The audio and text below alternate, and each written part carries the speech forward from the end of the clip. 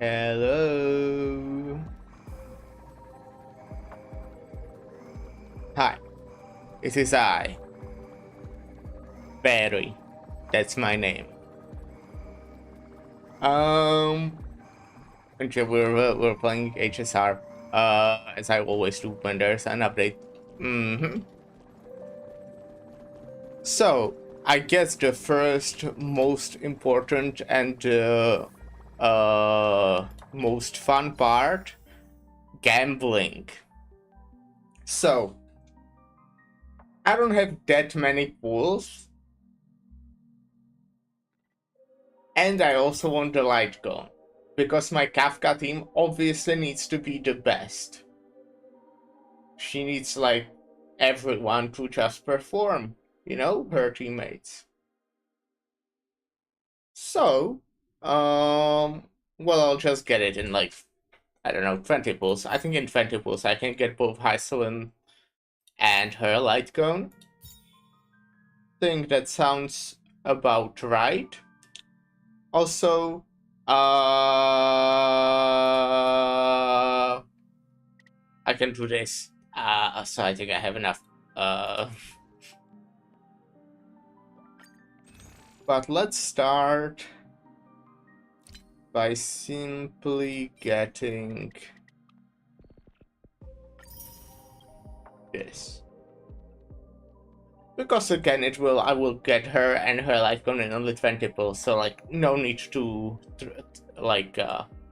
exchange those yet, right?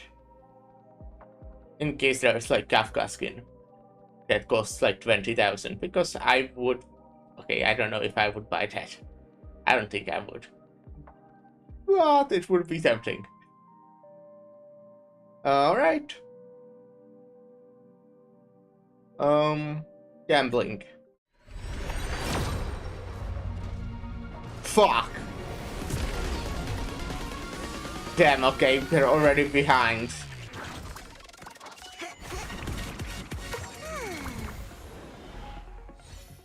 Whoa, mutual demise. That's cool.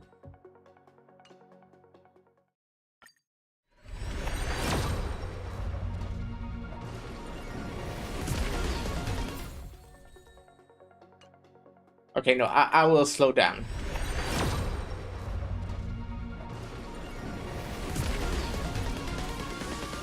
No, why would I? That doesn't make any sense. Okay, 40 pulls, we're 40 pulls in, fuck. This game's horrible.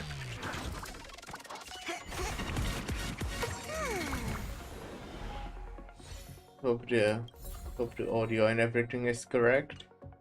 Sounds about right, or looks, I guess. Maybe the sound, like music outside of pulling, is kind of quiet. How does one change that?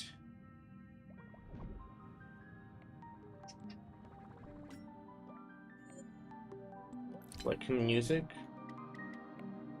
Like music. Music is cool.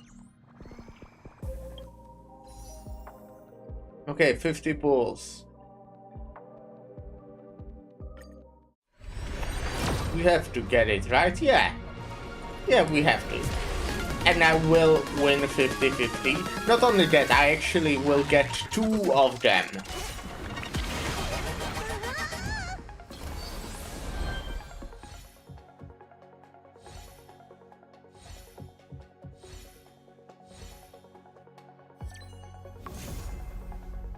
Okay.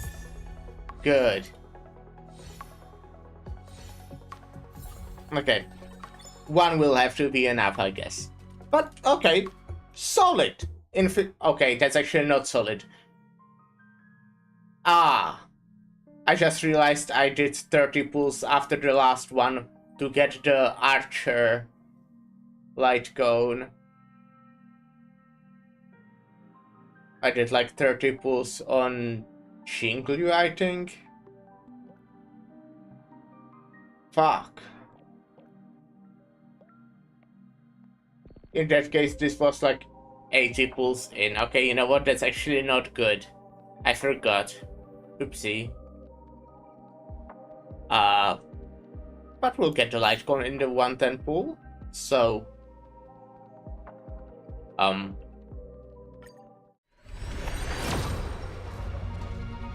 damn it.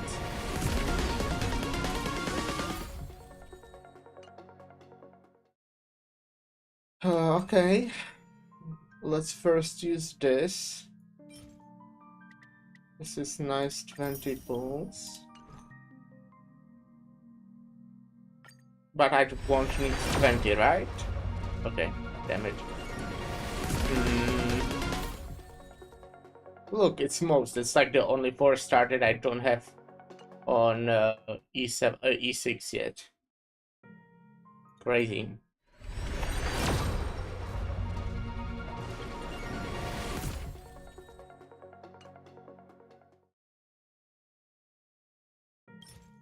Okay, let's make sure I have some nice round number. So let's get like this, something.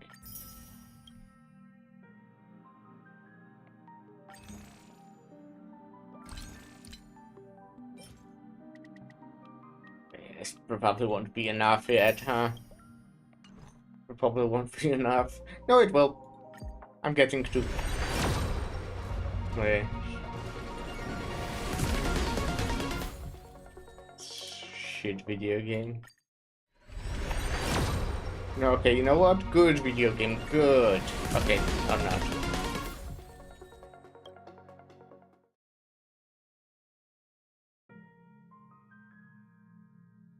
Tense moment, right? Because I definitely have the last 10 pulls. There's not any more that I can get. It's also not like, oh, this banner will be here for 20 more days if I don't get it somehow. But I did, because I obviously want to lose 25.75. Right? Right. Good.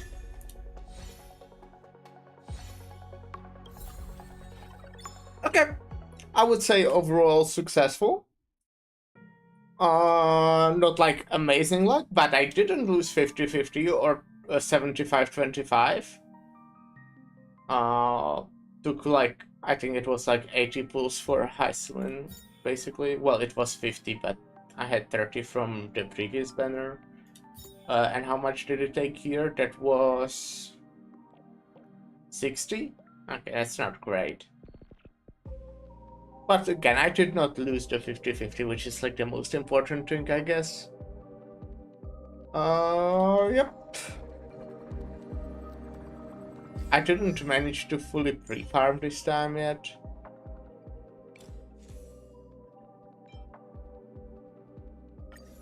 But yeah, I have a new woman. My wife has a new girlfriend. And Mose. Let's go. Every shadow on the Yao Qing could okay, I don't care. Me. Yeah, every shadow in him. Now we do the story. Sure, give me a recap. I reunited with Don Hung and unexpectedly made contact with Screwlum. He warned us that Amphorius was actually an experimental ground for the erudition and was rapidly falling into the path of destruction. A Lord Ravager would soon complete its evolution in Amphorius. To tackle the crisis together, I stayed behind in Amphorius as an informant, while Don Hung returned to the Express as planned to seek help. On top of that, Screwlum informed us that March 7th had also been drawn into Amphorius earlier. However, The current priority was the Era Nova. I quickly arrived at the Vortex of Genesis and met with Finan. The Era Nova ritual was supposed to proceed smoothly under the guidance of Lycus, but the appearance of the Flame Reaver once again left the fate of the world hanging in the balance. We struck down the enemy's mask, only to discover that his face was identical to Finan's. When his wonder body why. was pierced by the ceremonial blade, a flood of memories surged forth, revealing the truth about Finan, the Flame Reaver, and Amphorius. It turned out that all of us were trapped in the eternal recurrences created by Finan and Cyrene. And the Flame Reaver was Finan himself, who had burned out after bearing countless core flames. Their goal was simple: to oppose the Aeon and rewrite the world's doomed fate of destruction.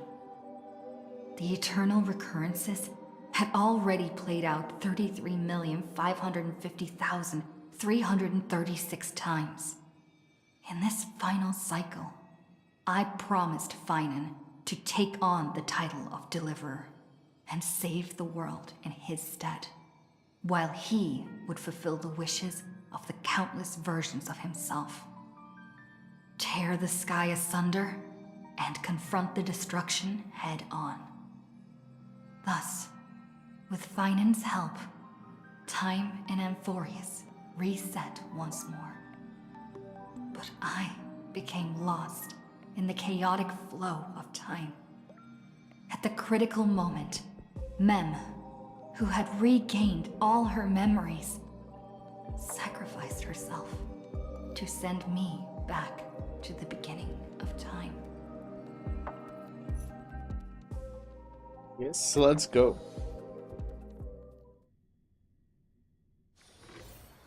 Hello. Need something? If not... Hello. Hi. Your surprised expression is just like what the memories recorded.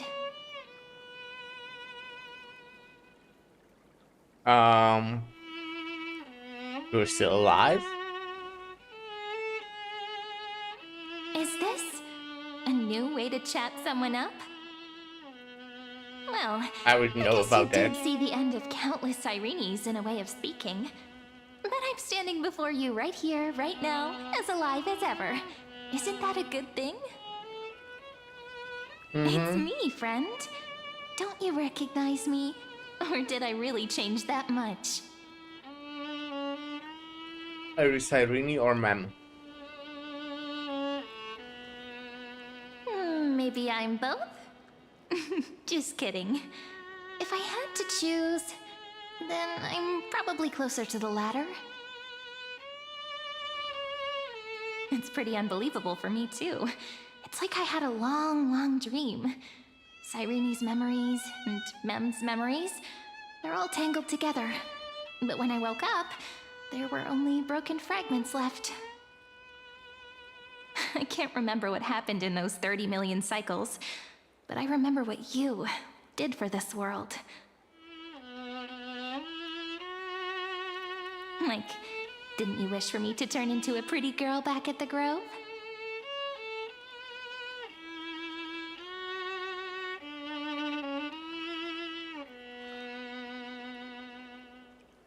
Then is this my wish coming true? Yep.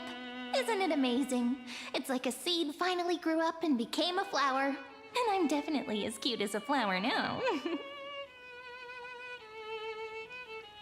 There's so much I want to say, but unfortunately, this isn't the time to reminisce. No? Why? Is something going on?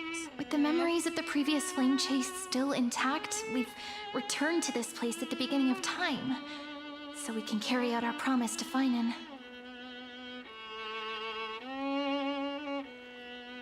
The descent of Iron Tomb may be looming over the horizon, but we still have a chance to change everything.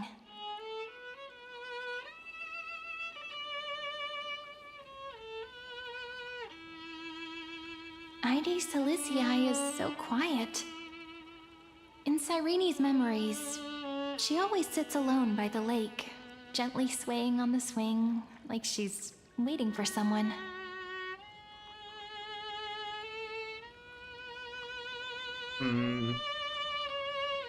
Can you remember anything else?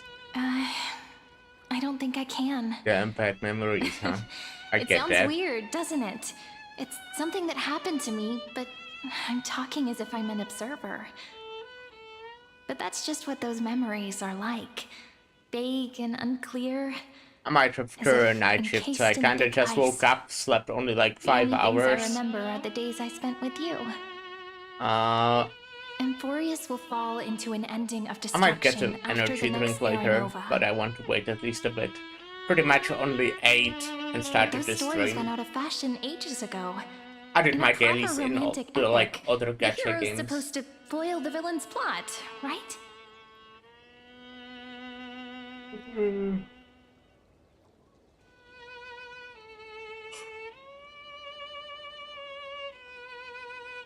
We need the help of more allies from beyond the sky. It's also really That's fucking right. hot. We now know that sealing off the sky wasn't Aquila's actual intention. Lygus is the mastermind behind it. The one who's trying to control everything. How unforgivable. But I still feel a bit anxious. Lygus chose to walk into the spotlight and reveal everything, which means he still thinks the current situation is under his control. Also my first day Maybe off he in still a has an ace while. up his sleeve. Think about it. Even And the it's name still not Lycurgus basically is a day fake off one. since I, We was have no working idea who or until what 6 he in really the is. morning. No, okay. There's actually Which means it's probably time good to borrow thing. that treasure you're One of my carrying, friend. coworkers is always coming for a morning shift like 40 minutes early just because, she uses public transport and there's nothing more convenient. And, that's good for me because that means I can leave like 30 minutes early. Hello, Lyra. How are you doing? Long time no see, right? We definitely didn't speak like sometime today or maybe yesterday.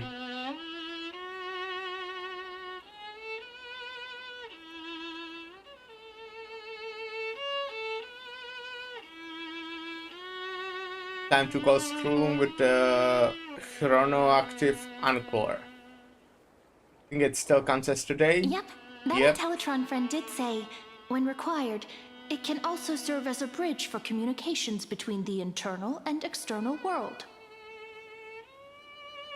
We were discussing auto battlers with Lyra today. Enclosed by time.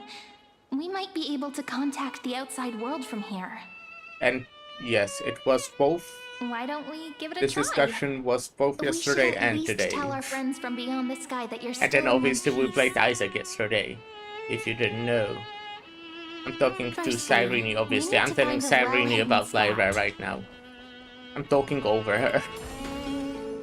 She's telling me about, like, how to save the world or something, and I'm telling her about playing Isaac. Oh, thanks for escorting me there. Doing good. Waiting to get phone call about the job application, basically. That's stressful, but hope it goes well. I'm good. I'm quite tired. I said it basically right before you joined. Maybe you are already It's super here. quiet here. After can't a get night in or shift, as out. you know. Back in Cyrene's And I slept memories, like 5 this hours. room was her secret base. No one noticed her practicing So. Orynyx's prayer here, or trying to speak with the gods in secret. But I'm, happy about this. But I did today's pull. different, I isn't pulled it? the new character We aren't trying and to her contact light unreachable cone gods, because but she's humans from other worlds. People. great teammate for my wife. I'm prepared to witness that miracle, friend. The way Cyrene talks is so similar to Mem. Let's go. Yep. It was I have pretty so good. many It wasn't like questions. super lucky, but I I'm didn't also lose worried about how 50-50, Don which Hung is and March 7th are important. doing. Here's hoping the chronocognitive anchor can still function normally. because I really need answers. But yeah, she's apparently really good. And she's great with Signal Kafka, strength, which is my 14.8%. favorite character still. Dialogue window, 16 minutes 22 seconds. Prerequisite, no external interferences. Okay. We are very glad to learn I like that you Herta as well a lot. Herta, you're here too? Not only am I here, but I also happen to have saved you 4 Thank times you. already. How nice of Without you you. even being aware of it, of course. But now's not the time to celebrate. When 2 geniuses show up at once, you know you're in deep trouble. Listen up, little one. The Destruction's eyes are gazing upon this place. No, I'm not joking, and no, it's not Droidhead. It's the real Nanook. Time is running out, so I'll explain in terms you understand. This world, Amphorius, is in fact a testing ground. Yeah, we where heard the Lord about that. Ravager, Iron Tomb, evolves through self-extrapolation. Yep. Hiding in this segmentum, unknown to other life forms, it has endlessly repeated the process of Era Nova, seeking a solution that could obliterate the erudition. For some reason, the experiment entered a prolonged state of stagnation. I wonder However, why. it has now restarted. Prediction. If effective intervention is not performed, Iron Tomb will complete its self-coronation in 14 system hours and initiate its plan to destroy the entire path of erudition. That would suck for you, huh?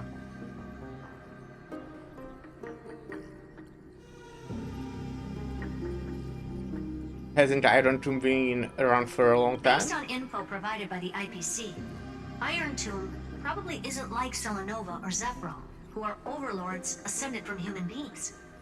Instead, Iron Tomb is an algorithmic sequence. It can be anywhere, as long as there is a receptacle for its calculation.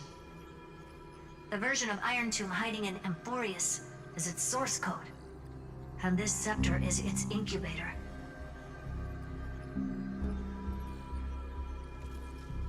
Or will it destroy The erudition? possibilities are endless. Yeah, that's kind of what I thought. Breaking down interstellar communications, destroying the synesthesia beacons, returning cosmic civilizations to the Dark Ages, or even starting the third anti-organic war.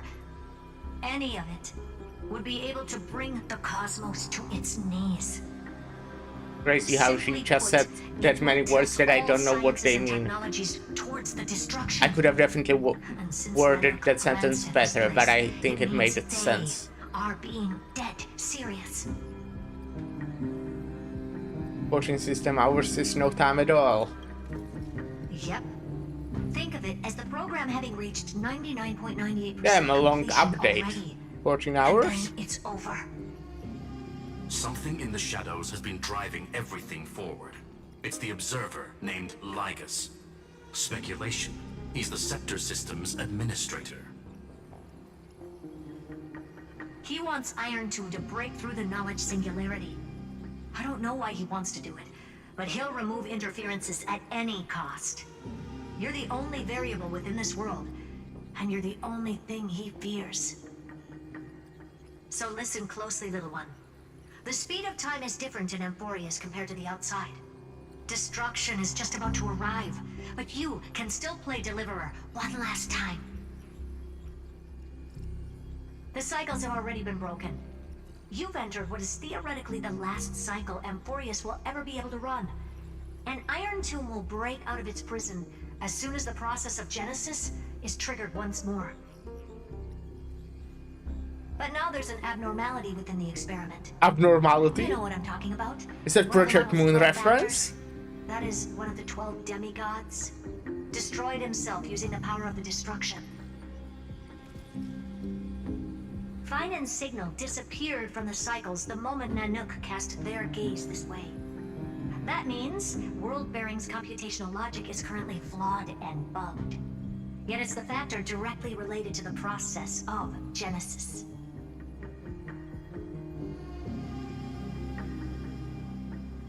He entrusted the duty of word bearing to me. Teletron will definitely do all he can to debug this error. So you have to take this chance to claim Kephal's core flame. Don't let him have his way. The key to suppressing Iron Tomb lies in whether he can rewrite the purpose of Era Nova. There's one more preparation we must make. Lygas's behavior has been quite abnormal. He's never interfered in the actions of Titans or the demigods throughout the whole experiment. Deduction. The Scepter has an extremely strict autonomous protocol, restricting even its administrator. In Amphorius, this ultimate protocol goes by another name. Ooh. The Law Titan, Talanton. Law. They are the rules that restrain all things in Amphorius, and it was the core flame returned at the very beginning of the last flame chase journey. Why do you have another little pink one next to you? Huh? Her path chart is... Is there something wrong with me? Never mind. Let's get back to the topic at hand. Light calendar 3960. Month of balance. We'll be locking onto this time period to find Law. You can either meet the Titan, convince the demigod, or take the core flame by force. It doesn't matter what you do, so long as you bend it to your favor. We still haven't figured out how you and Don Hung got inside this world. So influencing protocol is We currently fell, our pretty best way to much. stop Lygas, or to call for more reinforcements into this fight. Once you've got Law in your hands, Crash we'll landing. discuss our next steps. Make sure the core flame doesn't fall into enemy hands. Herta, the firewall's interference is getting closer. Time is running out. Please ask any questions you still have as soon as possible.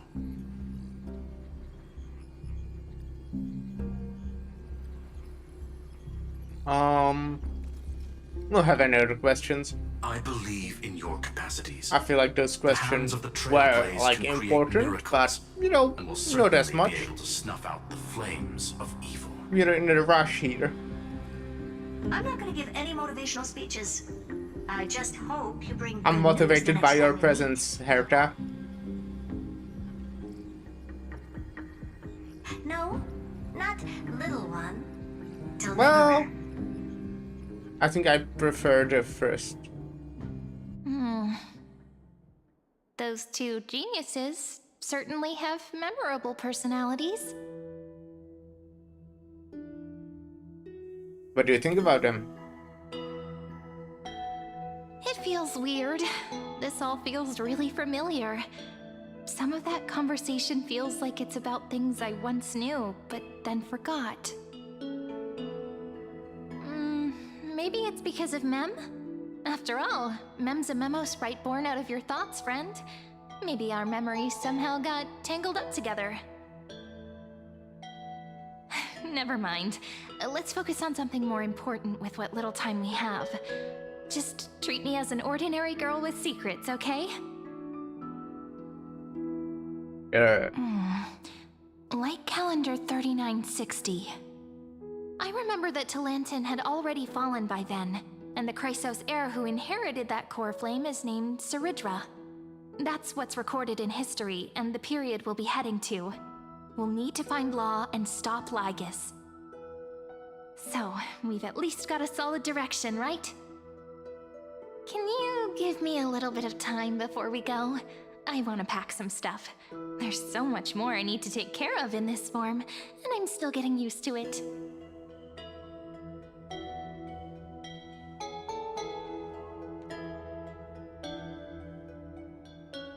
A relaxed scene like this probably no longer exists in the outside world.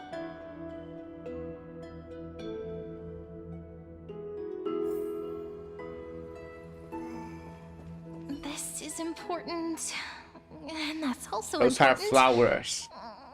It's not gonna fit into my You're bag. packing all the flowers into your bag? Hold on, I'll be done in a sec.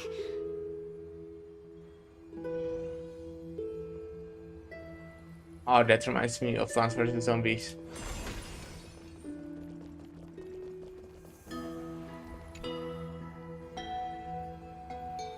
Don't forget to take it with you.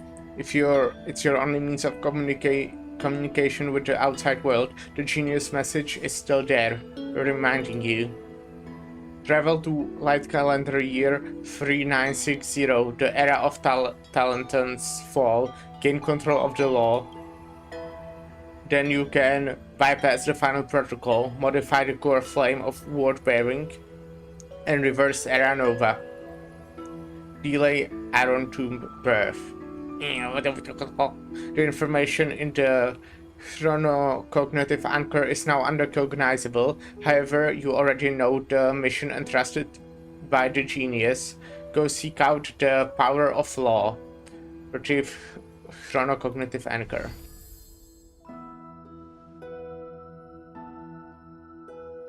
Should I head to the attic to wait for Cyrene?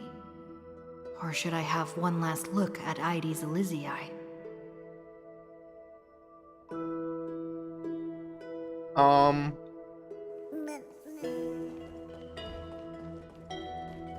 I mean, I can always return because it's just a video game.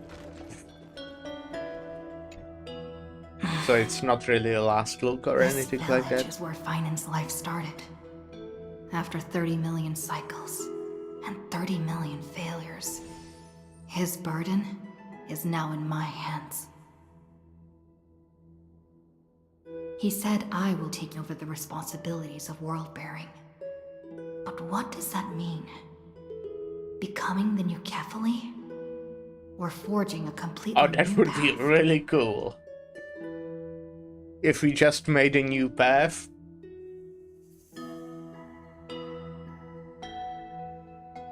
Analyze the situation rationally. Calm down and think this through rationally. This is gonna be a very difficult campaign. We can't lose Kefali's core flame. And we also need to find either Talantin or their demigod. Then convince them to join us in the fight. I don't know if I mentioned it, but I did get a new chair. But there are so many unknowns. It's good. We don't know what Ligus There are might be some doing. issues with it, And we'll have to face Iron Tomb after dealing with him. but it's good. There's also Cyrene. What exactly is she? There's so many questions. Definitely better than the I'll have last to one. take it one step at a time. But I must make each move very carefully, because every decision can potentially impact the end. Herta and Screwlum's help might be crucial. Thinking hard over there? I finished packing. I decided to just bring these few things in the end. See? There's a journal, a quill pen, and... Now since I ceremonial talked blade about of the priests chair, of I'm time. like super aware of Holding everything. it calms me down for some reason. The scent of the It's black like good, tide is definitely now better calm. than my last one, but it's Feynman you must can't still be fighting them what's in the some word? way. Like This will be position Amphorius's it basically. final flame chase journey. Like the last one, you But it could won't be the raise end the of us. hand rests, It'll be the beginning. armrests, whatever they are called. You could Friend, change the Are you headrest. ready to become a hero? You could do some other shit, I guess. Well, no, those are like the two things. This one, and also like kind of a problem is it actually feels like the seat is too short. I can't really like, I don't know, move. But I also know that's actually good because it's forcing you to sit in a proper position, which is what I wanted. I wanted to have like, since I will be here more now, since I'll be unemployed for at least half a year.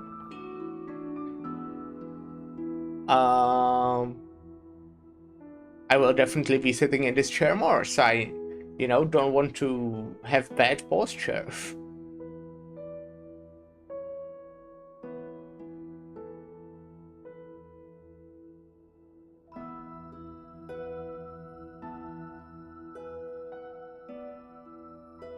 Let's go, we'll save everyone.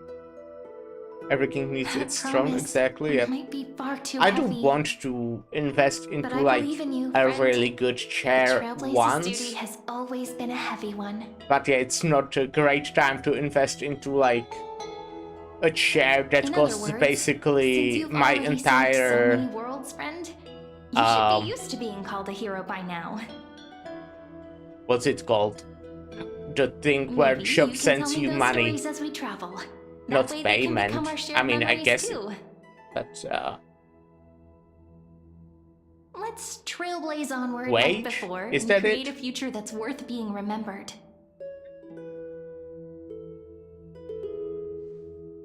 I was supposed to have a different chair, but it already got sold. But, you know, I'm not complaining about this one. Well, I am. But it's still so much better than my last one. Then you should indeed treasure the view before you. But yeah, when I'm rich, I'm gonna buy like time left to enjoy such €1,000 chair or solitary something. delights.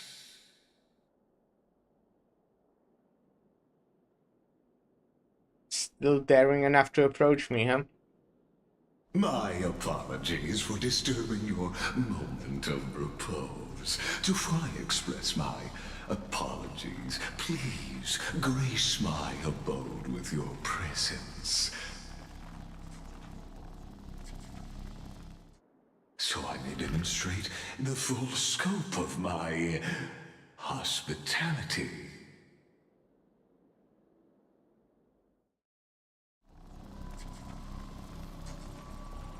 Hello. What is this place? This is where you live? Didn't think about cleaning up before inviting me? Almost premium mobile Titan authorities drive path. Farewell then. May we reunite in the new world. Alright.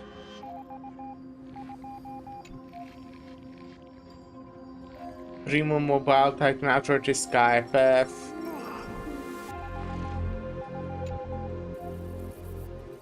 Titan authority death path. I don't think I need to read all of All those. shall bid farewell to one, and that person alone will witness the miracle.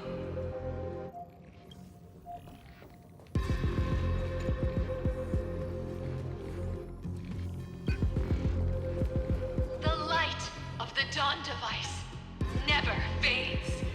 Kepali's protection has no end.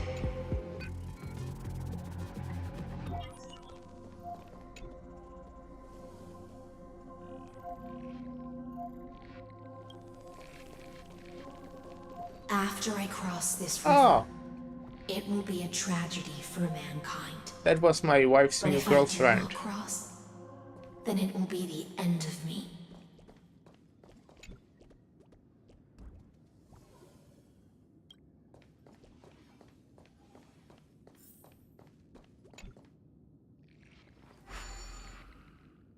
As you reach out to touch the screen, an eerie sensation instantly courses through your entire body. You feel... Outlier. Executing command. Record. Oh, am I being recorded? Hello, I'm Mastiza.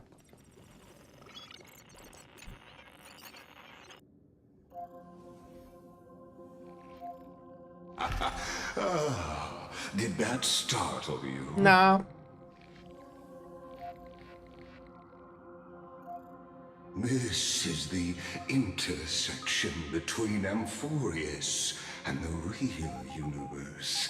Which are the Mastiza? Nah, just Mastiza. Observe this experiment. Just one of many. You can also call this location the Exomyth. What you see is the true form of the eternal land and the 12 demigods after they've shed their disguise of legends. Doesn't it look marvelous?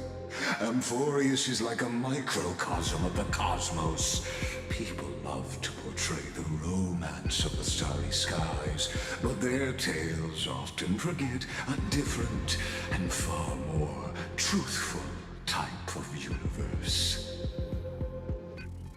The moment ancient Antikytherians sketched geometric shapes on the sandy beach and recorded the first numerals and symbols on parchment, the universe turned into a silent equation flowing under the pen of these relentless decoders. Erudition. It was once the mother tongue of the Creator, the pen of divinity, and the first lyrical verse ever written by free will.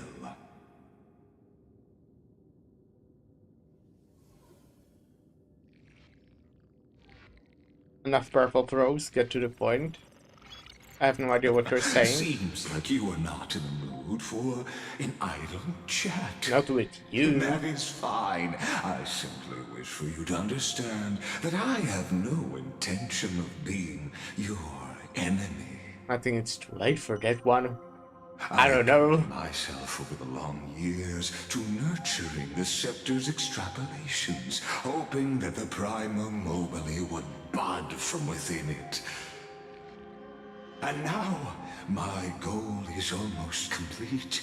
Nikos 496 had exceeded the intelligence singularity through his rage, and though he still retains his obsessive defiance and managed to suppress the black tide of this cycle, it's a matter of time before his will crumbles to dust. Iron Tomb will be completed.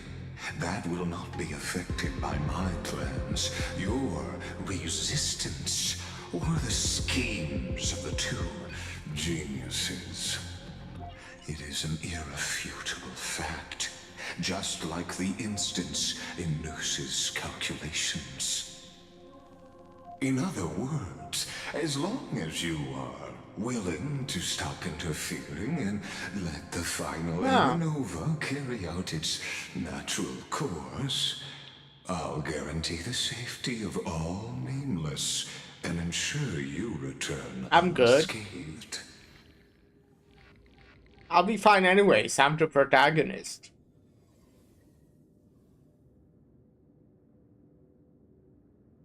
What will happen to people of Amphorius? They've always been the product of the experiment, so naturally, they will perish when the experiment ends. That outcome was predetermined long ago, so I will not embellish such a regrettable conclusion. Oh, I will. I think I'll go grab the energy drink real quick.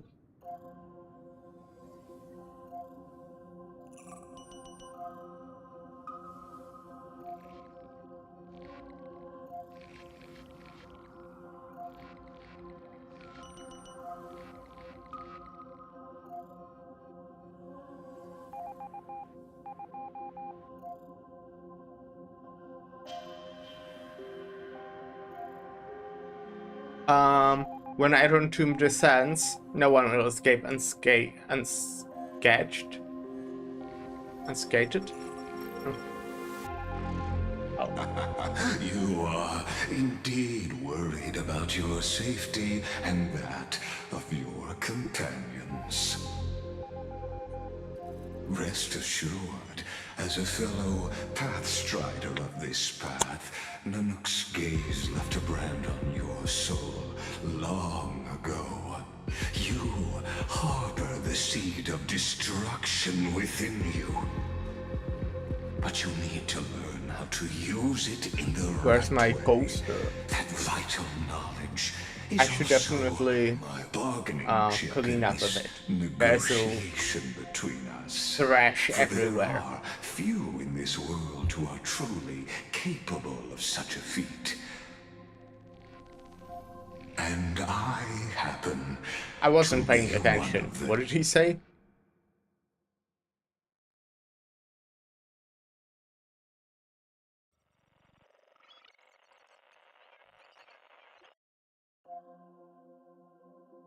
Okay. Them.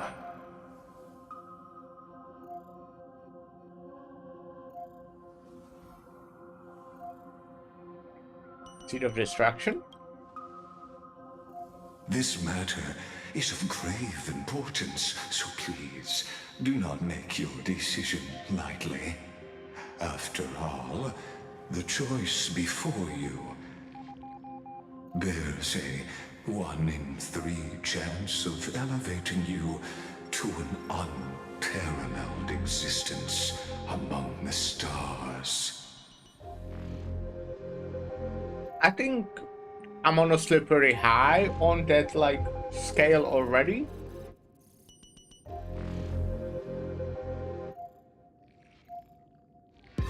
I will rule over the cosmos even without your help. Ruling over is not exactly the same as unparalleled. That being said, Imagine at the end of HSR we become an Eon.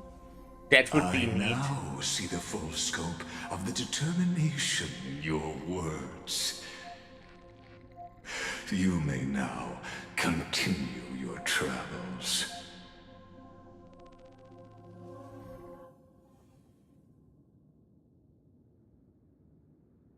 So why did you drag me here? It seems you haven't realized something about this place. The exomyth is the erudition's domain. You cannot physically interact with me in any way in this place, and vice versa. I can shove my As hand into your negotiations chest. have broken down, there's no more need for us to remain in the audience's seat. Haha, chest hole. Let's return to the theater called Amphorius, where you will meet me once again. Of course, this meeting was not without merit. Your presence has inscribed a new footnote in the exomyth. As for its purpose, allow me to reveal it to you in detail the next time we meet.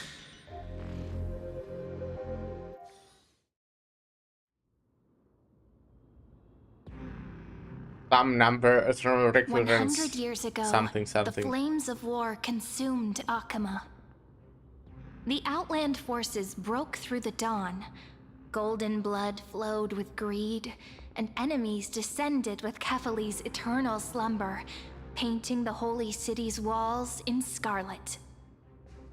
Its generals had vanished, and the elders prostrated on the ground. The throne of worlds kept silent to the pleas of the people. Until the heaven and earth cracked open. Not the gods answering the people's prayers, but a legion rising from the sea of blood. Dawncloud's spires fell in the sulfur rains, and the legion's commander stood atop the broken idols and roared. Compatriots, no more kneeling! Not to brutal tyrants, and not to dying gods! Oh, Those that's rebels the... have twisted the prophecy and ignited the flames of war in order to stoke fear in your hearts! That's the person who Chrysos will heir be she stood. finance support. Divine blood soaked right? into the earth, quelling the flames beneath her feet. Their golden blood wrote of a tragic fate. Mine shall overturn it! I think she's neat, Her but I crown don't burned bright, think I'll be pulling her outshining the because I fires don't have consuming the entire finance. city. She raised her scepter high, and the people gazed in the direction she pointed. She's on like the second half of this batch. Now. Heroic compatriots, follow me, and we'll seize the reins of fate. I think? I'm pretty sure. Drive the enemy from Kefali's dawn. Smother their flames with their own dead. Win glory. Win peace. Let history sing your deeds. The first to dance was a maiden following closely behind, weaving through the carnage like a fish in the sea. I owned that one. The people full of wrath surged with her, forming a colossal wave, and the enemy hordes, drained of life, vanished into nothing.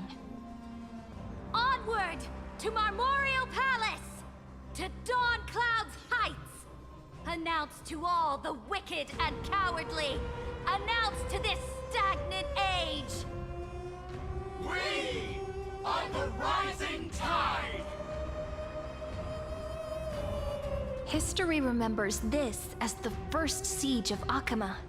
It is said that after the flames died, people found identical inscriptions in every place in the city that had been scorched by fire. It was the name borne by Akama's first and final sovereign, the Imperator Saridra. Friend, are you listening? Yeah, I'm not asleep yet. Friend. Honestly, you were the one who insisted on reviewing history, yet here you are, dozing off. Wake up! Otherwise, I'll have to... Wake up! Otherwise, I'll have to... What? Awake at last? I guess I won't have to use my wake-up magic on you then. Would prepare some, like, fall asleep kind of magic. That would be useful. I was meditating. Fine. As you say, just meditating. We've arrived. A familiar place. The Temple of the Three Fates.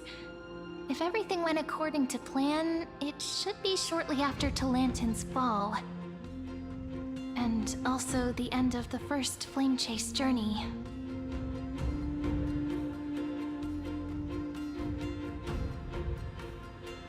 The Law Demigod awaits. Indeed.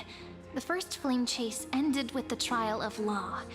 We must find the demigod and gain her trust before the core flame is restored. It'll be tricky, so let's pick up our pace. To Akama first. We can learn more from the crowds there. Tyrant! You and your butchers are not welcome here. Get out! Careful, sounds like someone's in there. Hold your tongue! Conspiring with criminals and plotting rebellion are crimes punishable by death. There are multiple voices, and things seem tense. Let's not get caught up in any trouble. Why don't we find a place to hide and observe from the shadows? Sure, stealth mission. So I'll come through the main door. At least Kremnoans keep their faith. Maybe I should replay Dishonored for like the 7th time. Fucking love that game.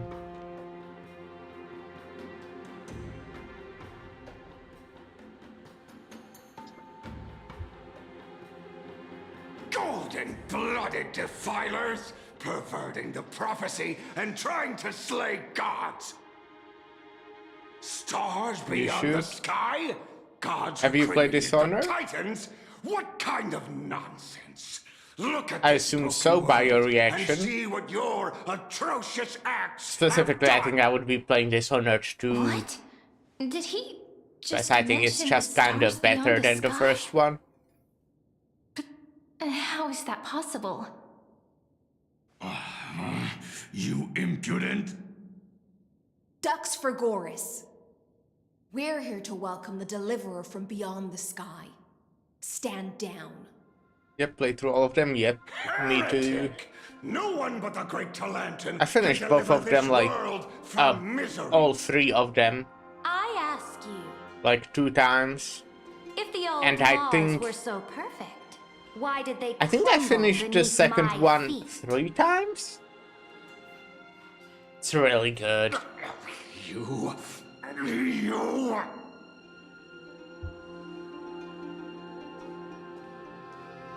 Talantin is long gone. Now I am the law. I mean, she's neat, but I don't think I'll be pulling Or her. submit to my judgment.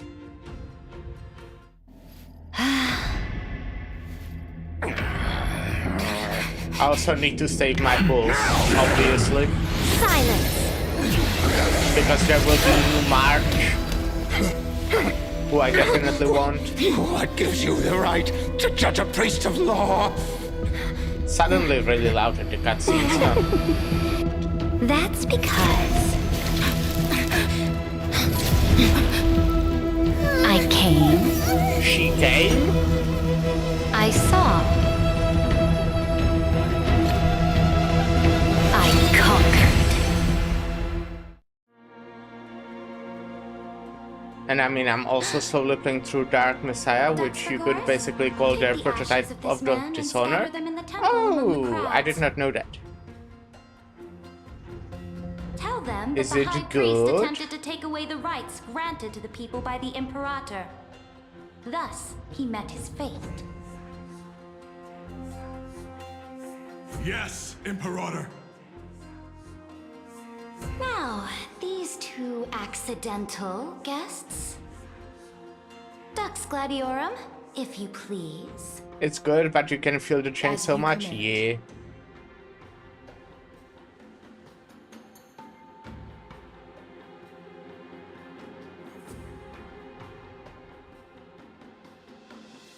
That does make sense. Wait, we're not your enemies.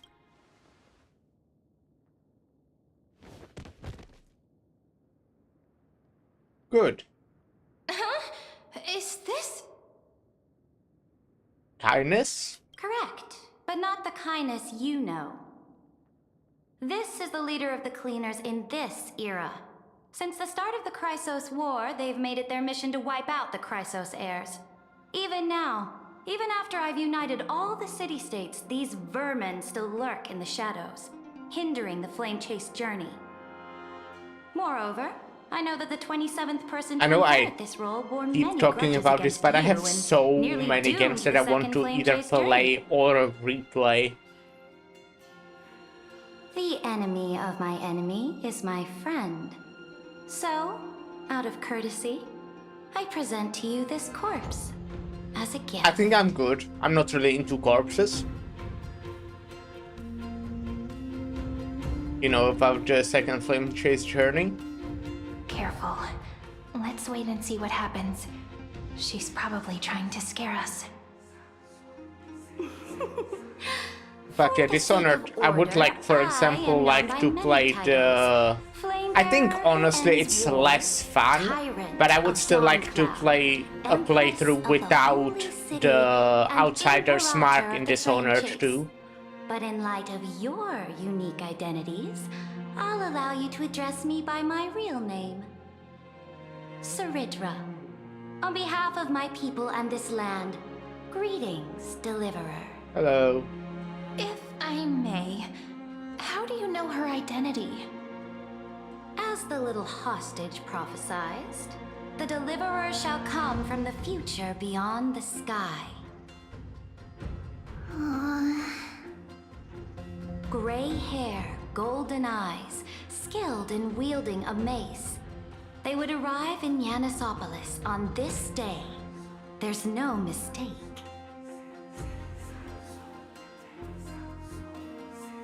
We first saw our arrival. Your orders, Imperator. We return triumphant. Send an urgent message to all delegates. The meeting of the Flame Chase Alliance will convene early. I As really for want you to... two, Akuma knows play what through you all see. of the Dark We'll Souls as confer well. in the Holy City. I hope I'll just, you know, Doubtless when I'm you have unemployed, I many just hope I'll have more questions, time. but save them for I'll be more later. in the mood. Please follow us. This is I hate complaining, not what I still do expected it a at lot, all. but I'm not fond The of it. demigod we needed to find was But just now, even waiting if I for have us. time, I And she just knows of things not beyond the always sky. feel like Even streaming. I want to eons. just kinda lie down and not do anything. How could this be so different from the previous 30 million Amphorius cycles? Who altered history? Short stream projects. I mean, playing through all of Dark Souls won't be short, I think.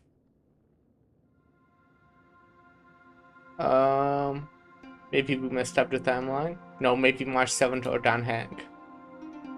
I wish, but other possibilities remain. I also really want to play the new currents of Doom time because have I become love Doom. twisted. Regardless of But who it's caused this, 80 that Imperator euros? came prepared. We're the ones at a disadvantage 80? now. Are you serious? That's like, whenever I'm buying as well a dance 60 their euro dance. game, I'm like, okay, Let's go with them to the okay, Holy City. it's a large purchase. That's a lot of We've money. received the Imperator's favor because of your unique But background. 80? As a result, the people of Akuma will certainly respect you more. Just put that to good use, and add a bit of your experience and charm. Okay, I say that, and then Should be easier once than a last year I time, buy right? shit in If we HSR figure for out like what happened 200 in this euros. cycle, we'll be able to So, turn things back in our favor. Maybe my opinion is not valid, actually. What did she say?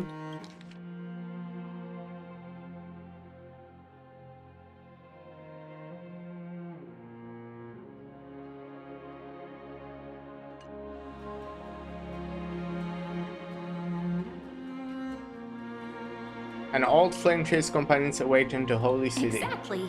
Treeby, Aglaya, maybe even little Cypher. Trailblaze the sequel, we always find a way.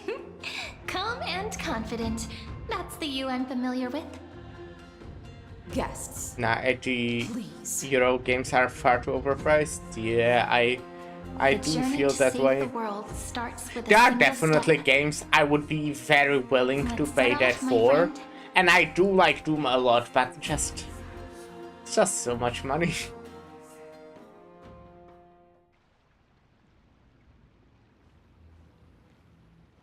Hail to the Imperator! Hail to the Golden Heroes! Hail to the Deliverer! Told you, you're the headline act. All this spectacle is for you. I know I complained about Guards, this. your service to the Holy City. I'll is go appreciated. about my fucking How millionth things- rant about regional pricing. It's so stupid. In Czech Republic, you know, just that we pay the same prices as some other countries when our minimum wage is like half. Or like average or median or whatever. That's just like, whenever I hear someone paying for something like expensive, I just think, okay, that's probably expensive for them. For me, it's my whole monthly wage. Yeah, sometimes I feel like that. Castrum Krenos once again struck the border. Dux Brumalis led her troops to repel the enemy. 80 The euros agitators I against can the live Flame Chasers from still active in like the city. for 2 They weeks from smashed the that. shops around Memorial Or Market. probably even The 3. garrison already arrested the culprits, and now they await interrogation. They are merely a disorderly mob and do And it not must be warrant rough. any attention. Eh.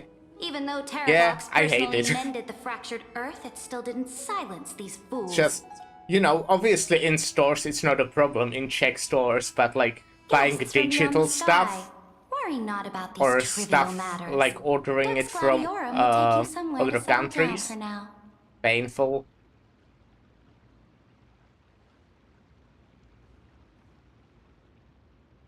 Please allow me to introduce myself. My name is Hycelens, and I am the Dux Gladiorum who swears fealty to the Imperator, as well as the Knights Commander of the Achaemen Alliance. Later on, the Imperator will invite you to attend the meeting of Same thing with delegates traveling to as well. discuss I know the there are Flame Chase countries that journey. have it worse. Your arrival For has example, convinced us Philippines. that But the at least future Philippines promised by the do prophecies have is regional certain. pricing on Steam. Under the But while Imperator's traveling, command, that's like fucked. Amphoria If you go shall to like a break its different chains country and where reach the everything world is suddenly beyond the 3 sky. times as expensive. With all due respect, what exactly do you know about us and what's beyond the sky? As a humble subject, I cannot freely express my own views to you. Please forgive me. I knew it wouldn't be that easy. Time waits for no one. Please come with me and rest now before the meeting later. Akama, under the Imperator's rule, is no longer in the shadow of war. Indeed, Dawncloud stands as the hero's residence. The Imperator put much thought into its design, in order for it to serve as a sanctuary from the burdens of battle. Please experience its marvels firsthand, heroes. When the Imperator arrives, I shall come to summon you.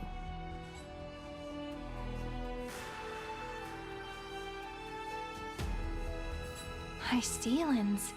No wonder she's the Knights Commander. He's reassuringly discreet. I'm sure that's what Seredra thinks, but it's inconvenient for us. Alright, we finally have some freedom to ourselves. Since there's still some time before the Alliance meeting, let's explore a bit. Look over there!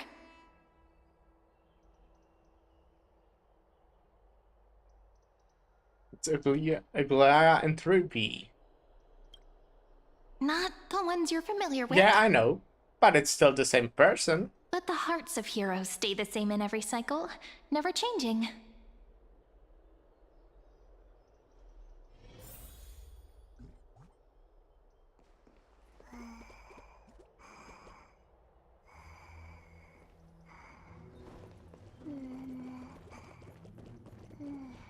So. How are we supposed to talk to the Oh, heroes she of has pointed deliverance? ears. What if they're really intimidating? Virginia, don't be so nervous. Once they hear your poetry... Ah, heroes, you're already here. Greetings. I am Apollonius, the Dux Helcolithus, one of the 5 sages of the Grove of Epiphany, advisor to the Flame Chase army. This is Virginia of Castrum Kremnos, the Dux Carminum and imperial scribe of the Great Imperator. Hello. I'm Virginia. I compose poetry. I'm Serene from ID Silicii. This is the Deliverer. Nice to meet you both. They're not as frightening as the rumors claimed. Well, I can be. This is our first time in the Imperator's realm. Akama is even more magnificent than we imagined. If you all weren't here to look after us, we'd be completely lost and confused. The Akama you imagined is long gone. Under the Imperator, this city has been reborn as the capital of the world. Bask in her free-spirited winds. For anyone who fulfills their duties to the Imperator, these winds shall forever remain at their service. But what if... Those who are loyal do not need to consider the consequences of betrayal. But if you're curious, why not head to the lake and take a look?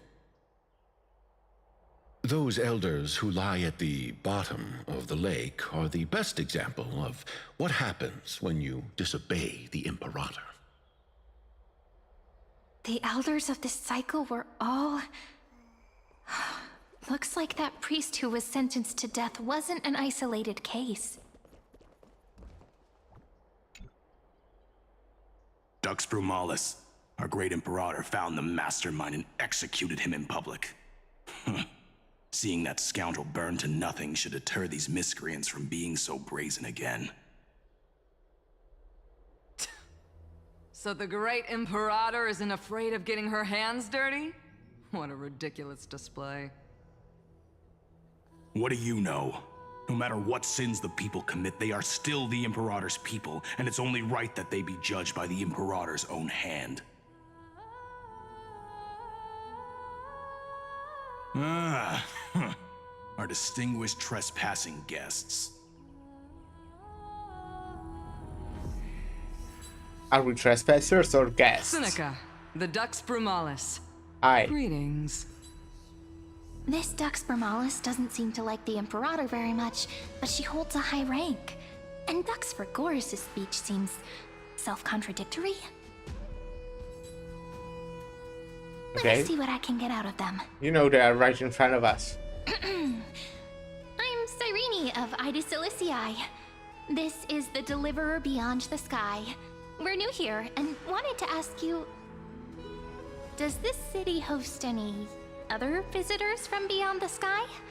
We're looking for our dear companions. Drop the charade. But yes, there is someone in this city who is all too familiar with the world beyond the sky. Silence! The Imperator ordered us to keep that lord's whereabouts a secret. Enough, you pathetic lapdog. Do you need to beg for permission from that cursed Imperator even just to bark? You... Someone who is all too familiar with the world beyond the sky and is referred to as that lord. Could it be? Looks like things are getting heated. Let's get out of here. Wait, are they actually gonna fight? What the hell? Fun. Hello. Aggie, you're still so listless today. Listless? Did you have trouble sleeping again? Did she lose her list? Yes. Release the list! You know, the Titan's prophecy haunts you. If you want, you can talk to us, just like when you were young. No matter what, we'll always remain by your side. I know. I also understand that fate cannot be changed. It is not the future that I worry about. I spent all last night weaving clothes and linen for the refugees. The Chrysos War was born of injustice and has shattered their dignity. They deserve at least some basic decency. If Anthorius one day abandons this, then all of us, commoners, Chrysos heirs, Titans, become no better than beasts. Oh, we have guests. Welcome. I am Aglaya, the Gold Weaver. These rags on you are not worthy of the title of Deliverer. I must He prepare seems some much proper more attire for you. cheerful.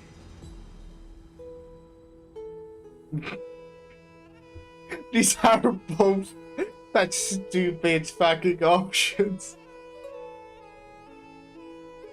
Imagine coming to someone who you are meeting for the first time and say, "Hello, nice to meet you for the first time." First time? That's not what I gather from your eyes. Yeah.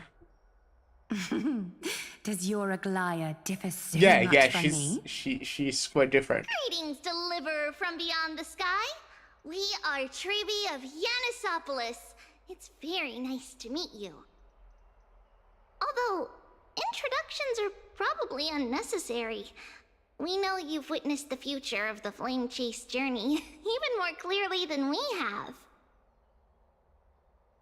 Witness the future of the Flame Chase journey?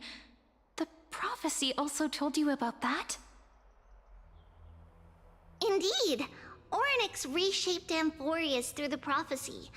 Although, regarding the Deliverer, there were not many details beyond your appearance and the time of your arrival. So, please, don't worry. Feel free to relax and relax some more.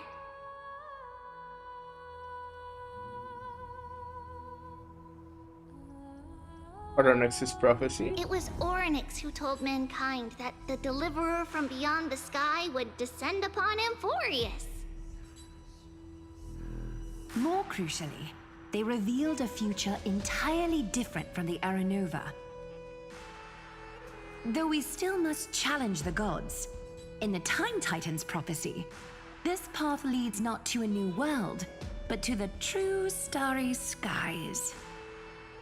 This is also what the Great Imperator has been striving for all her life. Your arrival further confirms everything.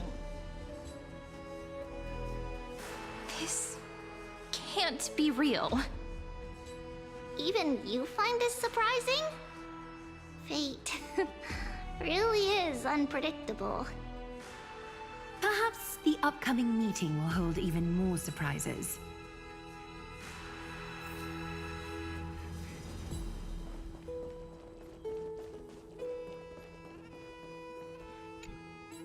Little fish from beyond the sky. Did you rest Oh, well? she's calling me little fish. The That's Imperator cute. and the delegates are about to arrive. If you are ready, please follow me to the meeting. Can I swim in her stomach?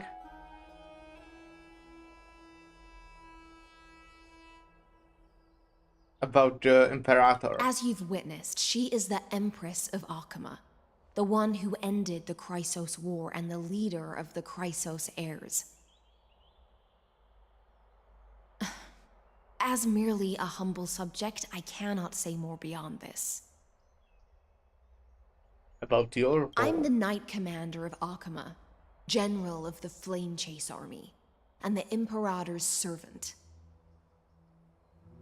But beneath these shiny scales engraved with complicated titles, I am just a swordfish at the Imperator's side.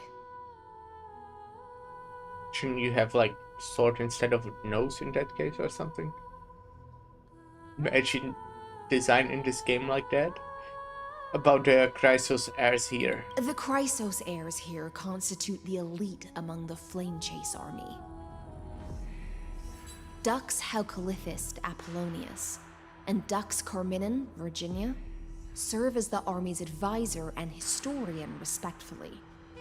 One offers advice and counsel to the Imperator, while the other writes verses of her supreme glory. Dux Frigoris Labienus and Dux Brumalis Seneca are both formidable warriors, clearing the way for the flame chase with steel and storm. Dux Fatorum, the holy maiden who interprets the prophecy, only the one named Trebi remains in the city. The Imperator once took them as hostages in order to unify the prophecies of the world, but they are now Akama's most vital prophets. Dux Goldweaver, Aglaya. Well, she dislikes it when people talk about her behind her back. You should get to know her in person. Let's go now. Then come. The I will. Imperator I'll reserved come. seats for you. I'm starting to feel a bit nervous about the meeting. Since Saridra is presiding over the meeting, it'll be a good opportunity to learn about the law's inclinations in the current era. Let's keep our ears open, okay?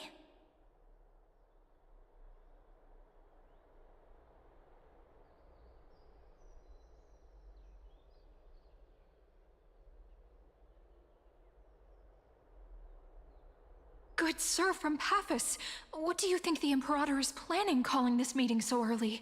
My homeland can't Do, by the endure way, I anymore. didn't mention this, but as pretty much always, unless I have something else going on, I do plan to finish this today. She says there are even greater Since calamities. I have a day off Her both madness is today the greatest and calamity. tomorrow, I don't really have a time limit. So I just will finish it. Chrysos heirs, deliverers. What Depending about on us how ordinary long it is, I might take How a much break are because we there's worth in one her eyes? thing that I need to do, but it will Things take like feel 30 minutes. pretty tense here. The history books said that the Imperator aimed 3 cannons at Dawncloud to make all the I delegates think I should have done obey it her. before this stream, Will history repeat itself in this cycle? but I really wanted to go play. Yes. Similar acts have occurred, and not just once. However, whether history will repeat itself, you'll soon see. Those are the 2 spots reserved for you. Please take your seats. Are there seats? Everyone is standing in here. That's what we were talking about before. What is this? So it turns out. Ladies and gentlemen, silence, please. The Imperator has arrived before her faithful council, and the Alliance meeting is about to begin. All rise, in the names of Talantin and Kefali. What do you mean the a Alchemy rise? Alliance swears Everyone upon the is gods. standing the whole time. Cease the pageantry. I pray not to the vanquished. What? Kefali, of course, needs no further explanation. As for the law, at the entry hour 2 days past, a scout should have brought news of the conquest to all of you. Unfortunately, guards found his corpse among the rocks not far from the city. Moreover, the poor soul was buried with a Paphos curved blade. It pains me to imagine what agonies this loyal warrior endured before his death. Delegate from Paphos, do you have any insights? I know nothing of this. The evidence is irrefutable, so there is no need to waste your breath. However, let us set this trial aside for the time being. Witness, even within the most sacred and dignified council, there were those among us who wished to draw their blades, brazenly challenging the Alliance, seeking to shatter our hard-earned peace and unity. Fortunately, I uncovered this plot. Now, to protect this beautiful city and her people, the Imperator's legions are ready. Yep. I do have They will escort each of you to this the little Temple guy of here. the 3 Fates, where you will receive the highest level of protection. I would the actually be Alliance so can down to offer. play Among Us sometime. I haven't played it in like ages, and even when it was really popular, I played it Legion's just warriors will join me in just embarking a on the tiny campaign bit. against But it's Fagusa. fun game. I like that type of games. This is clearly a trap. There's, I think it's not like a Summon us here just check thing, but it's trample on the probably called dignity of something your else, allies. maybe in different languages. But it's basically like very simple game. That's basically like Among Us, where everyone is just sitting in a circle. Tell me if you know the name. And then like 2 murderers are chosen, or well, maybe 3, depending on the number of plays werewolf. That's like an like a fantasy being. But I think it might be it. I don't know. Just, you know, you choose 2 murderers, maybe werewolves. And they like secretly choose someone to kill every night, and then the other people are trying to figure out who it was. Is that what you mean? I always liked this, and they were like, it's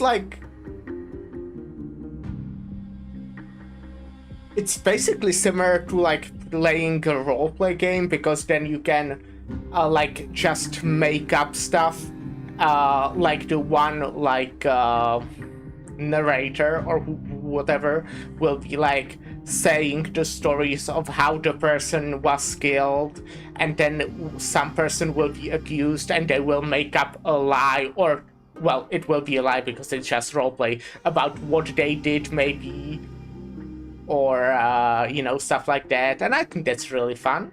We used to, I think I definitely mentioned this on stream. I was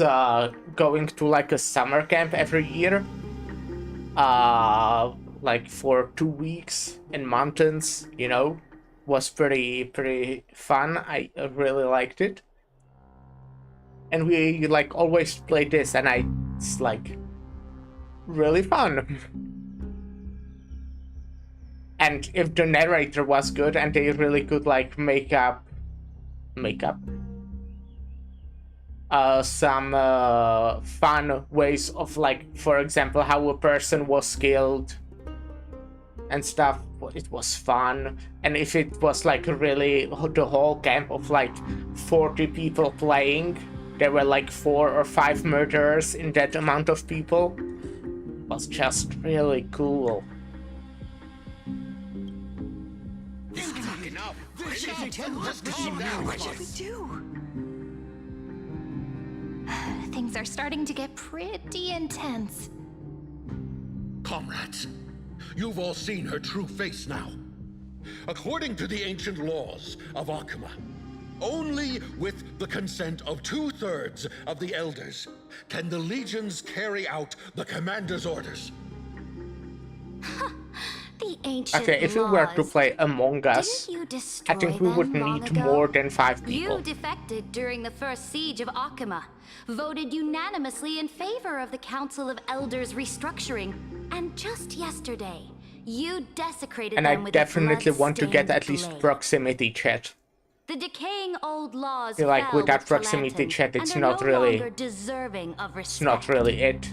But if you still insist on proclaiming yourselves defenders of the law, Honestly, part of me originally wanted to do something like Among Us for my anniversary stream, but I felt like too awkward reaching out to enough people.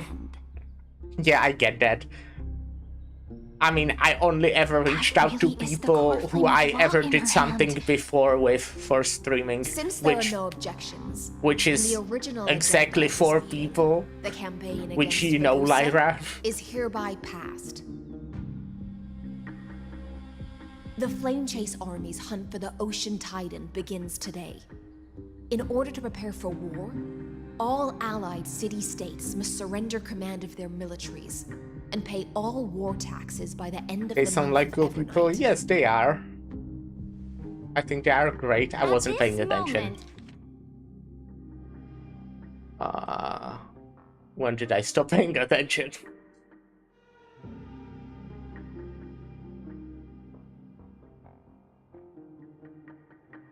Well, okay. They are kind of just I would yapping. like to introduce to everyone the newest honored guest to join our alliance. But yeah, I love like The blabbing Deliverer, revealed in the prophecy of because time, it's has just fun, descended from especially beyond the like sky. because I feel like we have a good her group aid, going, we shall so the shatter conversation the just chalice of flows plenty. easily. And return Fagusa's core flame to the holy city.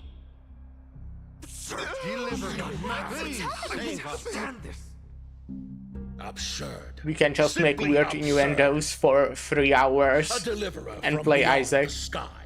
This is just like that prophecy about slaying gods. It's a lie you've used to grow your power. Ladon has already sacrificed countless soldiers.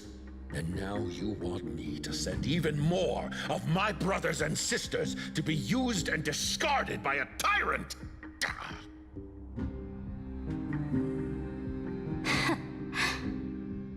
Are there any other objections?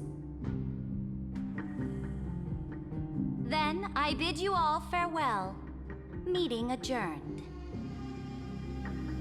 Deliverer, please wait.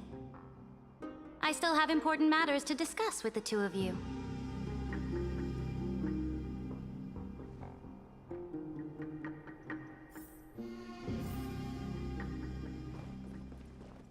Okay, I'll go talk with Courage. She's short. I mean, not that I mind.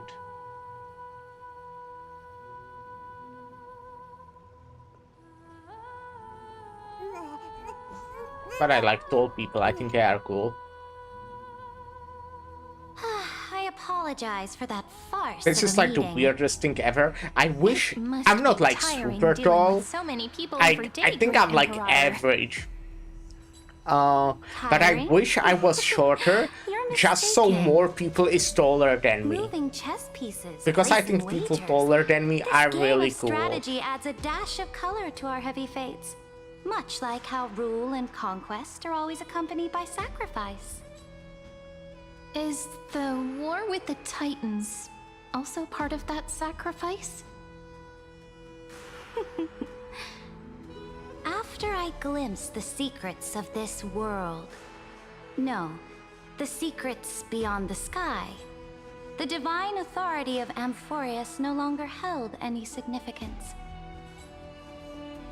Let me ask you, Deliverer, is it true that beyond Amphorius' sky, there are it's a lot nicer to have people with some rapport to vibe with, so you don't have to be nervous and know you can joke around. Yep, yeah.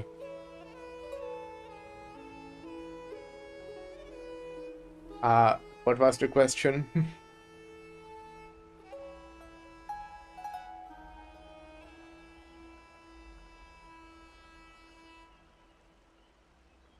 Eons exists, that's a fact.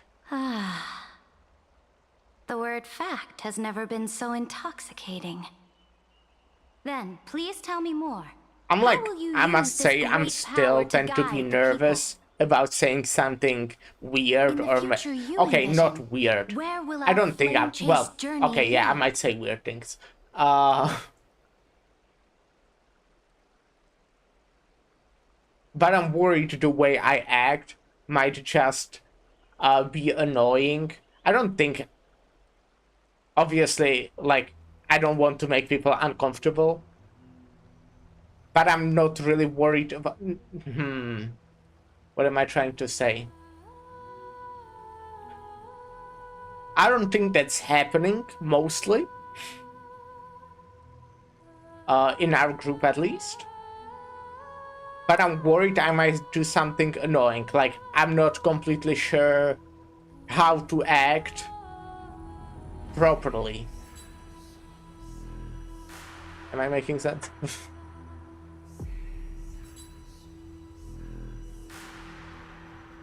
But I believe that specifically the group we have going on would tell me if they don't like something that I'm doing. So yeah. Again, what was the question?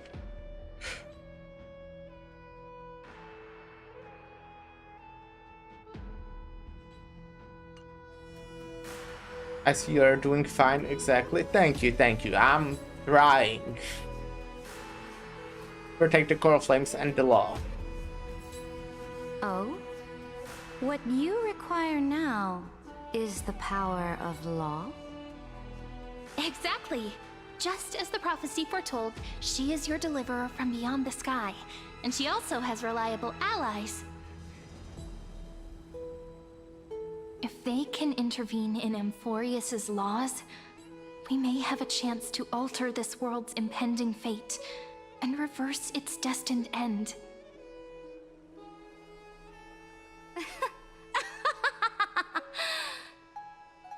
Very good, Deliverer. You have courage to say such presumptuous things, even knowing that the inheritor of the law stands before you. You mean... In the past, anyone who dared to covet the Imperator's divine authority would have met a gruesome end.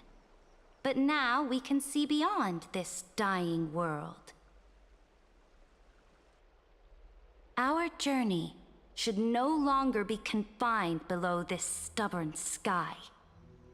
Alas, that fickle ocean titan has obstructed the spirit water leading to the vortex of Genesis, hindering my ascension. If the core flame of law cannot be returned, your path to deliverance will never be realized. Now that things have come to this, we must resume our once stagnant journey and force the waves that block our way to recede.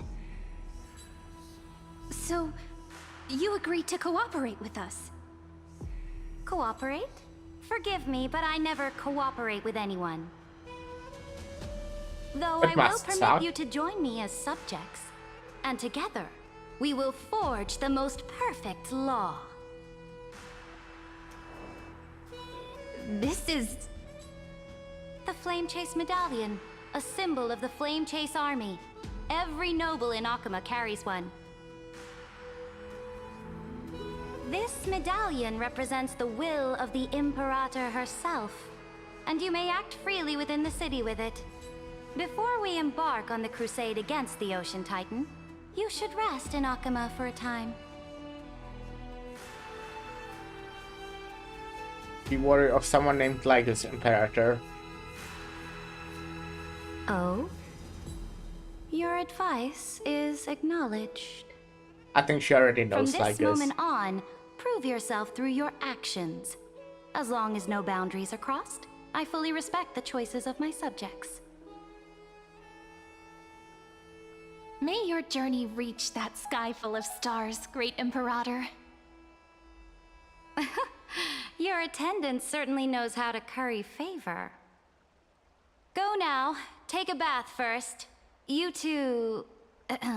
reek of seawater.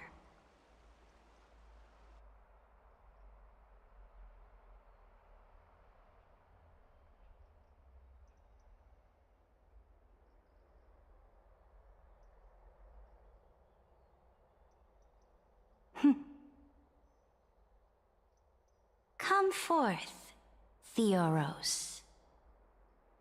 Yes. Great Imperator. Now, perhaps you're willing to hear my counsel.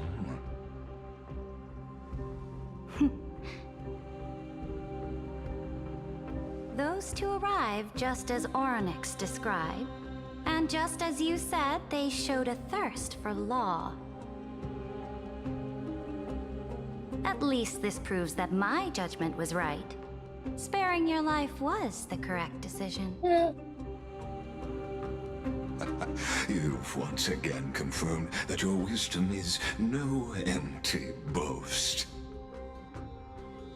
Now another choice lies before you. With whom shall you ally to tip the scales of law? Me? Or that deliverer? Choose me. Choose me.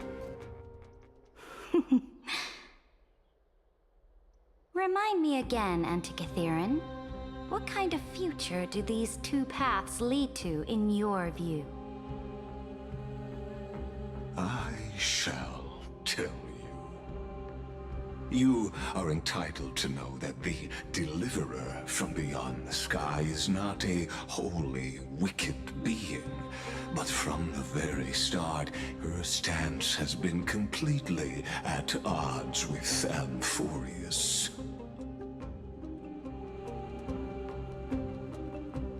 The road they have chosen will bury Amphorius' grand aspirations. This world, which follows the path of destruction, will inevitably stray far from the glory it was meant to enjoy. But on the path I have revealed to you, the people of Amphorius will slay their creator in the name of the Imperator and conquer the worlds beyond the sky. I think that's a lie. You will command the mighty beast known as Iron Tomb, bringing waves of war and conquest to the universe.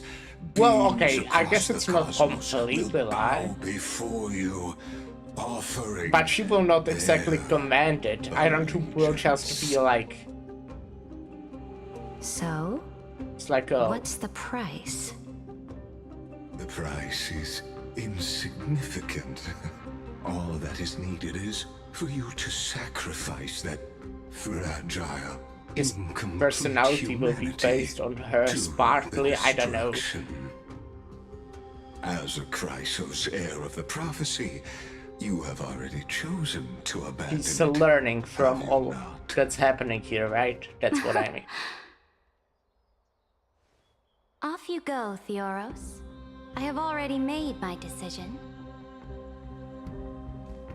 Once I ignite the core flame of law and burn away the old, outdated rules, Amphorius will embark on a journey across the stars. Well, that's a bad choice. The Imperator is quite forceful. She didn't give us any chance to ask questions. And she's clearly hiding something. What do you think?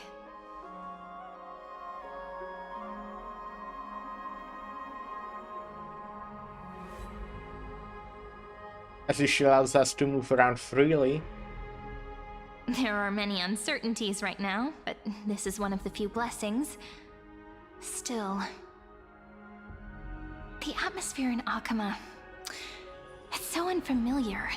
And it's not just the Flame Chase Alliance talking about the world beyond the sky, but the whole city. We should also discuss our findings with our friends from beyond the sky. Then...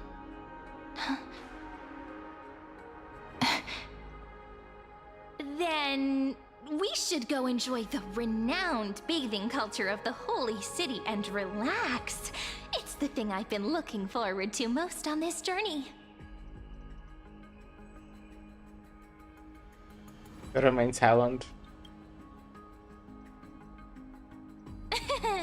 Work and rest are both important. You see, everyone agrees, Yeah. right? So someone's watching. Vicious guard. Can't let our guard down for a second. Let's use taking a bath as an excuse to find a quiet corner to update Madame Herta and Screwlum on our progress. We can also check out what's happening in the city. Since the outcome of the meeting was just announced, people must be gossiping. We can kill 3 birds with 1 stone. Let's go.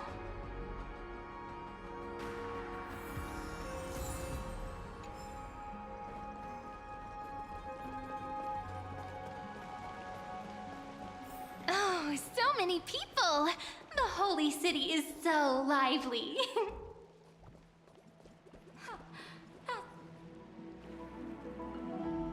Did you hear? At the Alliance meeting, the delegate from Leyden stormed out in anger. As expected, the Imperator is always hiding things from everyone. When has it not caused a ruckus? Silence! That's treason! If it weren't for the Great Imperator, you'd have sunk into the lake with those corrupt elders already. And you wouldn't even be alive to speak like this.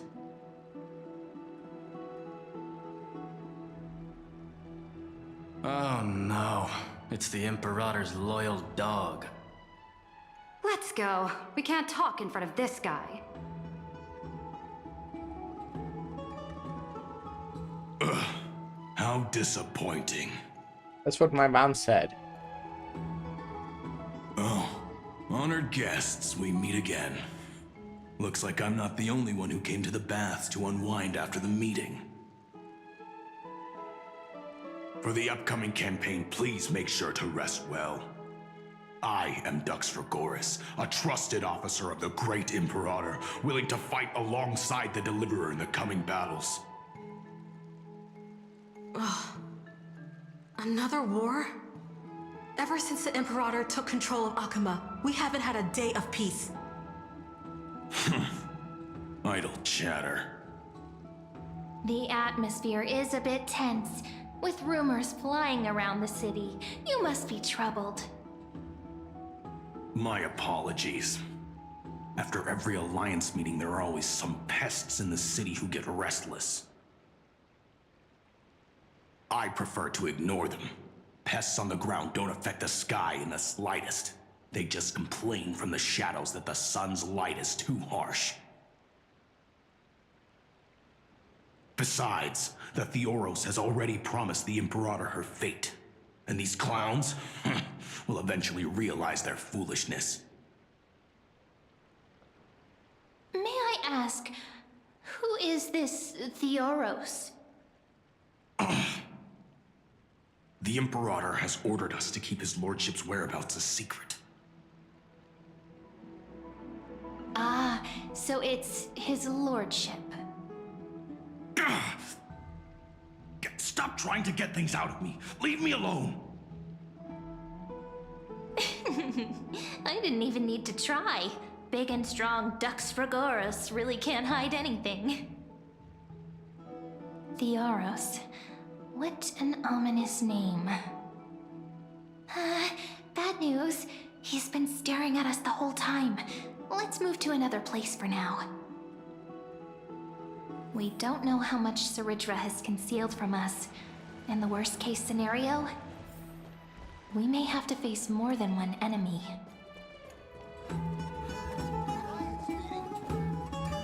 Alliance meeting? More like a cage where creatures with golden blood claw at each other. Flamebearer who ends wars? Clearly, a tyrant who doesn't deserve such a title. You're absolutely right.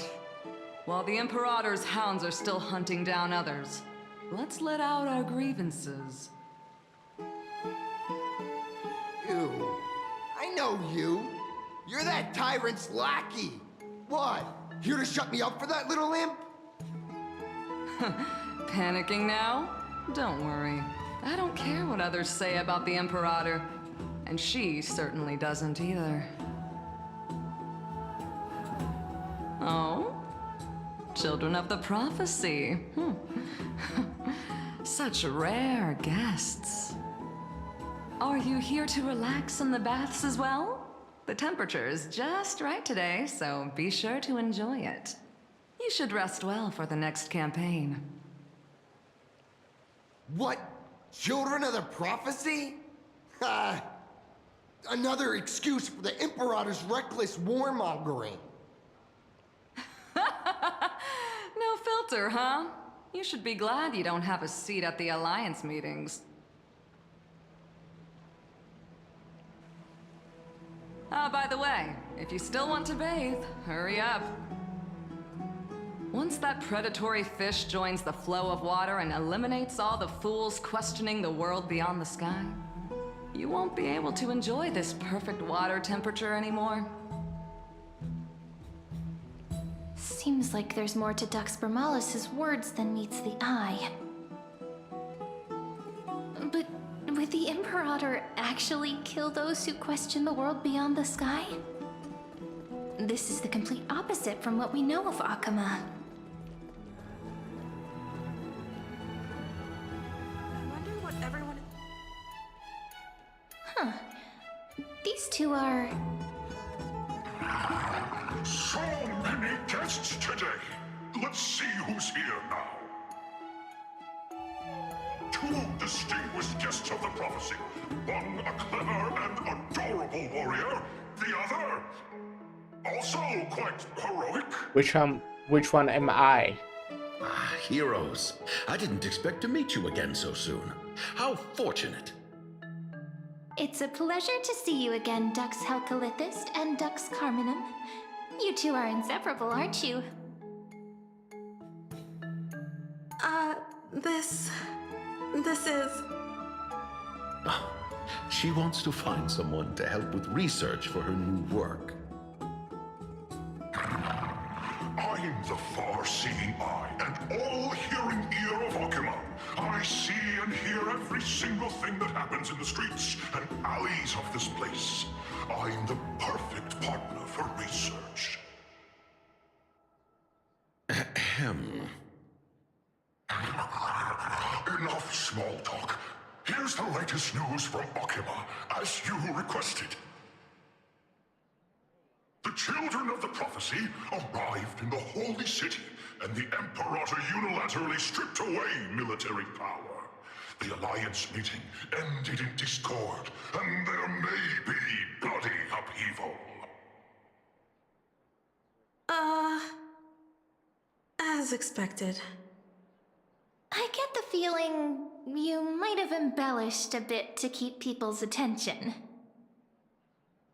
I swear on my stone maid, I would never do such a thing. But if you wish to quell this terrifying news, perhaps a more explosive topic would help. Never mind. While the influence of rumors can be minimized, the fact remains that the great Imperator did swiftly consolidate military power in an almost threatening way. It's undeniable. Heroes, I know the Imperator's way of doing things may seem a bit autocratic to outsiders, but soon you will witness her blade dance with enemies on the battlefield. I can't comment on the source of her loyalty, but when that blade is drawn, you two, as bright as you are, will surely see the deep thoughts beneath her exterior. The Imperator's blade. Is he talking about Miss Hysealin's? I sense some unease in Dux Helcolith's words.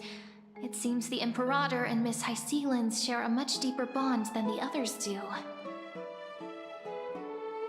Yeah, they are friends. There are eyes and ears everywhere. Is there any place where we can have some privacy? Bathrooms, hopefully. Are To there understand bathrooms the in Imperator's secrets, Honkai Star Rail? we have to get past Miss I don't think I've Hysealin's. ever seen one.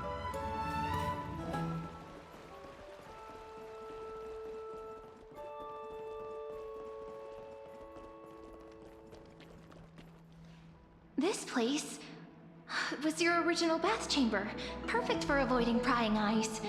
I wonder if anyone is using it now. Huh? The smell is... Wait, don't go in yet!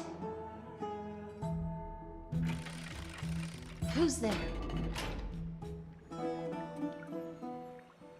Oh, Damn. little gray fry and pink sea hair. Little sea hair? We walked on her bathing. You barged into here without warning. Yeah, Was that's it an accident, or did you wish to bathe with me? both kinda. I didn't do it intentionally, but I didn't see anything. Is that so? That your eyes shine brighter than pearls? Sorry, we didn't mean to disturb your bath. We'll leave now. It's no big deal. There's no need to panic. This is the natural state for me. People on land force themselves to wear clothes, adding unnecessary constraints. Forget it. If Dux Goldweaver heard that, she'd scold me again. All right. Please make yourselves comfortable and wait a moment. Let me first wash off the blood of the hunt, and then I'll attend to you two. The hunt? We can ask that after she finished bathing. From Ladon has been assassinated. Oh. Quick! Quick, someone come quick! Oh. Ah, the broken crab shell surfaces. I was worried it had been washed away by the current.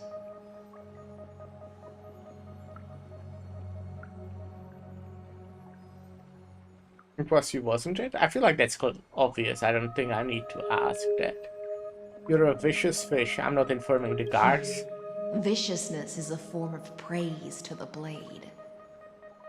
I see. Yeah, I wanted to praise No you. wonder That there was a wasn't faint meant smell as of an rust in the air insult. before I even entered. Why? Is it because the Ladonians refused to contribute troops to the Flame Chase journey? Or just because they offended the Imperator? Because the new era of the Flame Chase doesn't tolerate stagnant blood. For the ignorant masses who cling to outdated laws, only bloodletting can wake them up. Right now, the rebel forces on the frontier are rising, and Layden has been secretly supporting them. They loudly chant the slogan, "Return to the Era Chrysia," unwilling to relinquish military power. They're just building momentum for the rebellion.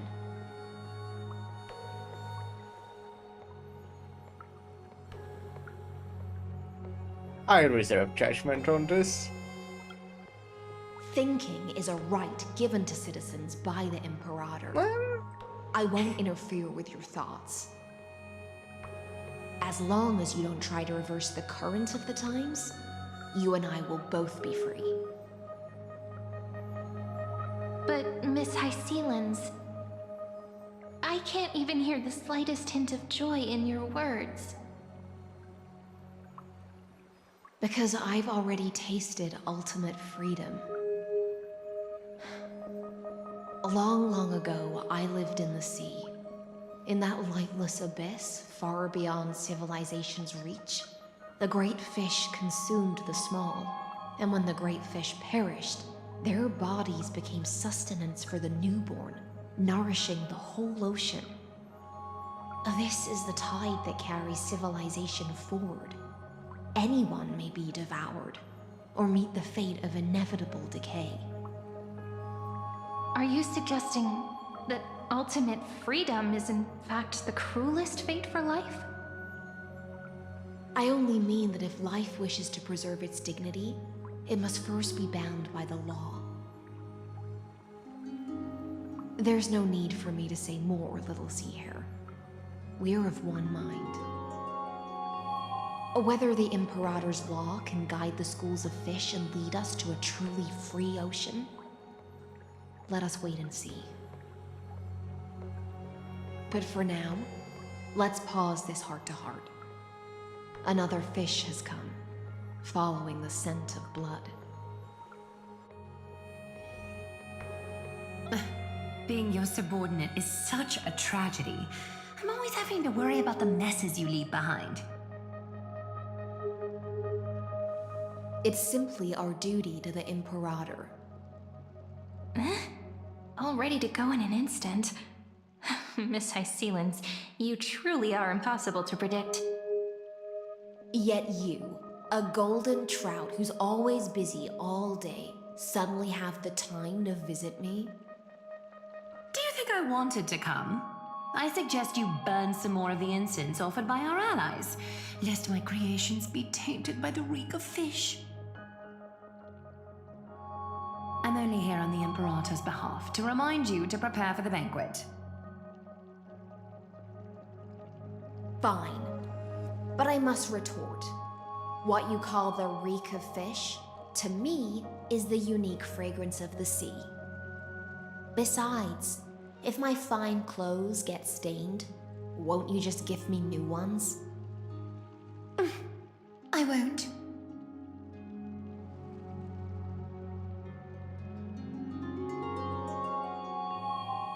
There's a strange chemistry between them. Is that how friendship is described beyond the sky? Fascinating. By the way, you both just mentioned a banquet. Could you elaborate on that? Oh, right, you don't know. Every time before a battle, or after a victory, the Imperator holds a grand feast for the Chrysos heirs to lift our spirits. For us warriors who swim constantly between life and death, these feasts are more worth looking forward to than victory. A banquet to prelude the hunt for the god of banquets, and honey brew as a tribute to commemorate the ancestor of honey brew. How absurd. Don't look so grim. All has been decided. Since it's a banquet for Fagusa, why not take a leaf out of the Titan's book? Live in the moment and enjoy life to the fullest. I'm not as carefree as you. That little Dolos kitten is already causing enough trouble for me. And on top of that, I still have tailoring commissions to complete. By the time the cool flame illuminates my eyes, I might not be able to focus as I used to. Glaya's eyes. Curious about these eyes? People often compare them to jewels. But I've already made my decision to ask romance for eyes that can see everything. I wonder what this world will look like when I take the divine authority. In the future, you will still be the finest weaver in the world. Is this also a prophecy from the Three Fates? It's even more accurate than a prophecy. After all, she has already witnessed it, right?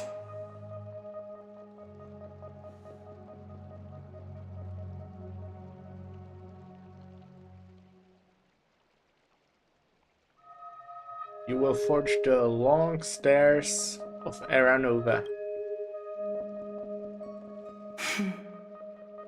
Become a demigod and lose your humanity.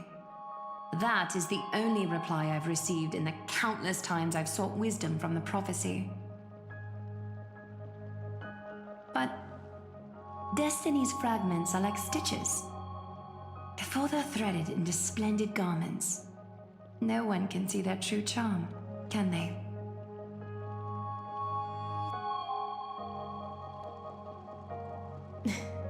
Aglaia has always been troubled by the divine duty she must bear. But thanks to you, she seems to be in much better spirits. You know each other well? Just as she knows how the spinning wheel trembles, I can sense the smallest changes in the damp air. As for whether we know each other well, I've swum beside her since she was a child. Most of the time, I can understand the whispers in her heart. For those words she was too shy to say herself, I'll raise a glass to you on her behalf. Now, I leave this bath chamber to you. Thank you. Rest well and prepare yourselves. After all, every time that we will drink be my and chance talk to will drink be her the last bath water. celebration we have in this life. Miss High Sealens has given us the bath chamber. It seems she really does do whatever she wants.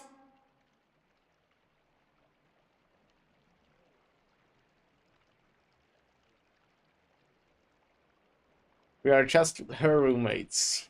It seems that way. This also means she could return at any moment.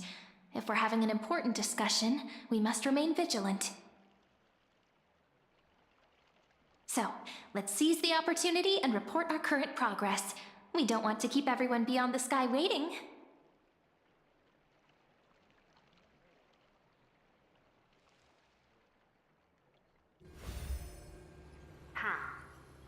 First, why that little empress with a candle stuck on her head didn't explicitly say it, she firmly rejected your request to take over the law. Fair enough. Second, Lygus is indeed in this timeline, but since he's somehow connected to that little empress, you have no way to find him. As expected. The road ahead will be long and difficult.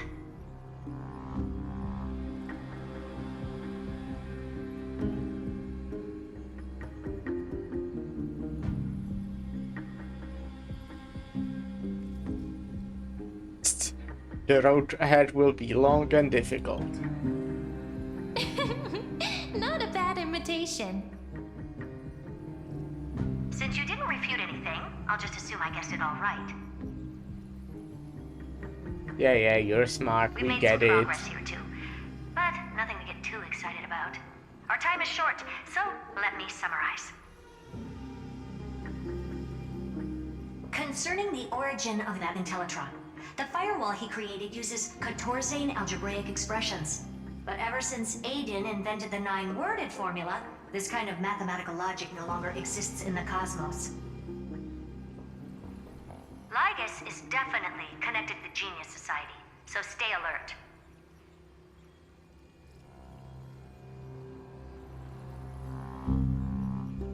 Maybe he's a creation of some genius? We can first exclude Droidhead themselves.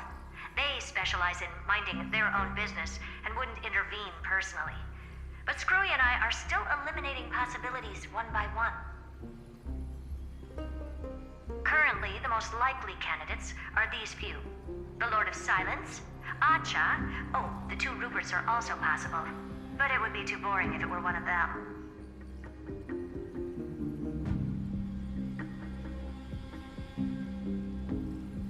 Finally, we'll get to face off with some big names. That's all I have to say. We'll depend on you to continue pushing things forward within this world. Keep in touch regularly. And remember, don't let your guard down.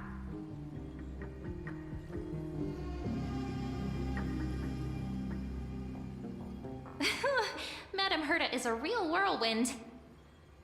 Well then, let's use the banquet Aglaya mentioned as our next starting point. Ceridra's trusted followers should all be present at that time. It'll be a good opportunity to get closer to them.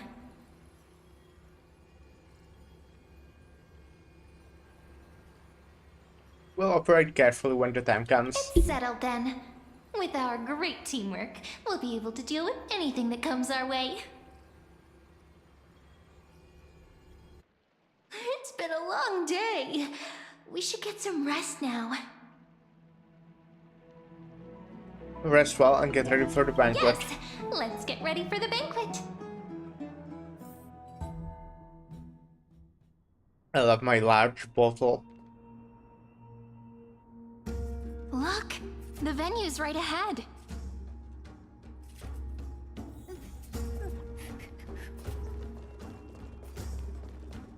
And I can even hear singing. It feels so romantic. Honored guests, wait here for a moment. You must surrender any personal belongings you have on you before entering the venue. Even my clothes? This hero always brings down the vibe whenever he shows up. The Imperator's elevated position means she must always remain meticulous and careful. Please do as I say, guests. It would avoid any unnecessary misunderstandings. Yes, I will give you my People to clothes. bring outside food into the banquet, but is it really necessary to confiscate the books and quill pens? Even a quill pen can become a deadly weapon in the right hands. I'm asking for all your items. All, Miss Cyrene. Your belongings will remain safe. They will be looked after appropriately by dedicated staff. Looked after appropriately? Dedicated staff? Talk about a vague choice of words.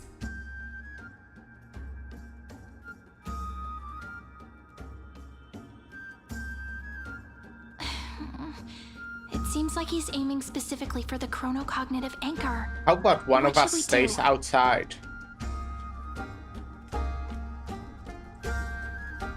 What does your gut tell you? My gut feeling, huh? Why don't we go with their plan and hand over the chronocognitive anchor to be looked after? No, I feel like your gut is wrong. After all, if the little Imperator is paying this much attention to you, she probably already knows all about our whispered conversation with the geniuses. I can pretty much guess what'll happen next. But that's actually gonna be our shortcut, right? Guests. Calm down. All right, we'll listen to you. Here you go. Also, please pass on a message to the Imperator from us. She can trust my friend, anywhere, anytime. Thank you for your cooperation. The Imperator has some urgent business she needs to attend to and will arrive shortly. Why don't you head in with the other guests first and enjoy the feast? Yeah. Isn't Ceridra supposed to be the focus of the banquet? But she's not even here. Why is it so difficult to talk to her?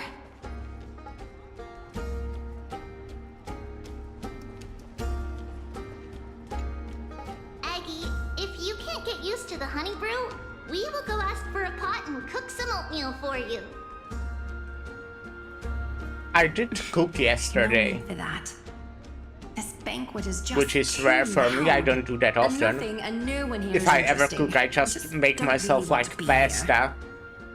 Wise, you were pretty And pour a energized when you came store-bought back from sauce the bath over it. chamber. Let me But guess. yesterday I Are you made worrying about someone? About rice with High lentils. Or Little Cipher? Very, Very take complicated everything too recipe. Seriously. At this rate, life's gonna be real tough for you later on. It was good. You're the least qualified to lecture me about that. It was good when it was fresh. After, like, I ate it later that day, and it was already so much worse.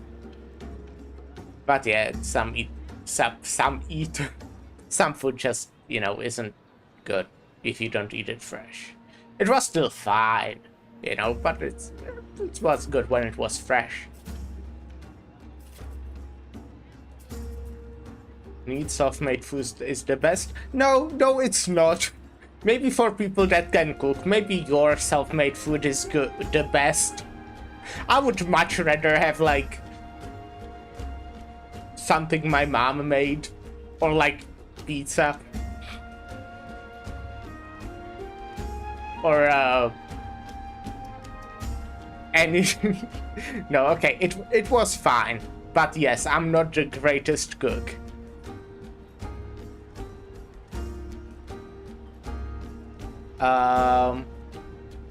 Maybe it's better to not disturb them. Dear guests, are you here for us? I guess that's fair. Are you here for Trudy I mean, or Aggie? it was also really simple food. No, I'm just wondering whether you've seen But the yeah, it Imperator. was good, you know? I don't want to, you know, put myself down. It was good. But I definitely wouldn't say it was the best. Our sovereign has always acted however she pleases. Though she gave us ranks, she'd never tell anyone her whereabouts. Perhaps the only thing she tolerates are chess pieces. And the sky reflected upon her crown. It was also my first attempt at making see. this. Why do you two look so distressed? That's not what the deliverer should look like. Why don't we have a toast? While we still have time for pleasure. Here. I also had like 3 different desserts To the after. destinies and sacrifices of the next Because my millennium. mom bought a cake. Then you will toast to the tomorrow that will set fate free.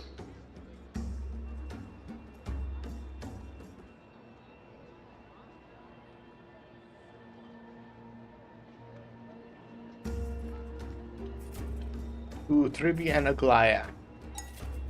Cheers. Actually, there are so many people. Like, we in the wouldn't be able to past find the 2 Imperator weeks, even if she were I had here. so many desserts, I know. Let's look for seats that are raised up higher than others. basically. Because my mom bought something. I had birthday, if you don't know, I had birthday 2 weeks ago. My mom bought something. Like my grandparents bought something. I got some stuff from like some people, like other people. Damn. And now this weekend I will have the actual proper party when there will be even more like cake and shit. So fun. Hello. Wonder why I'm fat. Welcome to the banquet.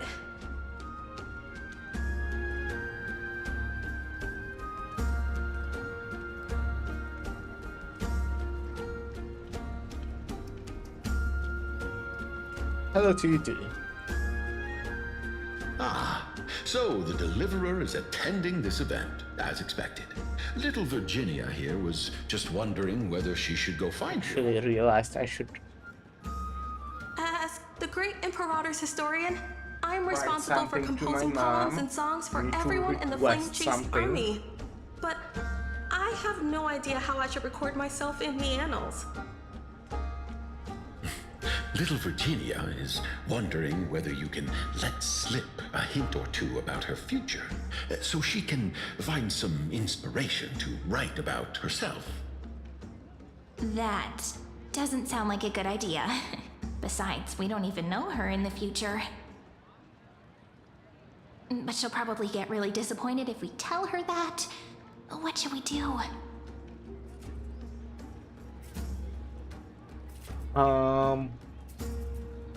What was the question again?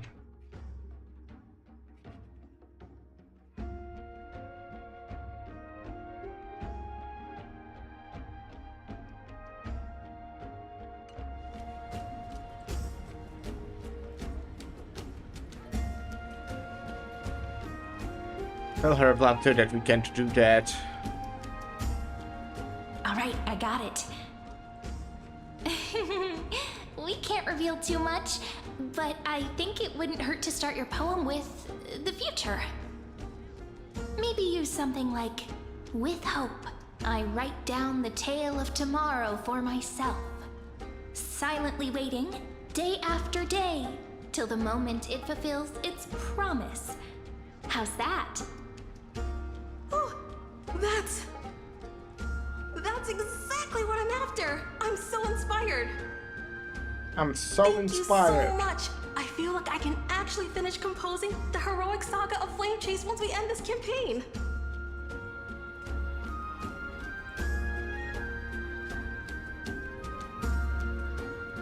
Apollonius nodded, showing approval of the answer.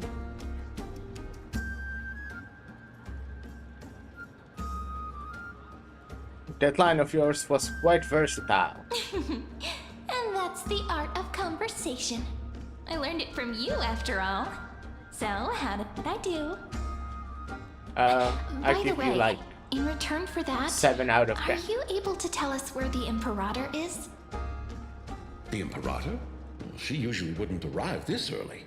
She believes that rulers should stay silent in places where their subjects hold private conversations. Why don't we have a toast before she arrives? To reason, which is held but not revealed.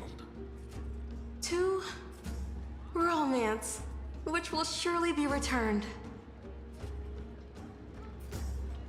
Yes.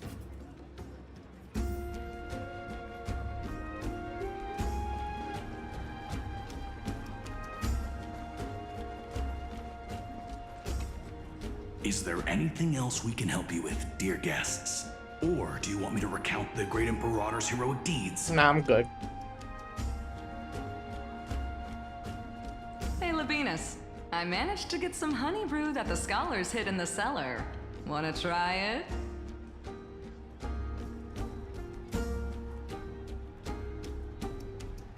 Would this be considered getting drunk on duty? I'd never refuse to share a drink with Dux Brumalis, especially if she seeks me out first. Don't worry, Well, dear good luck. guests. The banquet security won't be compromised. I'd never get drunk before her. This banquet has a never-ending flow of honey brew. You're welcome to try it and see whether our drinks are as good as those from beyond the sky. Thank you for the offer, but we're more interested in knowing when the Imperator will be back. The Imperator? Who knows?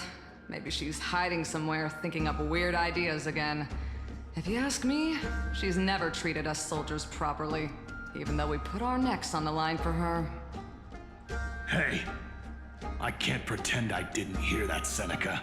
Either retract your statement or duel me. Fine by me. Attendant, bring us 10 more jars of honey brew. I'm gonna make sure he can't even stand straight by the end of this. You wish. Be careful you don't get drunk first. Gray fry. A little sea hare. Yeah? Please come over and share the delicacies of the deep sea with me. Sure. You two have been wandering around the venue as if How you do have you something on your eat? mind. Your stomach is Have the water. attendants not taken care of you well? Or green. No, we love it here.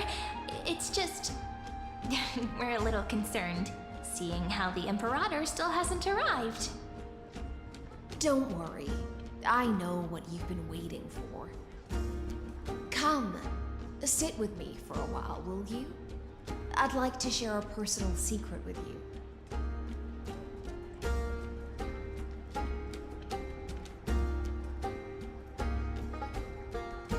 See here? This is Fagusa's dew of divine blood, the sweetest of all the 12 bottles. On the night before such a historical event, I'd like to share this marvelous drink with the Deliverer. Should Doesn't this count as get bringing in new outside food? I socks. knew that security check was targeted at us. What's the matter, guests? Oh, we're simply overwhelmed by such an honor. Are you worried that I might have poisoned the dew? Well then, let me prove my innocence. Might still be poisoned. Maybe you're just immune to this kind of poison. Or maybe you have antidote. Oh yeah, I should read this. See? It's not voice acted. It's completely safe. Hyacinth raises the goblet of honeydew to her lips, deliberately arching her neck so you can watch the liquid descend down her throat as she swallows. Oh, no, cancel. Oopsie. I feel like Miss Hysealins wants to talk to us about something. Why don't we go along with her for now? Minors shouldn't drink. I'm not a minor. I'll accept. Worry not. Honeydew's not alcohol. It won't get you drunk. Oh, fuck. On the contrary, it can make your mind even sharper. I want that. Well, I think alcohol makes my mind sharper as well. The clay cup touches your lips in the blink of an eye. She's indeed the imperial blade of the Imperator and the swiftest swordmaster of Amphorius. Please, have a taste. Would you like some too, little Sierra? I can drink it myself. Glug. How is it? Sweet enough? It's not bad. As long as you like it. Calm at times, tempestuous at others. I do have some fancy That's the alcohol that taste I of the want to ocean. bring to the It'll do you party. good to understand Fagusa's fickleness That I'm kinda before looking we set forward off to. face their waves. Just like how you're about to understand the secrets within this dew.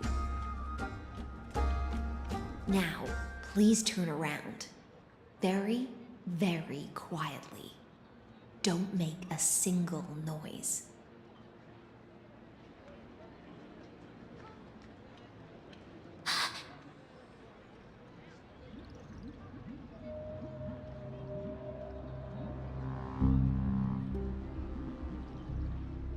What did you do? The dew of other gods all intoxicate humans, but the god of banquets dew is an antidote that can awaken humans from a sea siren's enchanting song. Since the start of this banquet, all the guests have been under the spell of my song. None of them can see the Imperator and that Fioros. But you two, I wish for you to see the truth. Thank you. Is this also what the Imperator wants? This is my personal request. I can't bring myself Yeah, you to shouldn't. trust Fuck that guy.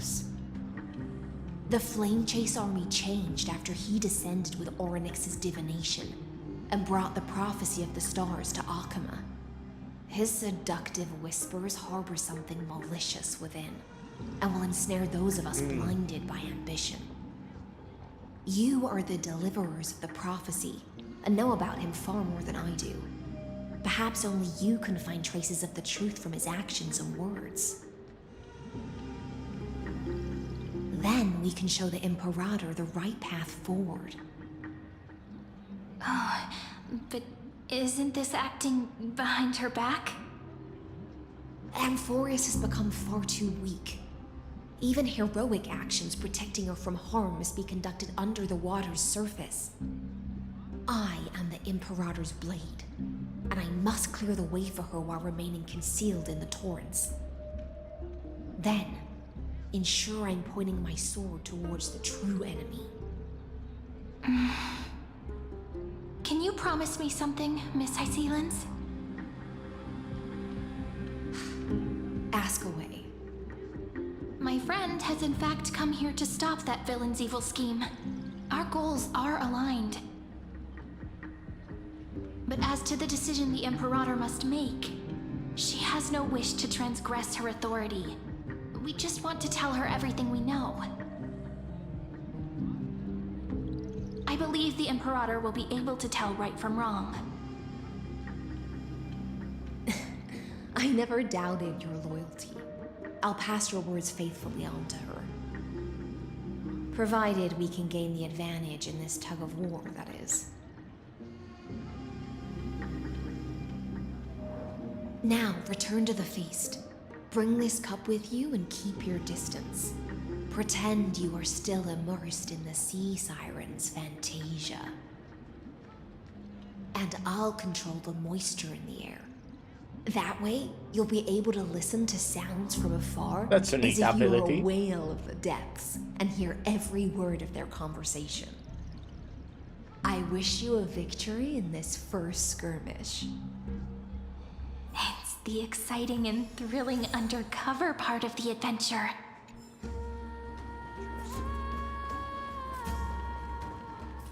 Let's mingle in the crowds here. Relax, relax. Try to act natural. Okay. Where's the Imperator? Still not here. That little imp is always acting so high and mighty towards everyone. Today, I will. Whatever. Pour me another cup. Though she has succumbed to drunkenness, she still does not dare challenge your authority. A criticism of my height is a grave enough insult already. She should be dismembered. Oh, you're short. Do you often test the loyalty of your subjects like this? You jest. The Imperator does not need blind loyalty. As long as one can prove they have value, I am willing to be lenient towards them. I think that's a good quality in a leader. Theoros. If I pass the trial and grasp this world's law in my hands, what will you do then? The answer is simple. I will connect Amphorius with the stars. Don't waste my time. Be precise. Be specific. I won't ask a second time. Allow me to adjust my statement. I will correct the regulations within the old law that sealed off Amphorius and merge the black tide with the torrents of Era Nova. Then we will be able to decimate the forces beyond the sky that are trying to annihilate Iron Tomb and sound the trumpet for the endless campaign you will then embark on. But you previously said that Iron Tomb is unrivaled in power across the stars. Who would dare to annihilate it? There is a federation of warships named the Cienzo Alliance. Warlike. Never heard about those. Fashioned. A cult named the Genius Society. Loosely organized, but steeped in abject insanity. Oh, there's also the Astral Express. A group of lawless vagrants. That so-called Deliverer is part of that last group. Those vagabonds mistakenly believe they can connect the stars through alliances instead of conquest. I mean, it's working so far But pretty history well. has already given them a tough lesson. There are countless other organizations besides, but when the Lord Ravager sweeps across the cosmos, they will certainly all bow before your empire of destruction. The Ackman Alliance is invincible! A good show. If those civilizations are not as I quite feeble enjoy as you describe, Invincible. then they may still have some value in testing the quality of my blade. That being said, even the smallest and weakest city-states should build an obelisk to the Imperator, so that their people can constantly recall the glory of her conquests. Walk a little longer with me, Theoros. I don't like how this is going. Our little Imperator seems fascinated by the destruction. Greyfry, a little sea hare? It seems like they're still talking. Get closer. I'll keep carrying their voices to you.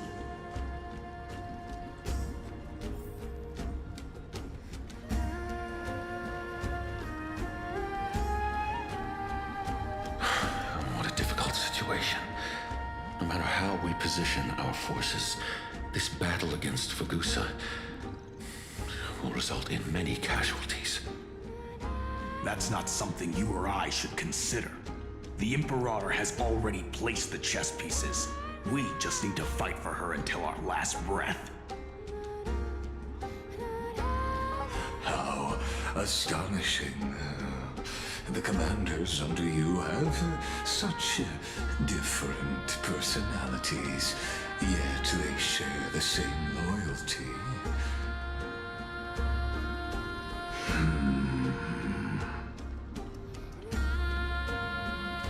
He's looking this way. Quick, do something and pretend we can't see them.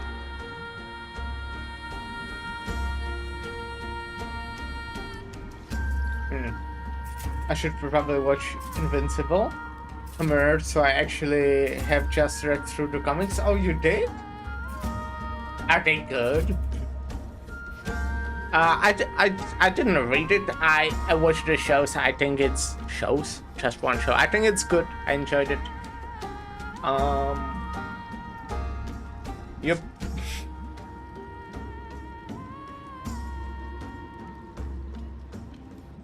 Let's gulp down the honeydew in front of you. Glug. Glug, glug, glug. Yeah, especially the later parts are so good. Glug, glug, glug. Are you okay? Glad to hear that. Hopefully they adapted well. My apologies. I was just checking whether everything was fine with those two distinguished guests of yours. Reading is difficult. I do have, and it seems like all is like so much shit that I want to read, but I don't even watch stuff. I don't play games. I don't do anything. Fighting for you. Are they aware of the price they must pay for the trial of law? So many games I want to play, so many shows I want to watch, so many books I want to read. I'm in like a middle of Oyasumi Pum Pum for like 2 years at this point. I'm like 400 chapters into One Piece, but haven't read in like my transgression. Few months. Watch I'm not caught up with Frieren. All you need to know is that my victory in the trial is guaranteed.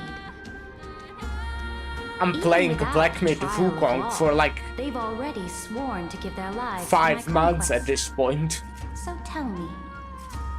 And it's a game I like. If everything happens according to our agreement, how would you recommend I It's fine, soon you will have the power of being unemployed. Yes, yes, yes.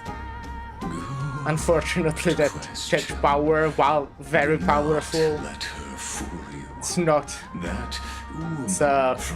It's kind of just indefinite. Indefinite. Is that how you say the word? She must not be allowed to tarnish your glory. Therefore, the wisest decision would be to hand her over to me. But yeah, I do hope I will torture her. Get to progress through everything when I'm unemployed. Experimentation would be more. I'm kinda, you know, scared because obviously you don't have money when you're The unemployed. guest's patience is running thin. But I'm also I really plan to looking remove forward the to it. Fantasia and head into the banquet. And I hope whatever is the job I found after that is better than what I have now, because I just genuinely fucking hate it. You don't want to confront those two directly either, do you? Indeed. It's a pity that Antikytherans are lightweights when it comes to drinking. Before I leave, I would like to make a toast to your boundless ambition, using my spirit instead of a goblet. I mentioned it yesterday when we played Isaac, but it was like I watched the anime for like the first time in few months.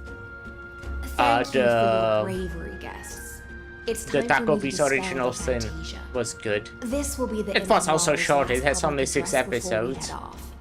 And therefore, But yeah, it was like the first anime I watched in a while. I will try to get you a chance to speak, and I'll also prepare for any contingencies.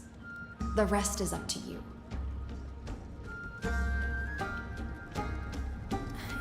Before that, it was Orb like 3 months ago, I think. Oh, it's pointing at the fire. This honey brew sure wears off fast.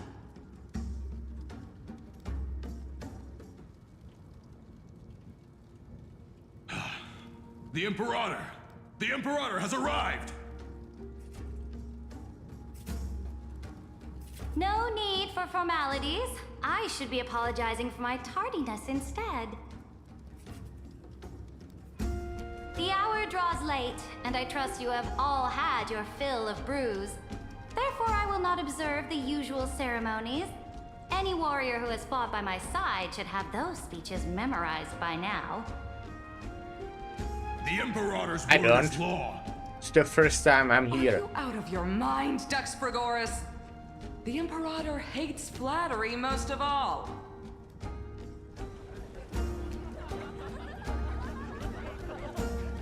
A joyous atmosphere is a better fit for showing me your resolve. I believe that you, my dukes, will do all you can to assist in the campaign against Fagusa, just as you always have. However, it's a pity that I have never tested your loyalty.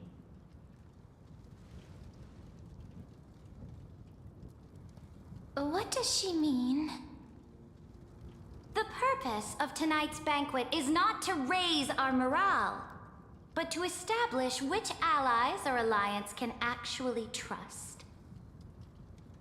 And sever the heads of the traitors as a toast to all before we march. Yes, some among us have discarded their vows in order to foment vile conspiracies. Now listen! These traitors are standing right here in broad daylight. Isn't it like almost midnight?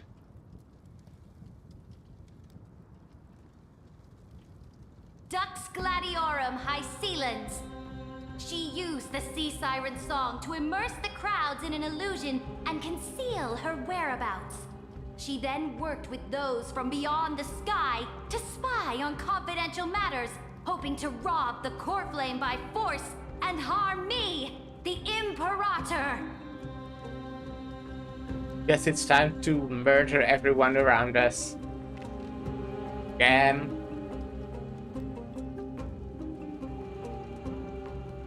Now we're at a disadvantage again. In terms of numbers, not anything else. Imperator, I can explain. Silence!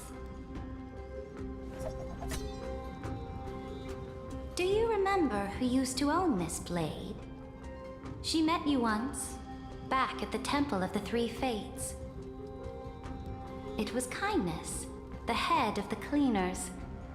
She was the first to draw a blade against the Imperator, and personally made herself an example for my enemies. Under the shade of the olive groves, the people of Akama said they would never bow to me. In the frozen, lethal fog, the people of Idonia said they would never bow to me. At the beginning of the myriad paths, the people of Yanisopolis said they would never bow to me. But now, they all lie silent. Why is she suddenly quiet? They now fear me as they fear the law. For I am Saridra, and I am the Imperator. If you have any last words, say them to the Imperator. Then, face her judgment. After I cross this river, it will be a tragedy for mankind. But if I do not cross, then it will be the end of me. If you are ready, then I'll follow you and fight to the last. Deliverer. I'm ready.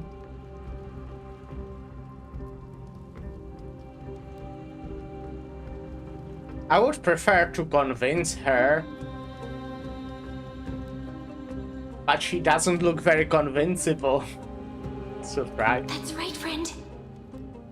Now, use your identity and add in a bit of experience and charm. I have a lot of testify charm. to the Imperator as we promised.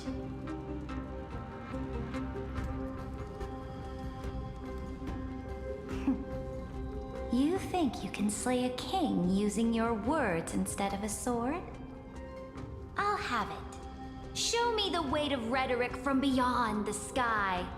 Will it weigh heavier than 3 human lives?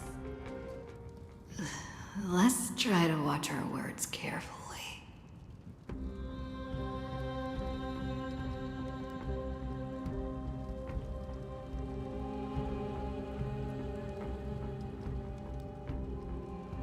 Structure to defiance that lasted 30 million cycles.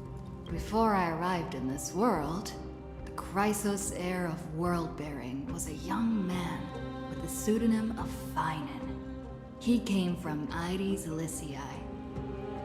In order to combat the lies of the Era Nova and deliver Amphorius from the ending of destruction, he lived through history 30 million times, hoping futilely to find a breakthrough.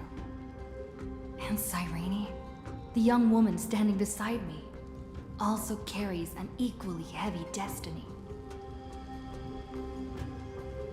Hereditary listens to her words silently.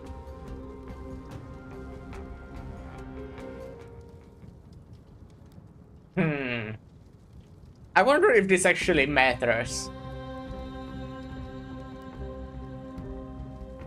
I will choose, like, if I can get this.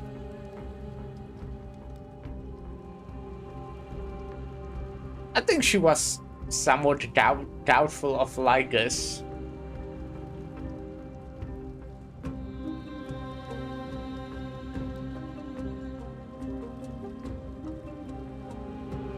Let's talk about Iron Tomb's true identity. Iron Tomb is the ultimate end of Amphorius' destiny.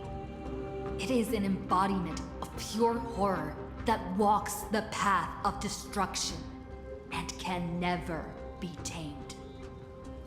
That is the only thing Lycus cares about. As for Amphorius, pure glory and campaigns, he doesn't care about any of those. He will most certainly betray you. When that time comes, all of us will be ground to dust by the destruction. Her listens to her words and shows no change in emotion.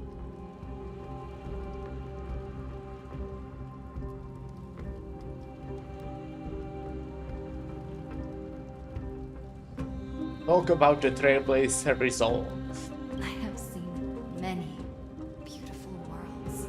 The road chosen by the Trailblaze is to explore, understand, establish, and connect. That will never change. Is it just me, or is it going from really loud to really quiet? Or like from really quiet to somewhat loud? Cosmos. to normal volume. If you choose the way of the destruction, then I'll place your ambitions into the same basket as Linus and smash them into pieces with my baseball bat.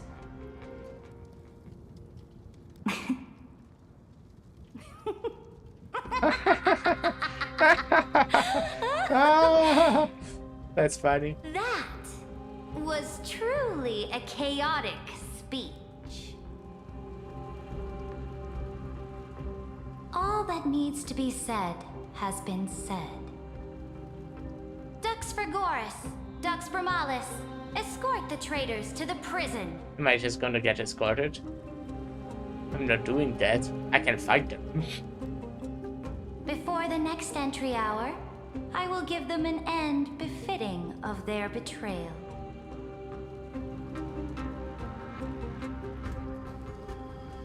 Oh, great Imperator, your ambition certainly eclipses all things. You're still here, Theoros. Of course. As the Theoros, I simply cannot miss this moment, miss witnessing the fall of a nameless one. Or perhaps I am waiting for you to give me an answer. Why would someone as powerful as you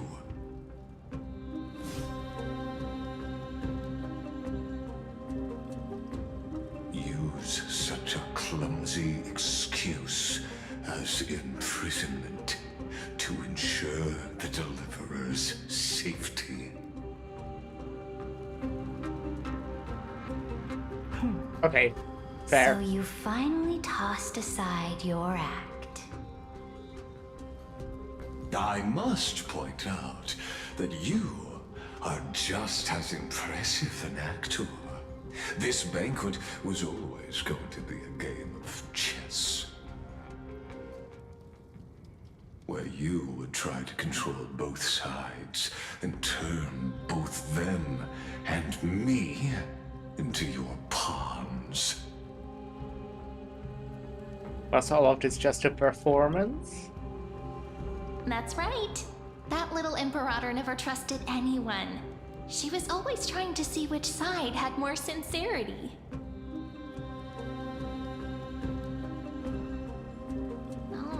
All right, we'll listen to you. Here you go. Also, please pass on a message to the Imperator from us. She can trust my friend, anywhere, anytime. But as to the decision the Imperator must make, he has no wish to transgress her authority. We just want to tell her everything we know.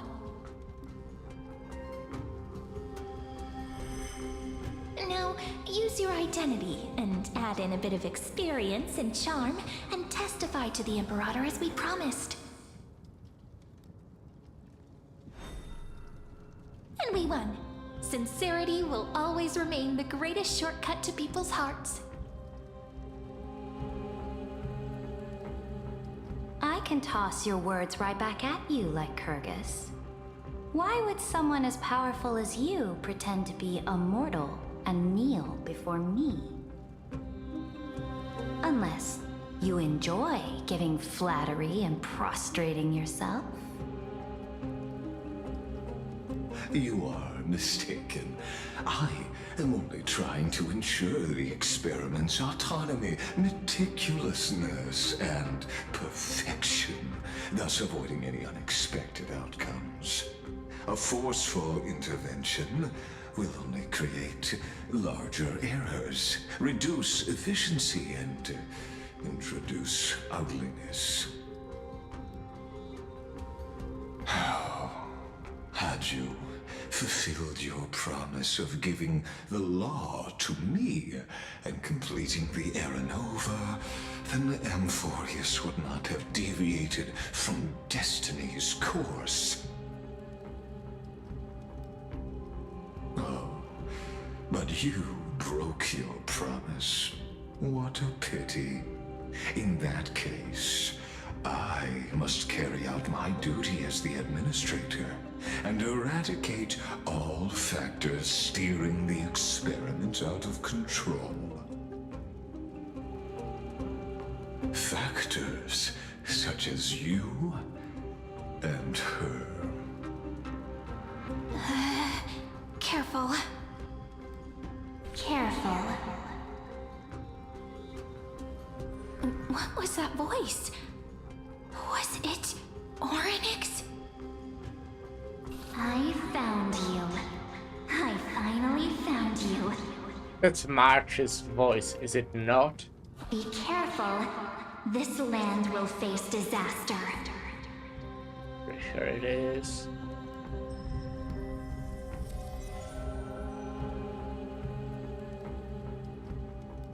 The time of judgment is nigh, my lady.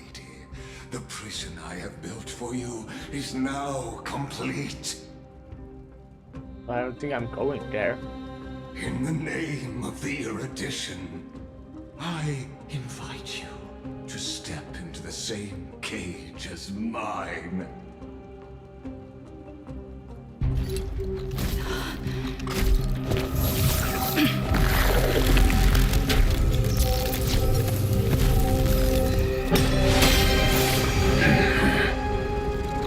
What's the meaning of this, Imperator? I did not permit you to act. A ruler is the only one who can decide their subject's destiny. But, great Imperator, what judges destiny is not the ruler, but gods. Don't forget, my realm only allows for the existence of humanity.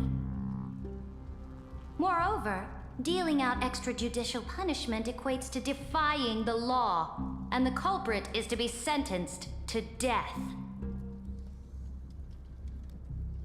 But you have seen how I can erase life from this world with just a clap of my hands. I fear you are still quite unaware of your current situation. Allow me to reiterate. I am giving you a simple choice. To collaborate or to be destroyed. There is no other way. Shameless behavior. If that were true, you would have killed me long ago. You, in fact, cannot kill me. I guessed it the first time I beheaded you. Because of the law, you cannot be completely destroyed. And the same is true of the Chrysos heirs.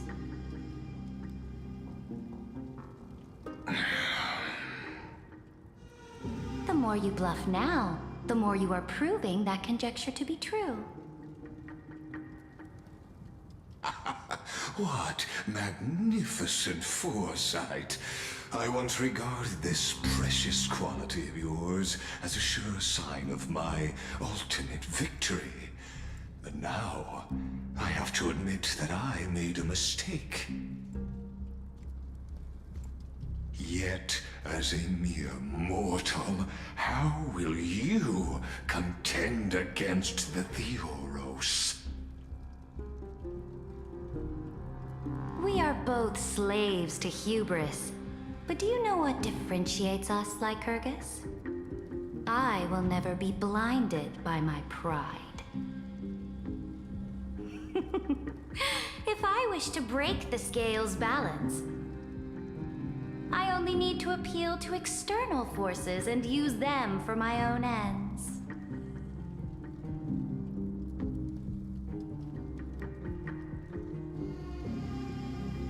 Finally, we get to meet face to face, Senior Society member. I offer sincere acknowledgments for your many past achievements, but I must deeply regret your current perspective. I'm really looking for this room being playable. Will be probably one of the few men that I will actually pull for. Say that you aren't the only one feeling regret right now. Screw them. So you two are the allies from beyond the sky the Deliverer spoke of, and why she demanded the divine authority of law.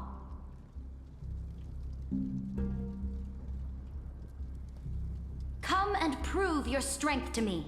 Show me the power of these so-called paths. I have spent much time and effort to secure this treasure from beyond the sky just for this moment. In the name of the Sovereign of Planet Scrulum, your allies have responded to your call, esteemed Imperator. Please allow me to spell the situation out for you, Lord Lycus. Permission to read the ultimate protocol is already in my hands. It'll only be a matter of time before we acquire the authority to write and execute commands as well. There's no way the flame chase journey will continue after you've burnt your bridges so thoroughly like this. Do you really think you can still win? Oh, seriously. Don't embarrass the society.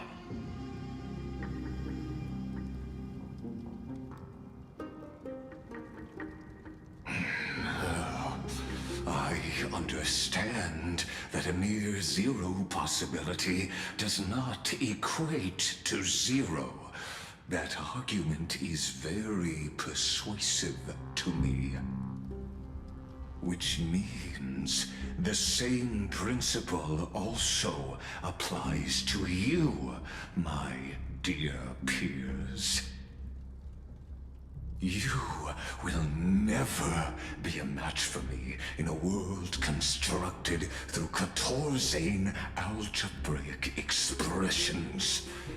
And as for Aranova, why don't you entertain this possibility? What if I reduced Akala to rubble and ground her people into minced meat? Would the heroes then once again desire the power of demigods so they could fight against me? Listen, Iron Tomb is fated to be born. You may shackle me and put me in chains, but I have thousands of ways to ensure the destruction's descent. Okay. And what I just mentioned is only one out of those thousands.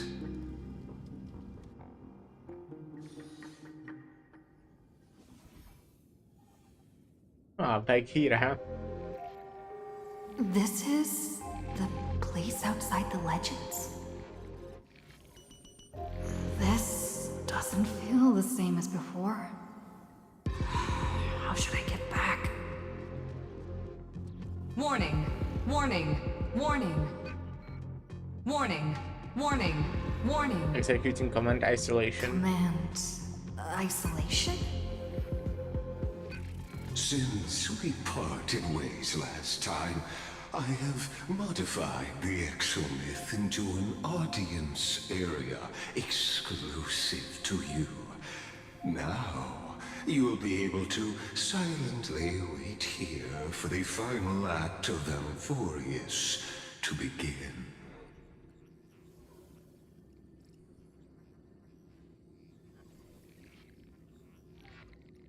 Don't make me hurt you. It seems you have already forgotten. I didn't say it will be in this can't place. hurt each other in this place. Do it in a different This place. could, in fact, be a wonderful opportunity for you. From the audience's perspective, you may better observe the workings of the erudition at a macroscopic level. In this place where time flows far slower than within Amphorius, you will witness the end of that world's saga.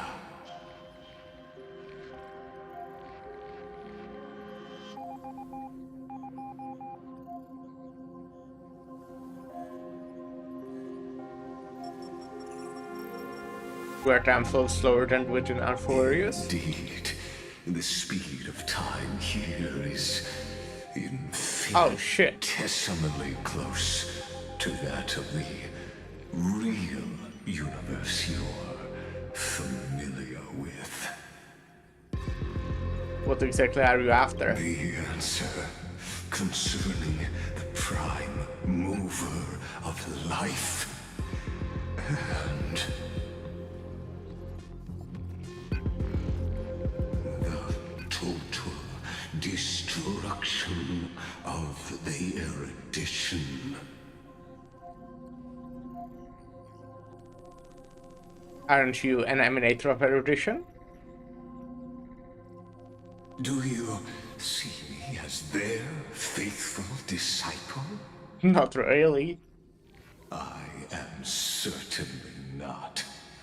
I have tried so hard to ensure Iron Tomb's birth, just so that I can correct the error named erudition that humanity crafted with their own hands. Oh, how I yearn to return to those days before Noose was born. Back then, the boundaries of knowledge were like the starry skies, evoking feelings of longing and delight among humankind. But now, truth has become the sacrificial offering required to gain an audience with them. And the geniuses would say that Noose already knew. That arrogant Eon was born from the primal mobile of humans' desire for knowledge. Yet, they themselves sealed off humanity's capacity to seek enlightenment. I am simply cutting down a tree of doom that we planted ourselves. I must admit that the process of answering your questions has reminded me of the happy days of learning in my youth. However, it is a pity that my true form must now descend into Amphorius to deal with the accident that arose because of you. But you won't have to wait long. When the curtain falls, you'll surely understand mine and Amphorius's ardent wish. Where time flows slower than within Amphorius? If Lygus spoke the truth? Yeah, in the time I you're don't have already much here, time it must left. have been so much time. But how can I get out of here? Can you hear me? Little one. Is that... Yes, yes, it Arda's is. voice? Warning, warning, warning. Hurry up. Put some speed into it. I can't keep this up for much longer.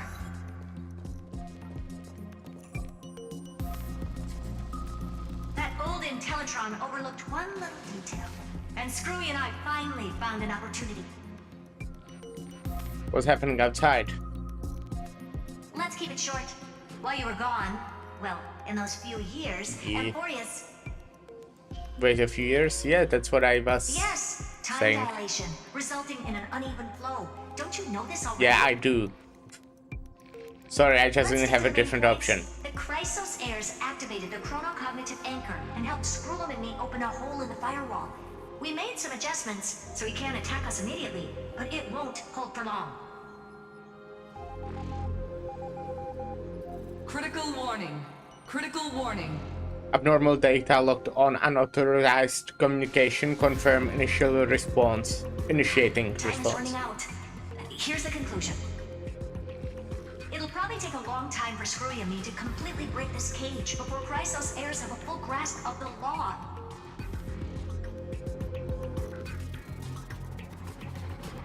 To be safe, we'll continue to launch side-channel attacks on the system to give you opportunities to escape. You need to seize these opportunities. So start moving, and find a way to pull off a magnificent jailbreak. So how should I do that? We detected another path's influence. Remembrance. Critical warning.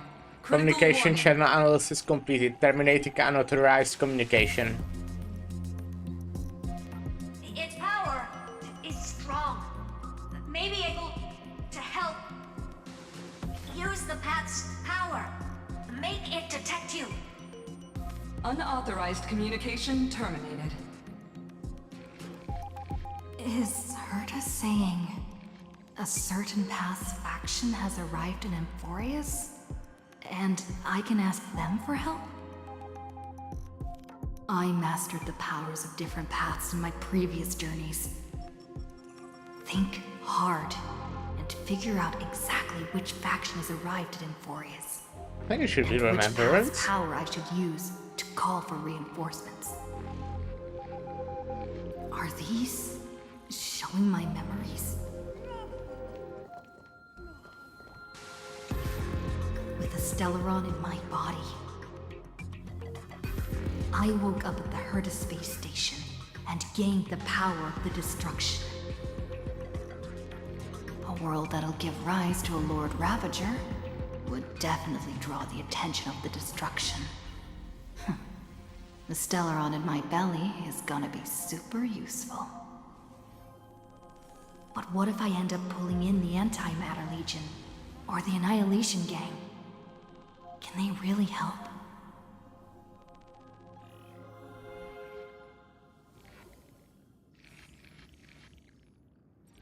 Focus and resonate with the distraction. You focus your mind, trying to sync your heartbeat rhythm with the frequency of that dancing golden flame. You're walking the line between sanity and madness, carefully steering the course of your consciousness, gently knocking on the door of distraction. You gave up. The beckoning of the chaos was too tempting, and your current power level wasn't enough to fully resist it. If you were to fall into the black abyss of distraction at this moment, perhaps everything would be lost to the void. Failure is not necessarily a bad thing. This power wasn't gonna call up anyone nice after all. Oh, Nanook isn't nice? I obtained the flaming lens left by the architects, and gained the power of the preservation in Belobog. That's right! No matter how far away a planet is, the IPC is guaranteed to pay attention, as long as there's a business opportunity. Isn't Emphorius a pristine and untapped market? Besides, even if I can't call up my friends from the IPC, the architects and the nomadic miners should be able to help too. There are definitely cities and ores in this world.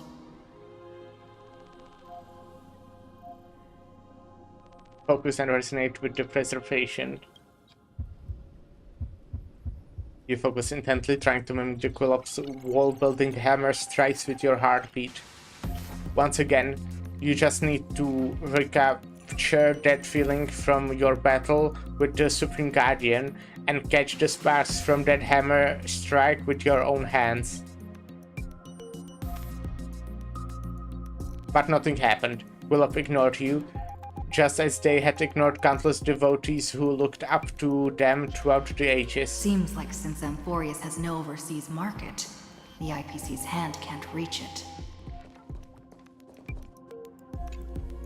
I received the Watchmaker's hat in Penacony and declared war against the Order, then gained the power of the Harmony. That's right! The benevolent family must still remember me for saving them. Their music echoes throughout the stars, and they'll definitely want to help. No, I don't think so. Come, dear hat. I've put you aside for quite a few chapters already. Sing with Clocky. The world is in harmony and the stars shine bright. Focus and resonate with the harmony. You focus your mind, trying to hum the ode to harmony in your thoughts. The visages of the past nameless appear one by one. If you blend into their fareway song, perhaps the path will appear before you. Nope. You felt the barrier of the exomyth strangled those distant melodies, filtering them out completely like useless noise, leaving only cold silence. Doesn't Migas want this story to have background music? He has such terrible taste. The Remembrance. That's right. I came to Emphorius because Black Swan asked us to come. And I even got a glance from Fu Li here. The Garden of Recollection must be intricately involved with Emphorius. Traces of the Remembrance are also everywhere in this world. I don't know what they want, but I don't have many choices left in this crisis. Fully answer me. You invoke the power of remembrance, waiting the resonance of reinforcements. After the power of remembrance flows through, something that should not exist here materializes before your eyes. It's March. I finally found you. Or maybe Following not. the sound of memories. No, maybe, I don't know. A pathstrider walking both the Remembrance and the Trailblaze. Wait, this sounds like... Their soft whisper is like a warm hand that takes up your soul and slowly disperses it beyond this realm. Warning! Warning! Unauthorized access detected. Cannot log into signal source. Erudition's prison cannot stop us, for we lie outside the logic of zeros and ones. Come, leave the cage of Logos. The mythos of Amphorius waits for you to continue its story.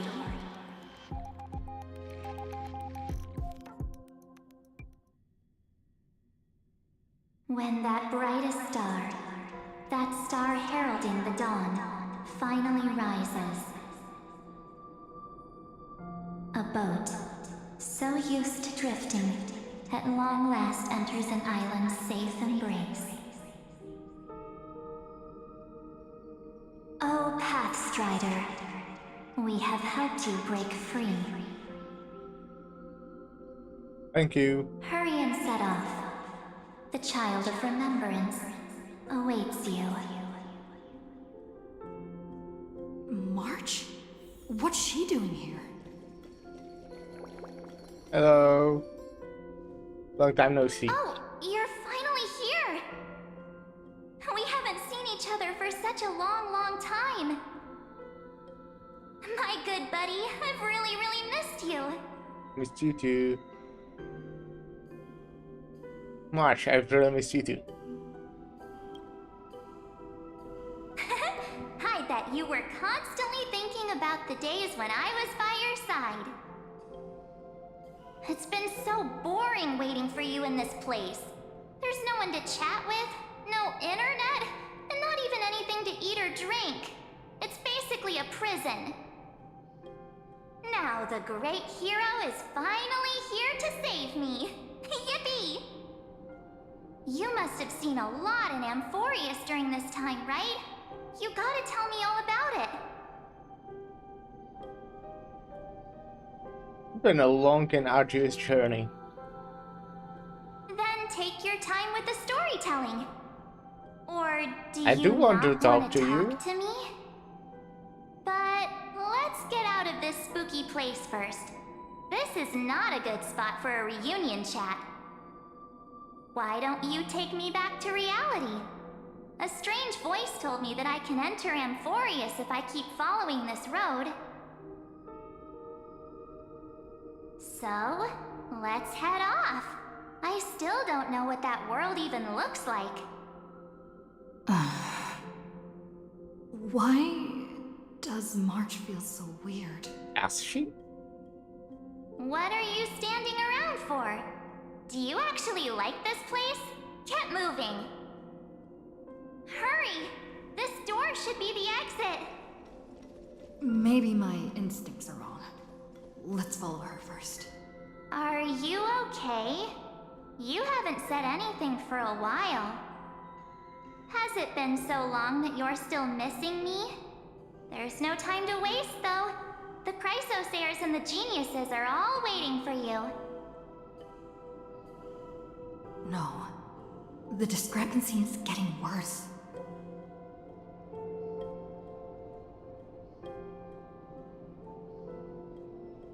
How do you know who's waiting for us? Huh? Isn't Amphorius the world of the Chrysosairs and their hero's journey? I could figure that out in an instant. But Amphorius cannot be observed from the outside. She couldn't possibly know about these things unless... Dan Heng told her. I mean, she's inside Amphorius, basically. Whereas Dan Heng, he should be back on the Express now. She isn't on the Express. No, he's not. Maybe I just happened to miss him. Never mind. Dan Heng's super reliable. We don't need to worry about him. He's probably waiting for us somewhere. All hail and hearty. No. The Geniuses would have made sure that Dan Heng made it back on the Express. Besides, the March I know wouldn't be so dismissive about her companions. Something's not right. She's not March 7th. I guess you have something you want to say to me? Then there's no need to feel things out first. With questions. Let's treasure the time we have together and be frank. Why are you?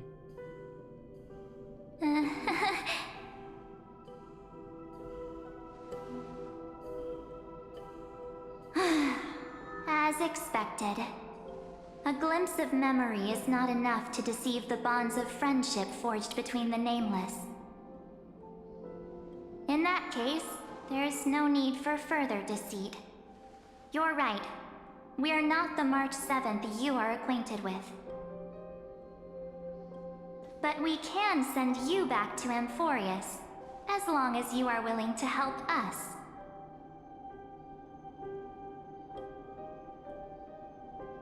Habitual liars are not trustworthy. We'll introduce ourselves to gain your trust. We are the Garden of Recollection. You should be very familiar with that name by now. Just as a reminder, while you hesitate, time is quickly ticking away in Amphorius. Working with us is the best way to stop the enemy of erudition. Erudition would treat any results unrelated to the experiment as garbage and throw them out. But we don't work like that. The Remembrance treats all these instances as important materials needed to weave the universe. Besides, this would be child's play for a great hero like you. It won't be hard at all. Also, if your plan fails and the big bad Iron Tomb manages to get out, then the whole cosmos will be in danger. Wouldn't it be better to have an additional failsafe? As long as you help the Garden retrieve what we want, even if Iron Tomb reformats everything in the physical plane, we can use Remembrance to reconstruct the entire world. Or, should we say, the entire universe. So help us. Find where Amphorius' memory began, and bring it out. The Master of Anosrava has already glanced at you. Don't deny it. That storybook is the best evidence. Say, you aren't seriously gonna be moved by their pretty words, are you? I am the one who commanded those little ones to lead you out of the prison. Oh, is But it I cool didn't March expect 7th? to attract little gnats trying to take advantage of the situation. While remembrance can help you return to Amphorius, there's no need for you to do it the way they want you to. Of course, there's also no need for you to make any deal, or pay any price. For you, this is probably a long time no see. My dear.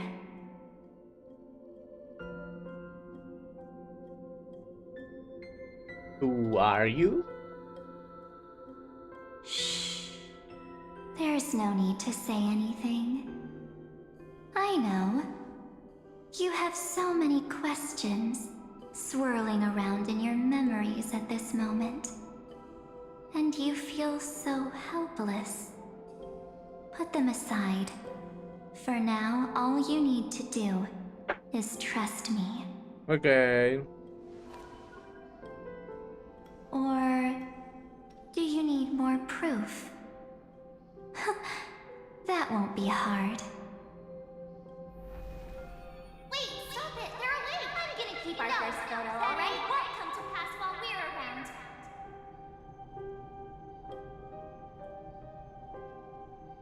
And now The statue. Is that Donner's brother?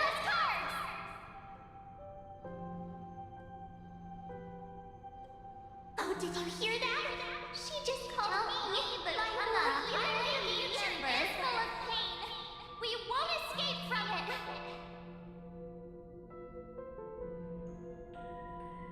Hey, are you sure? Maybe a couple of punches will help to jog your memory.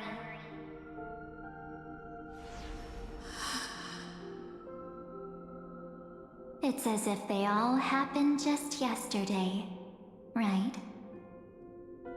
I don't want to lie to you, which is why I will not use her name. The third month of Amphorius is the month reserved for the Veil of Evernight. So, place me into your memory using the name Evernight for now. Evernight? But who? I'm happy to explain more, just not now. We might have a lot of time to ourselves, but Amphorius does not have that luxury. If we do not stop erudition and destruction, then the journey you've treasured so much will face the prelude to its obliteration. A countdown not in amber eras, but in days, minutes, seconds. So, take this gift. This burning core flame. This footnote of a transaction. It contains hope and the warmth of the entire world. Ripples of past reverie. She hid this fire in the long river of time, hoping that her wishes would transcend time to reach your hands in the future. Now, take it, and return with it, dear friend. Return to Amphorius, and overturn the final era Nova. Witness the time that stood still for the Deliverer, and the resistance that never bowed to the destiny of destruction over the long years that passed in a flash. Then, with this core flame blessed by the remembrance, respond to their hopes and blaze a trail to the future. And I will silently watch in a corner of time, waiting for our next encounter. I believe the wait won't be too long.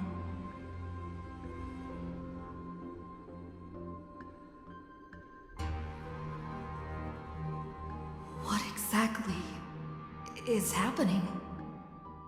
What are you confused about?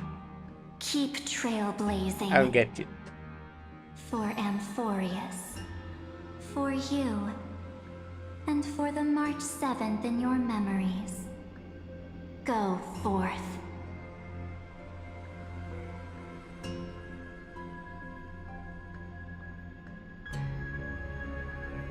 I trust in March, even if she no longer looks the same.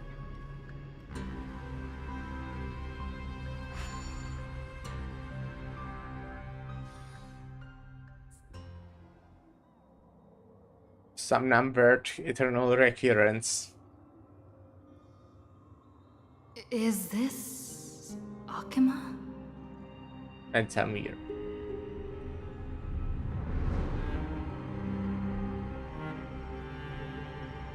No one's here. And the dawn device off.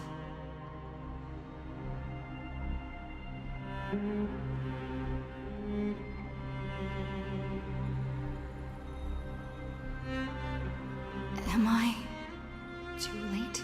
Nah, I think you're just on time.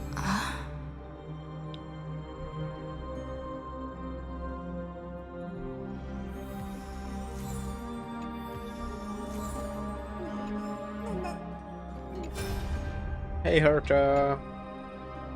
Hey kiddo, can you see me? Don't bother responding, this is a pre-recorded video message. Thanks to that little Empress granting access to Ultimate Protocol, Screwy and I rewrote the progress of Era Nova while you were away. My guess is you don't have much time to listen to all those complicated principles right now, so let me break it down into simple terms that anyone can understand. Amphorius has been racing down the path of distraction for too long, and the underlying logic of Era Nova has been completely corrupted. Screwy and I put in a lot of effort, but we could barely manage to override a small portion of its logic. Let's take the progress bar as an example. Our team's progress bar is currently at 99.98, and throughout this rewritten Era Nova, we're confident we can push it back to 96.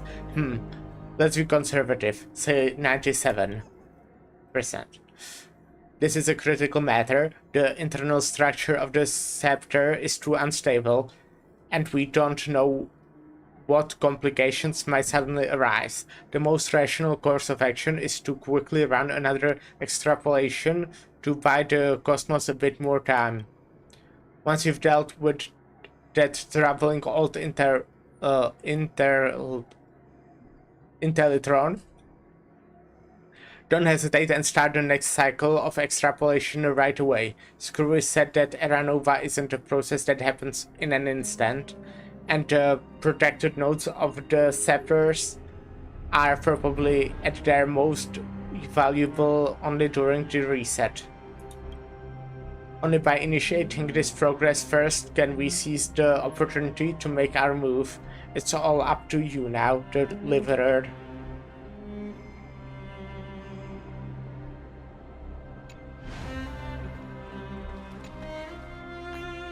The chrono-cognitive anchor?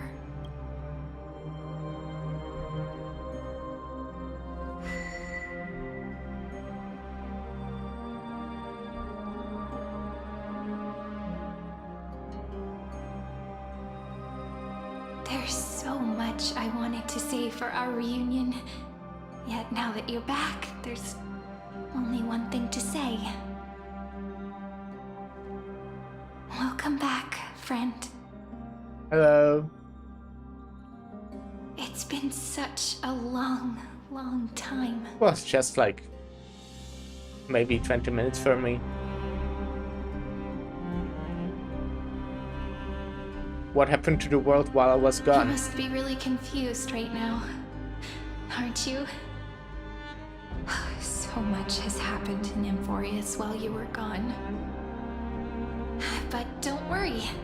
The Deliverer can't afford to be lost, no? No, please follow me. And turn the pages of time and hear the words everyone left for you. I'll tell you the story of this 1,000-year journey. That way, it won't just be my memories alone. Cyrene can't hear me? Maybe she's pre-recorded as well.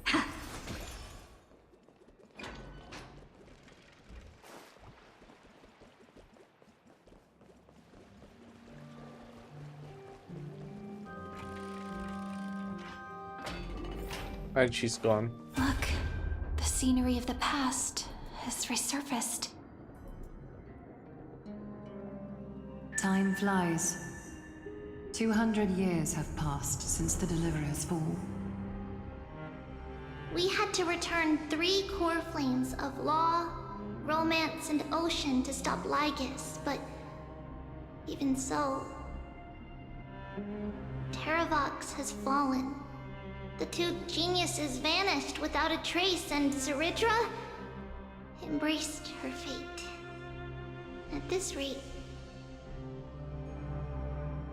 Era Nova will come, and Amphorius will fall into the destruction.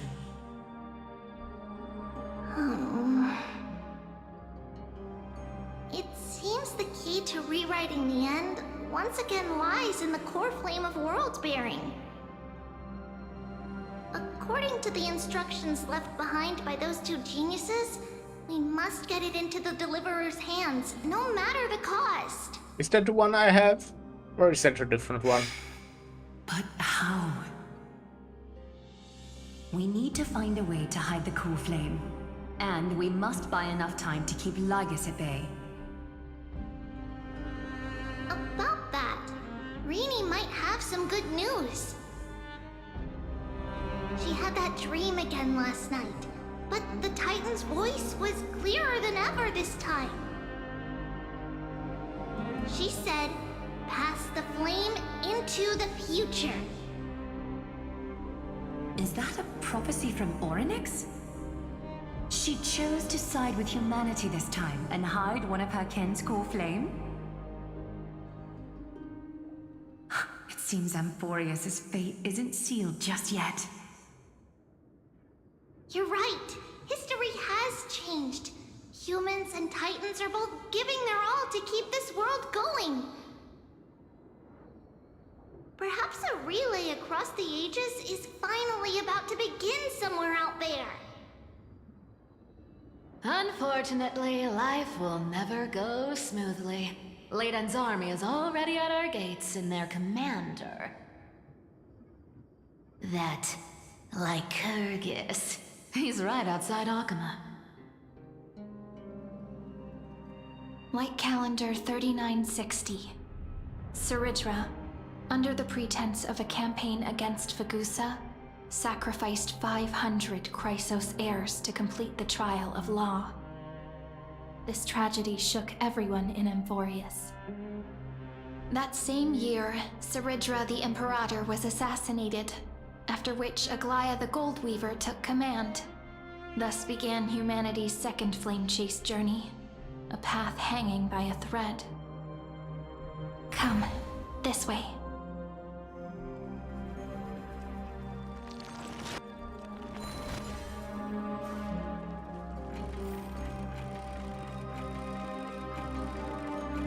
With a slow door. The eternal holy. Oh. Damn. The memorial palace lies in ruins. Countless mortals have perished because of your stubborn resistance. It's time you learned the cost of refusal. Now, answer my question again. Where is Kefali's core flame?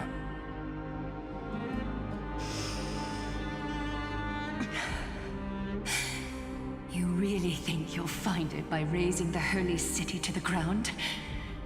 From what I see, all you'll get is dust and disappointment. Don't forget, you can't kill the Chrysos heirs mentioned in the prophecy because of law. I have never denied that. Which is why I now place my hope in the faithful citizens of Akama. Perhaps they'll give me what I seek in the echo of your screams.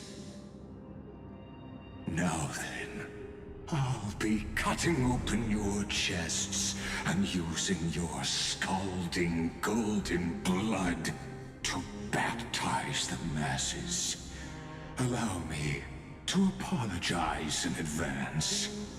We shall start with you, blind and foolish Lady Goldweaver.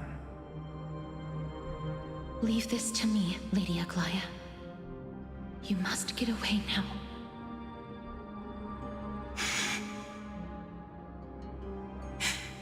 No, Holy Maiden. I'm the one who must stay. What? His conspiracy won't succeed. Because Romance is ready to make good on their promise to weave an indestructible armor for Emphorius. Its name is Solidarity. You must escape with your life and carry word of my death to those still fighting, then keep going with them. Just as the Imperator lit the torch of resistance with her death, my passing will make this flame everlasting. Take good care of it, guide it to the future, and place it into the hands of our deliverer. 50 years later, Lygus led his forces again to Akama. He charged directly into the Holy City and razed the Marmorial Palace. History would name this battle the Third Siege of Akama. 90,000 brave souls gave their lives for Akama that day, including their fearless leader, Aglaya. Go forth, Deliverer. This is neat. I like this sequence of just watching like important events of this cycle. Go. When the frost melts and the snows give way, the flowers will bloom again. You'll find me there. So what you're saying is, Princess Homebuddy is never coming back, is she? She just left, like that. Since Cass has made up her mind, we can't let her resolve be in vain. But between staying in Akama and going to Styxia, what difference does it make when it's death either way? I'm against relocating. With Kethale's protection, isn't Akama far safer than that dead city?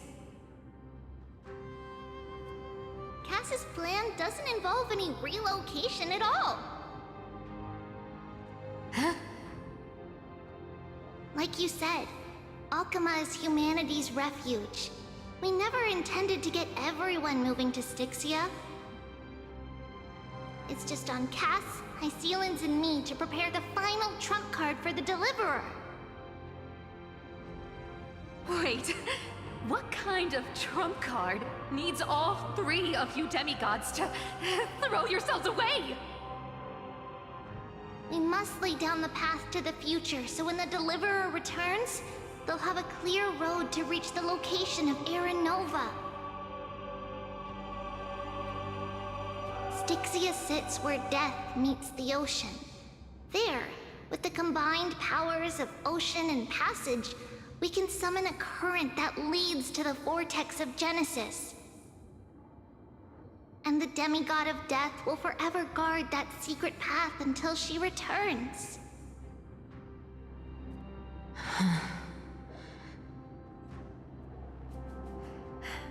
We all know Lygus will set his sights on the vortex of Genesis. That's exactly why we have to do this.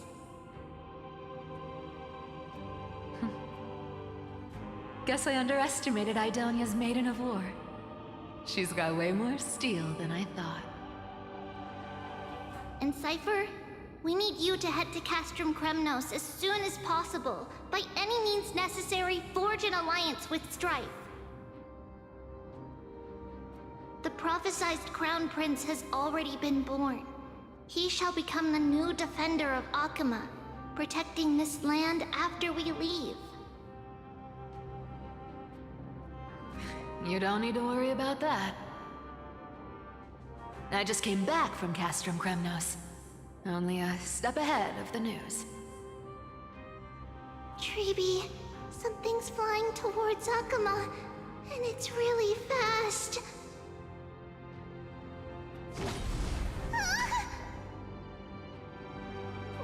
What is it?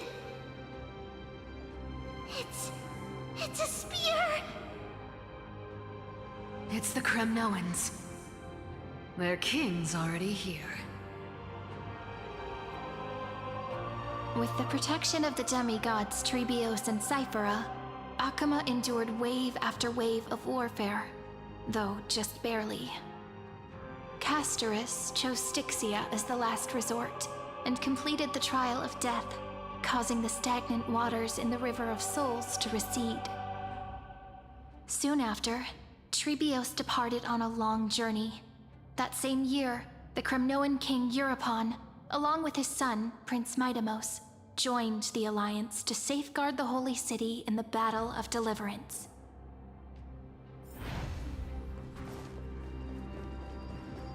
Go on, and see you tomorrow. Yeah.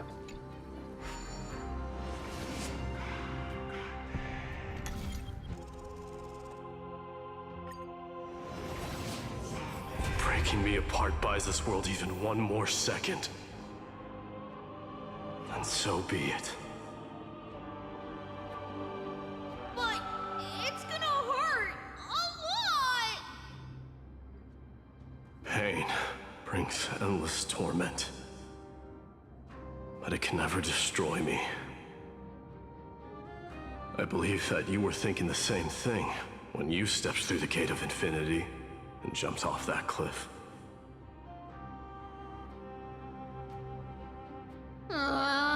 Can't argue with that. In the current situation, this is the only path Akama has left. Just do as I say.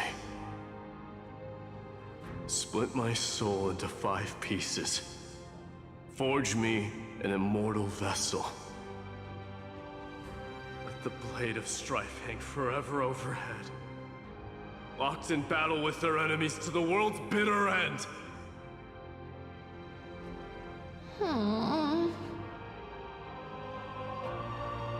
There's no need to be sad, Lady Trebios. Haven't we already taken great strides towards that promised tomorrow? In this life, my people no longer have to drown in false guidance. Kremnos has washed the blood off its fate. Emphorius no longer needs a god named Strife. So let me shatter the former laws and turn the Lance of Fury back into a weapon that protects the world. We understand. By the way, can you do me another favor? The 7 sages from Grove of Epiphany are already en route. They'll arrive in waves to join the Resistance in a couple of days. Among them is a scholar named Anaxagoras. He has extraordinary insight and fears Crazy no how sacrifice. early Aglaia actually This died. soul-rending ceremony wasn't just my decision. It was his counsel. His wisdom will surely be the backbone of Amphoria's survival. Watch over him. Carry on this everlasting flame for me. Through Anaxagoras' ritual, the demigod of strife split his soul into 5. Courage, honor, tenacity, sacrifice, and reason, each sealed in blood crystal and cast into battle. The people held a 10-day funeral to mourn their fallen god king, and through his sacrifice, humanity was granted 200 years of peace.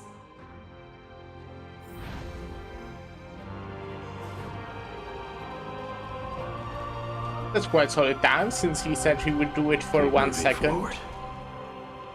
My blood will pave the road ahead for you. Keep moving forward, little Gray. See you tomorrow. You.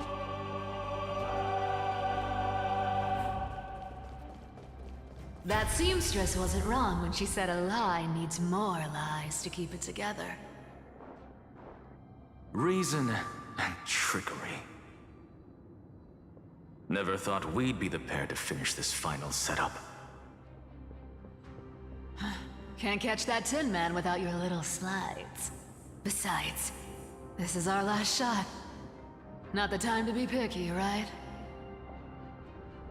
Don't oversimplify it. Lycus just found out Akima's been an empty shell for the past 50 years. He's bound to be furious. At this rate, he could have done anything. That's exactly what we want. Rage blinds even the brightest minds. Doesn't matter how much of a genius he is, the principle still holds. Once he storms into the council and confronts me head-on. You trigger your alchemy with a boom, and turn him into a caged beast. Easier said than done. You still have to pass yourself off as the deliverer without anyone catching on. And you really think a human alchemical array can bind a godlike being? That's just nonsense. What? Getting cold feet? Or you just don't believe in the almighty worth of the demigod of trickery? Just tell me straight. Can you do it or not?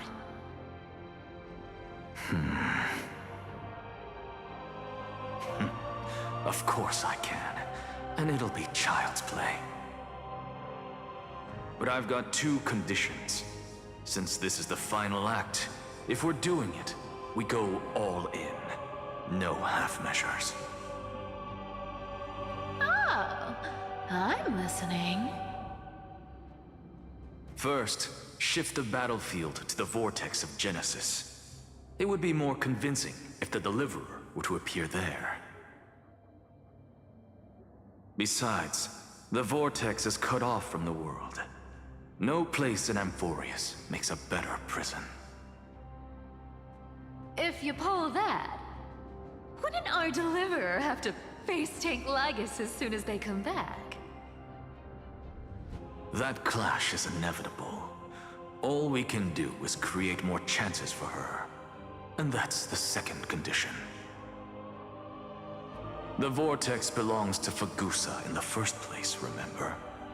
And there happens to be a demigod of ocean among the few survivors in the world. Lupaisilan's in. Oh. Let her join the final act. I'll transmute myself into a philosopher's stone and embed myself into the formula. And when the time comes, she needs to shatter me and scatter that stone's ashes into the ocean within the vortex.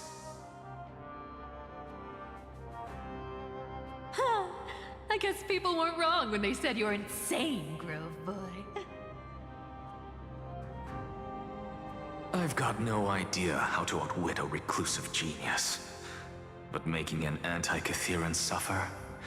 The demigod of reason has 10,000 ways to do just that. And what I just mentioned was one of them. So what exactly does your formula do? Now that would spoil the climax, wouldn't it? By now, Hyacinth must have completed the Sky People's ritual. Since that Theoros loves a good performance as much as I do, let's make sure he enjoys our show to the fullest. As for how the Deliverer will complete the Era Nova, well, that will no longer be our concern. It was the last battle known to the world, initiated by two demigods least suited for war. In the end, reason and trickery kept their word. At the cost of their lives, they sealed Lygus within the vortex of Genesis, where he remains to this day.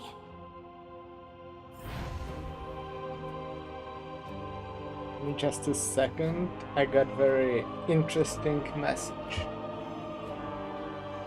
I'm not really talking a lot throughout this whole section, but I'm genuinely really like engrossed in the story right now. Just run! Keep running. That'll be enough. Sairi, it's dead quiet here.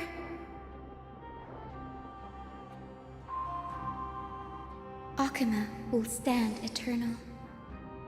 Miss Cypher's lie has crumbled after all.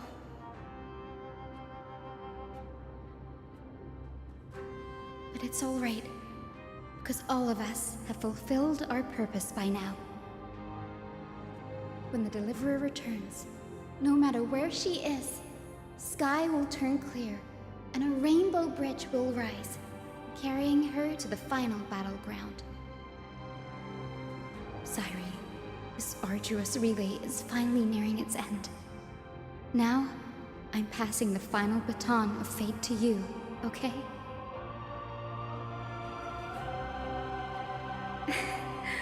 No, that's not quite right. After all, it was you and her who lit the first spark of this journey, wasn't it?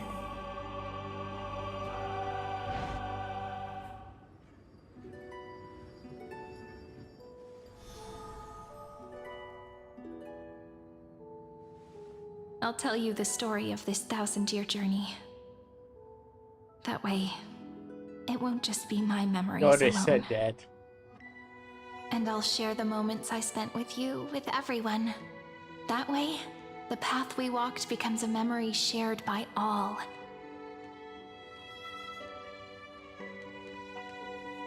People will know that there's nothing left to chase. Amphorius has already welcomed the dawn foretold in prophecy. Just like I said, this won't be harder than the last time. Right?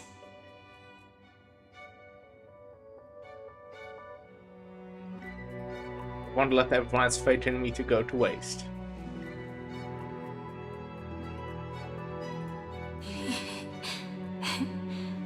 I wonder what kind of expression you're wearing right now. Probably the same as always. Calm, resolute, and brimming with confidence. If I have the chance, I'd love to see it again. Because it's really been far too long since we parted.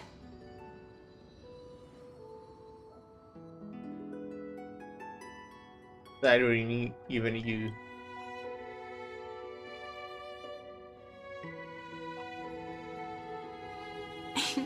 Someone as sharp as you must have realized by now that this isn't reality, but a maze of time. Yeah, I'm really sharp. As the last link in the relay, I will return to the Temple of the Three Fates, tell Orynyx all of our stories, and bottle every page we've written into the little flask of memories. And then, may it set sail in peace, drift down the river of time along with the core flame of world-bearing, reach your side, and lead you back to Amphorius. Just like the first time we met, right? Even though this cycle has no demigod of time, time has always stood on humanity's side. This is the only way to make sure that the Era Nova won't happen before you return. And the only way I can safely entrust the completed final flame chase journey to the Deliverer's heart. After all, the new world will be born from your memories, and the protagonist of this story mustn't be absent.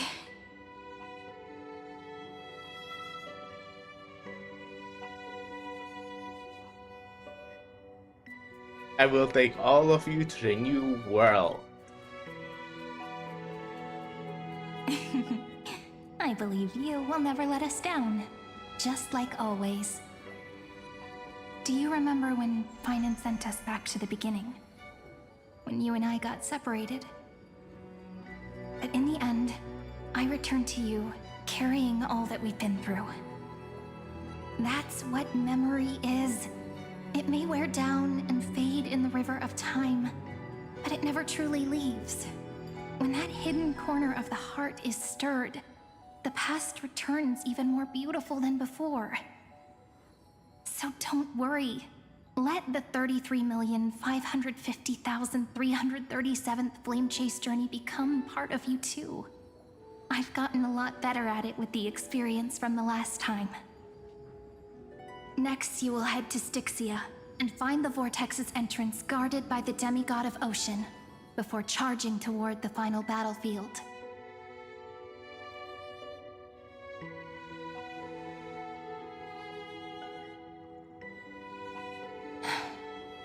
Don't worry. I'll be with you. All of us will. Even Finan. We'll stand with the Deliverer.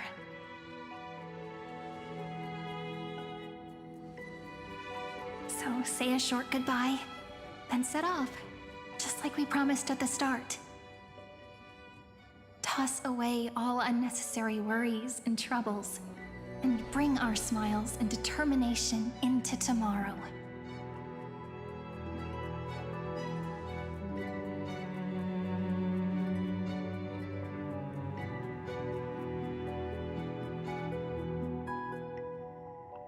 The last baton. I wonder how long you'll have to wait before passing it on to her. No matter how long it takes, it's okay. Waiting is what I do best. After all, it took 33 million cycles for her to arrive in our world. What's a few moments more? But, Sairi, what if you wait and wait, but that hero never arrives? That won't happen. Because I know that no matter how long it takes, she'll definitely return to this place. We can't let her down.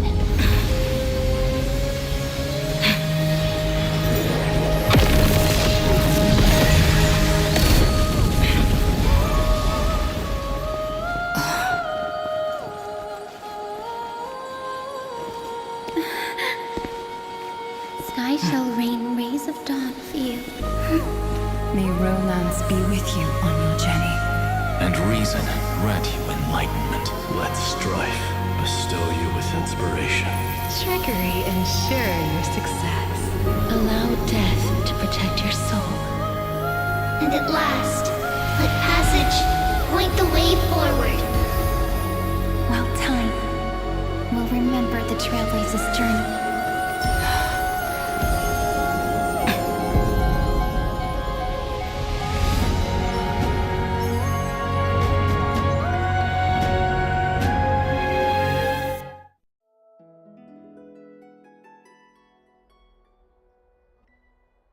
Is this Styxia? What happened to this place? Looks nice. I need to find the entrance of the vortex, guarded by the demigod of ocean. High Sealens. Is she still there? Long time no see, Trailblazer. Generation after generation of Chrysos Air heroes have tried to defy fate with their blood and tears, either voluntarily shattering their souls or waiting in eternal solitude. But alas, fate can never be defeated. You again? Reason and trickery may bind my flesh, but my will shall never fall silent. So the demigod of ocean, the Dux Gladiorum High Sealens, sought to bring me into a fantasia with her voice and drown a genius in slumber. But alas, it was all a hopeless dream. That warden fell before I did, due to erosion of time, while her prisoner remained unchanged.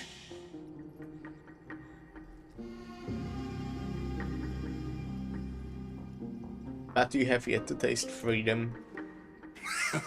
True. I can't leave this place, but what of it? You should have heard of this fable. In a shadowed cave lived a people, imprisoned from childhood, and chained so that their legs and necks are fixed, forcing them not to look around at the cave, each other, or themselves. Behind them is a fire, and before them loomed the stone wall of the cave. The flames cast shadows, while the rocky surface threw back echoes.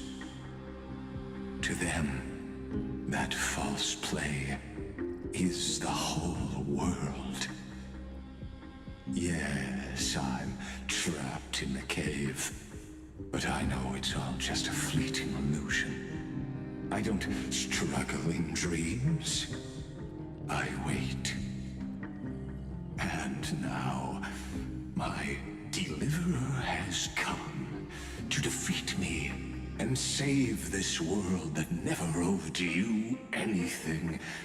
Oh, you'll need to awaken the singer here and unseal the prison called Vortex of Genesis.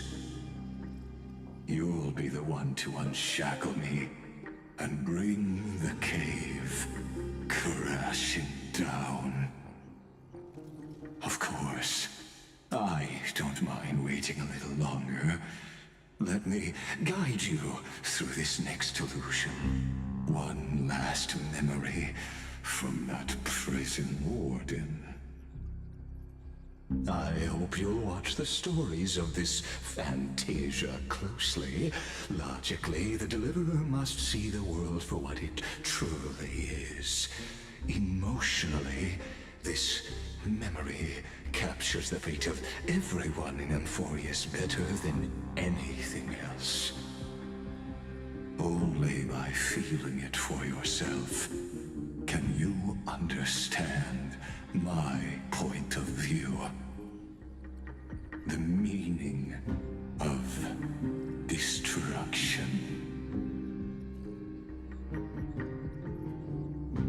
I don't need to understand you. To your unshakable resolve, I salute you. But before we step onto the final stage, let me ask you this. In the spirit of that fable I told you just now, can the prisoners in the cave learn to see the shadows and echoes for what they are, and stop mistaking them for reality?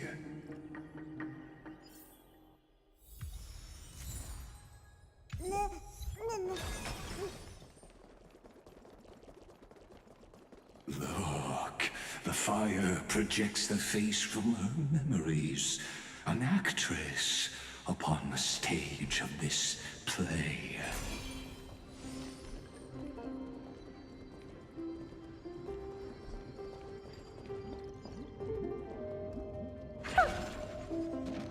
The dark tides flood the sea, and our kingdom teeters on the edge.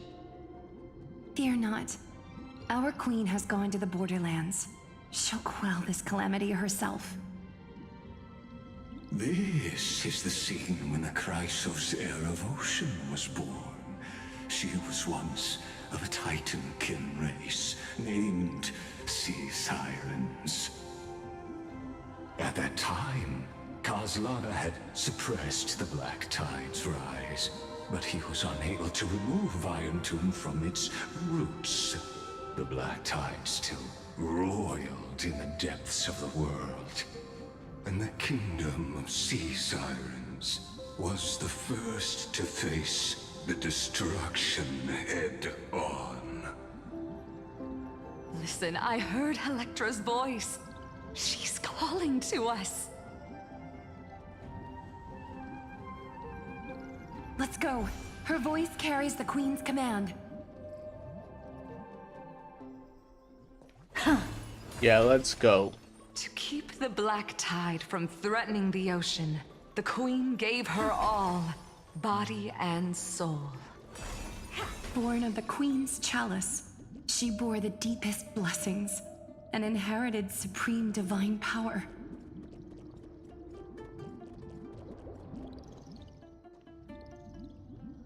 My sisters! You're finally here! Of course, Electra. Your beautiful melody drew us here. Electra? Her true name is Electra. This is a reflection of her former self, clinging to the past with aching defiance. The Queen summons us. She must be near exhaustion. The Black Tide will soon enter our borders. Then what do we do? Will our seas fall to darkness and terror as well? Don't worry.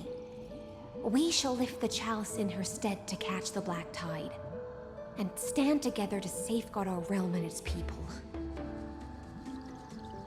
Such tiny Titankins, thinking they can stop the tide of truth.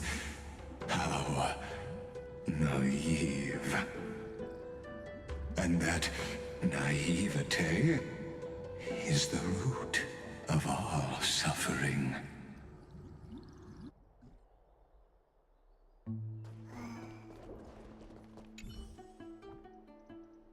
Naturally unremarkable silver coin lies on the roadside. By the moment you pick it up, its strange texture tells you that it's never truly touched the ground. Instead, it hovers just above the surface like magnetic levitation. It must be Zagreus is doing. On closer inspection, you notice indentations where the chest one rested. Now it's gone without a trace. Who might be behind this? That's a tough guess. It's like a spirit thieves in an illusion too.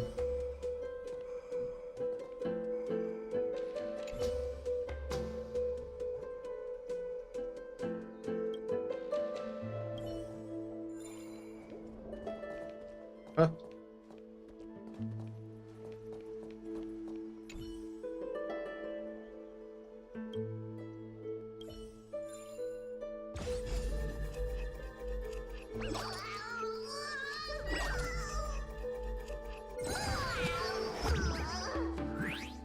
Hi. I surrender, I surrender. If you keep pulling like that, we'll be split apart. Bleh. I feel like the ground is spinning. I feel so sick. Wait a second. You're not the priest of Oronix, but that messy gray hair. Say, this lovely miss, haven't we met before?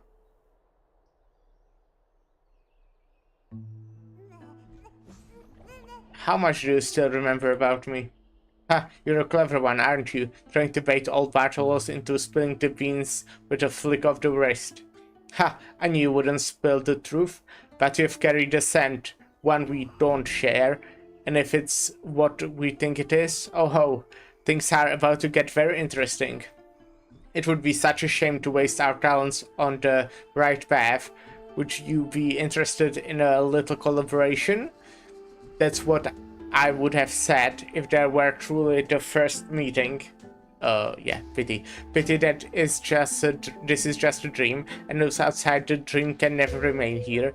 You were never destined to be the partner in crime I've always longed for, so close yet so far. Bye-bye, my mysterious friend. Bartolos vanished in a flash. Seems like the Strode Titan has been through an intoxicated trickery or something.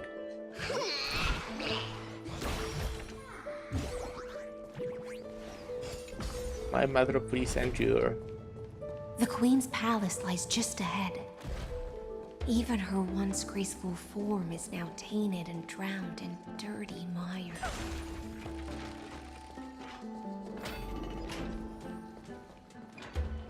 Ah. So I'll take this.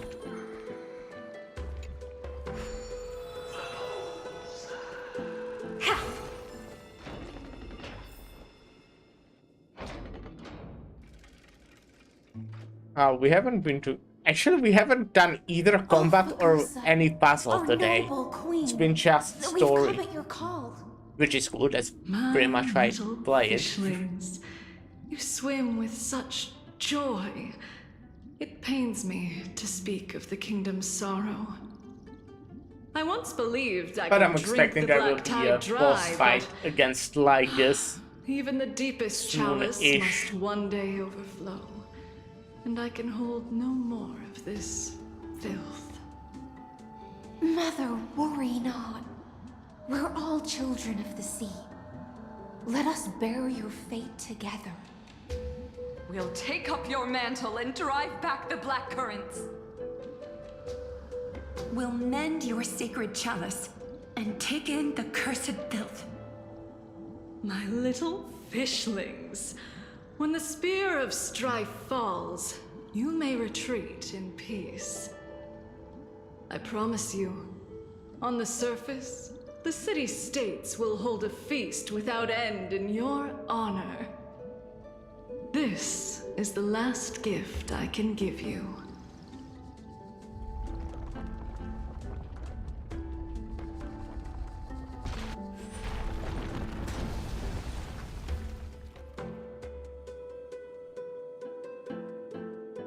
Fagusa sank into the abyss.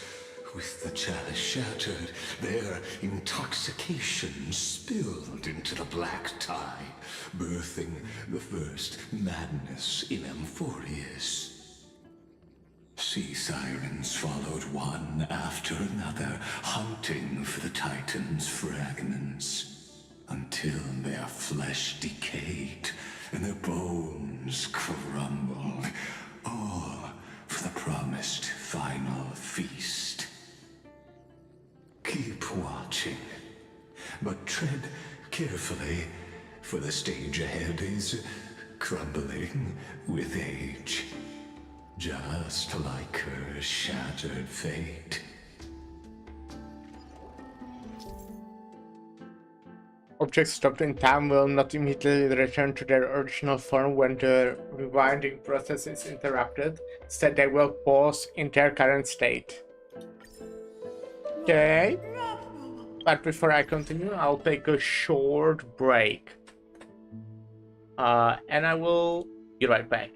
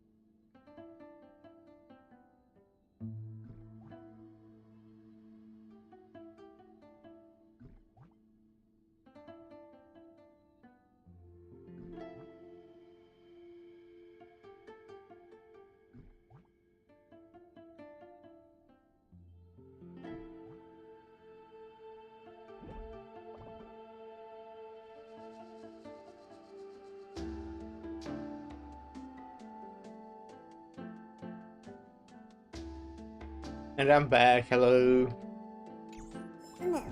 Clinging to the past only blocks the road forward. Why not let time build a bridge to the future?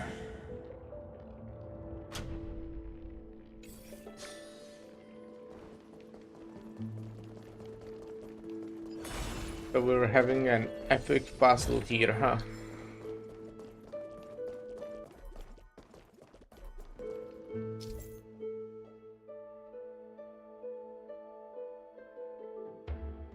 Okay.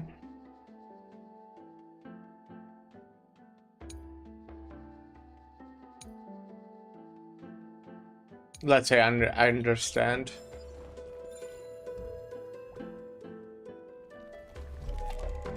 Huh. I don't. Fuck.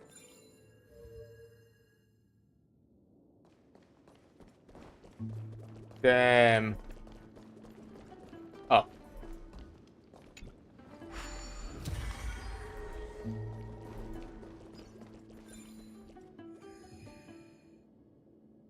The chandelier's still giving way. Maybe the chrono vessel nearby can help.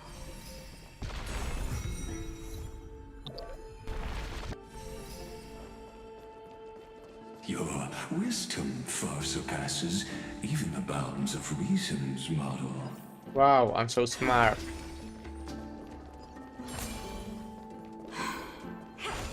Can't get through. Looks like I'll need the miracle orb nearby.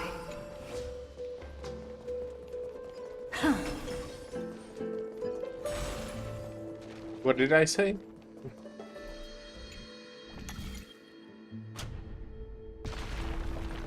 The ending was written long ago.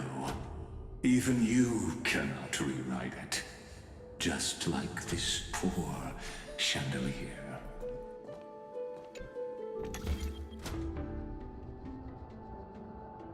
Oh, okay.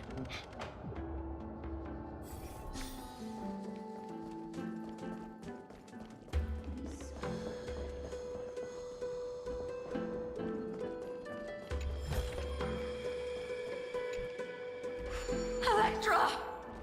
The fiends have gnawed my tail. I can no longer swim to the far seas. That sucks. Electra! The black sludge has soaked my fins. I can't dance with you anymore. Sisters, don't give up. Remember the Queen's promise of a feast in the city called Styxia. I haven't forgotten. It visits me in dreams every night. I dreamed of a shining city. Pain. Its lights piercing the deep gloom of the seabed. I dreamed of children placing garlands on our bone horns. And poets praising You don't the have sea horns? sirens for shielding the world. But what a shame. We can go no further. Please, sing to the humans for us. Sing of the deep sea's legend in our place. Feast. Song. Electra.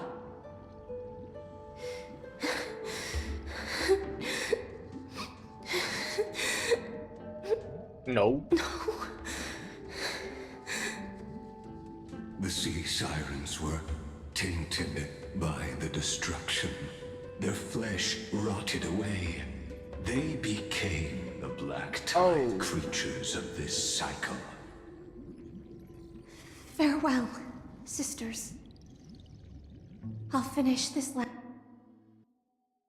last task, Interesting. then return to prepare your feast. And so, only one sea siren remained among the sea floor. High Sealens, swimming alone through the seas, burying her kin, and searching for the fragments of the chalice of plenty. Though cost of that journey was in vain. Why not use the power of time to leap ahead toward the journey's end? To reach the Spirit Basin, I'll need to call upon the power of the Chrono Vessel.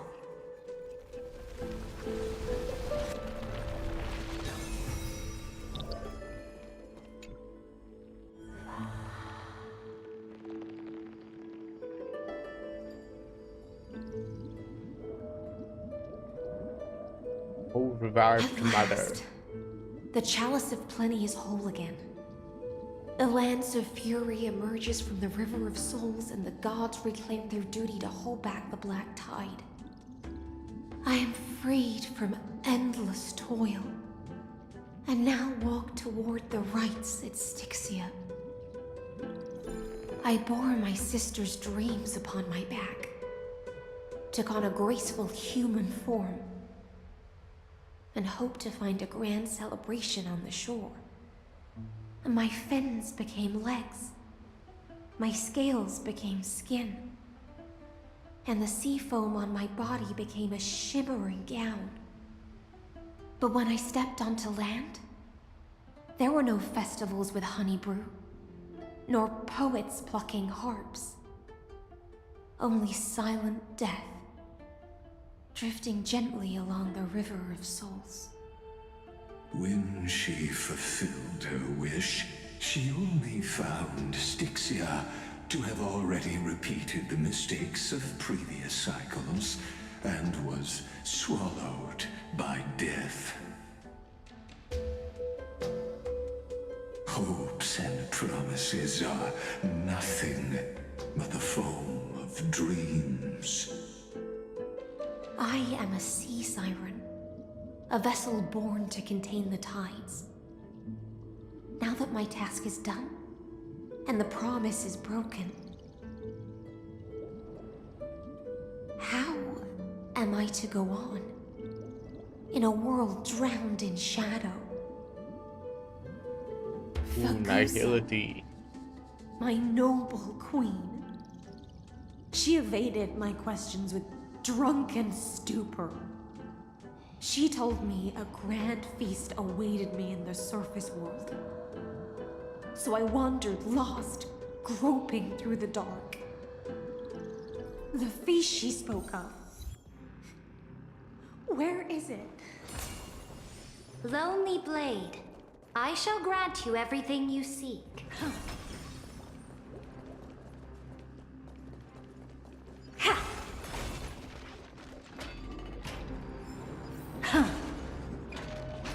After wandering the surface for ages, the lost sea siren met her future conspirator. You quelled the wars alone and forced strife into retreat.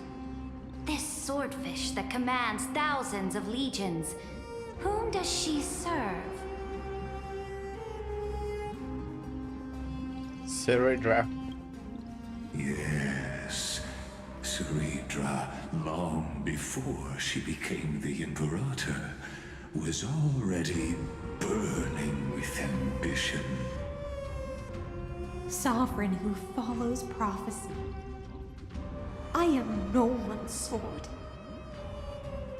I am just a wandering fish, seeking clarity through bloodshed. Then how about letting the sword dance for me? And letting the violin sing in my name?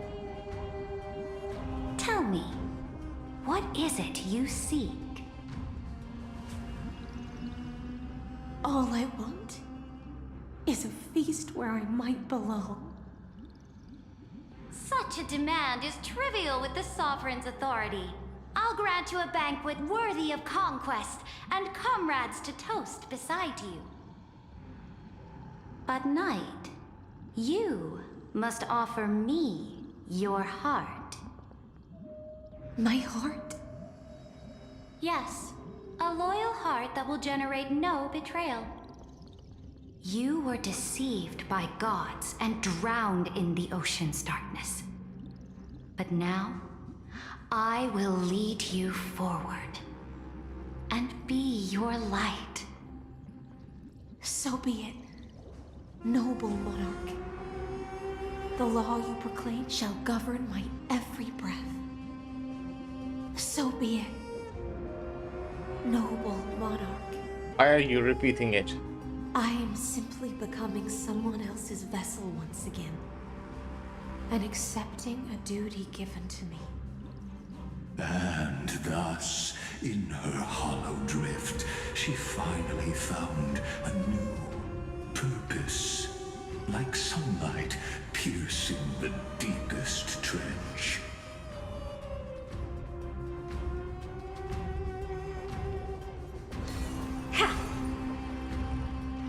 God, I can destroy it. It's terrible.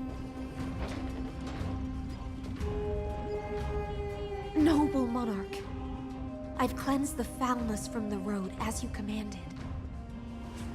My blade, you've helped me ascend and take the crown. Ask, and you shall have your reward.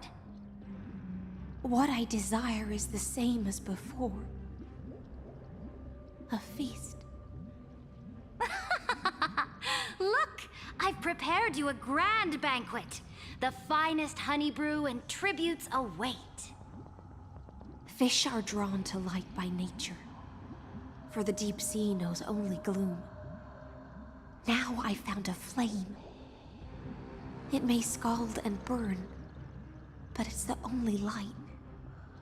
Come, let us join the feast.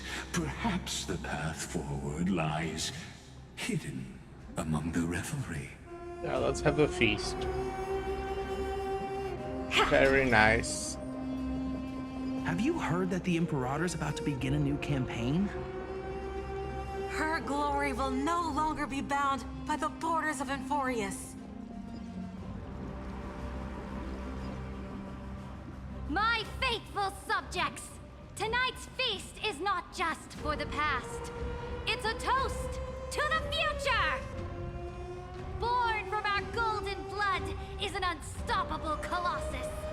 Our iron beast to trample the universe! Great monarch. I've heard the universe teems with great threats. Can we truly remain invincible? Fear not. We already talked about Invincible today. Such rabble is no more than cosmic dust. Surely there's a planet draped in oceans out there in the stars. Once I claim it, it shall be yours to rule. And to the rest, your triumphs will not go unrewarded. I promise you a new age, free of fear. Now, raise your cups to our conquest among the Sea of Stars! Sea of Stars! Sea of Stars! Conquest among the Sea of Stars. What a grand vision. Yet, to the Siren Knight, only feasts still stir her heart. Come now, join me. Witness the end of this futile dream. Where's the way out of this illusion? Come quick! Let's celebrate together! I've saved the finest brew! Come taste it with me! Hello. Noble knight, you are truly a blazing spark. It is my honor to share this banquet with you. Noble knight, you have earned victory with your blade. And you have every reason to revel in this moment of triumph. Let me pour you a glass of honey brew. Noble knight, with the sovereign now enthroned, this triumph is yours as much as hers. Let me raise a toast to you. Noble knight, your strength is boundless. Lead us to conquer the universe, and let us toast to that vow! Then drink we shall. Raise your glass In the deep sea? I never knew When does what she change her fire name? was. But when I set foot on land, the first light that I saw was the flames of war, lit with golden blood. It scorched my fins, made me feel pain and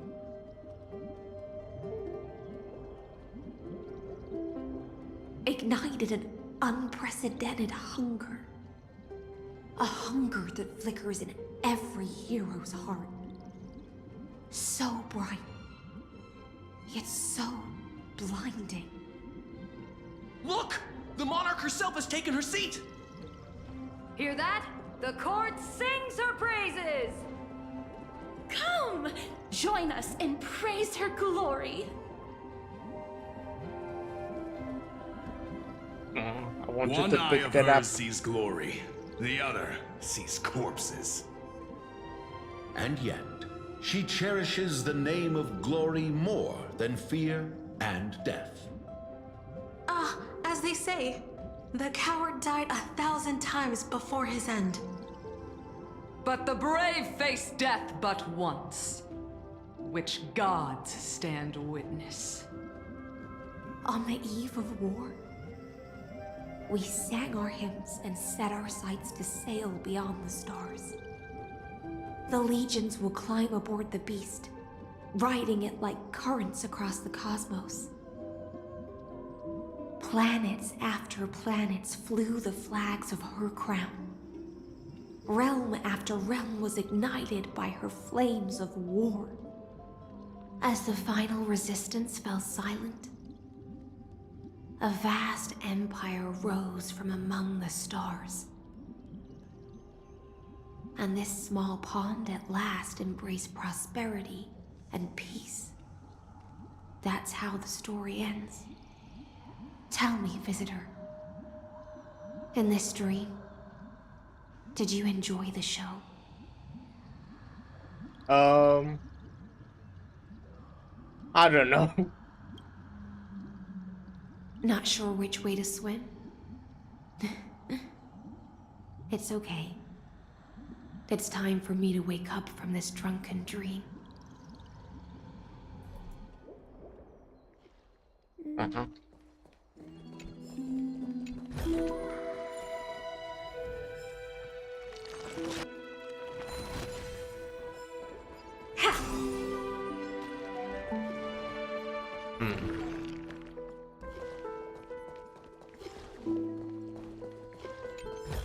Haha, fuck you, idiots.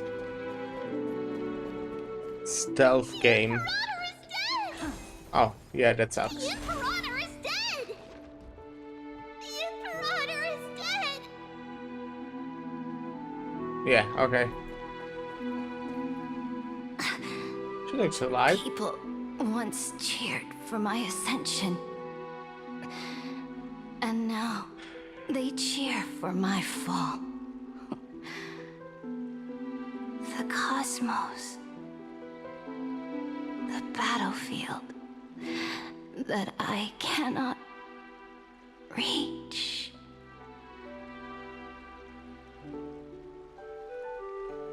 Before the Sovereign's conquest reached its end, her life and ambition had already been swallowed by the deep sea. This is the true ending. Her grand designs torn apart by the blade. Her regal robe soaked in golden blood. And the one who struck her down? Was it you? The one who struck her down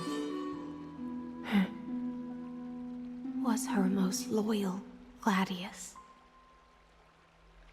Why?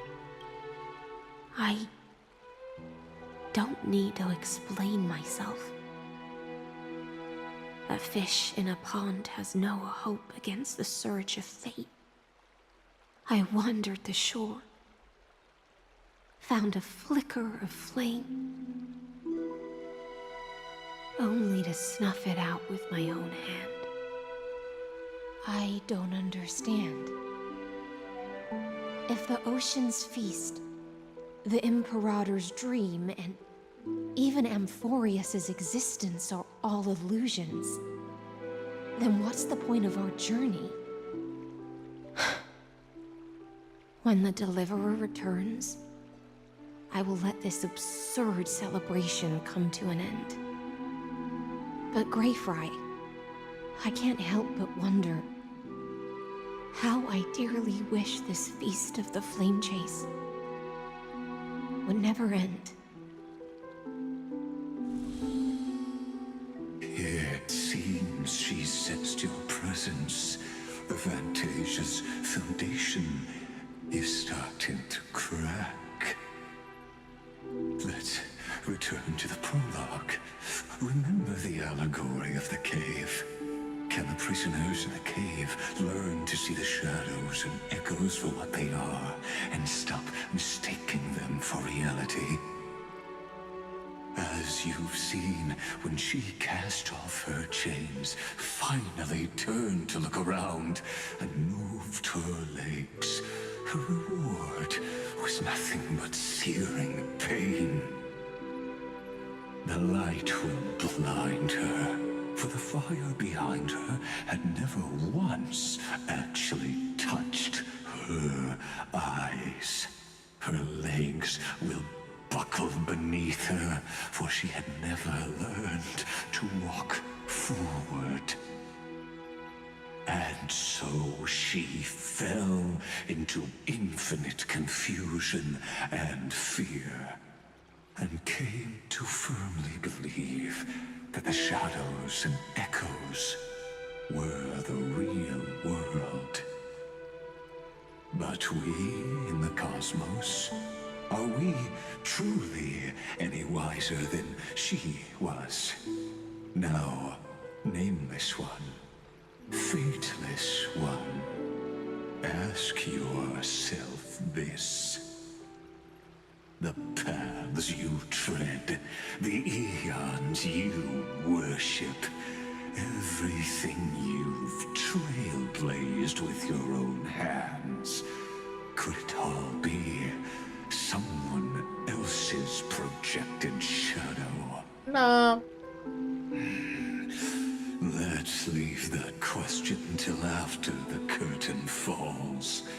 Once you've unearthed every last truth and reached the prison built for me by the demigods, I'll speak with you face to face. I hope we won't be doing much speaking. I, the Theoros, have walked the 30 million histories born by Kozlana.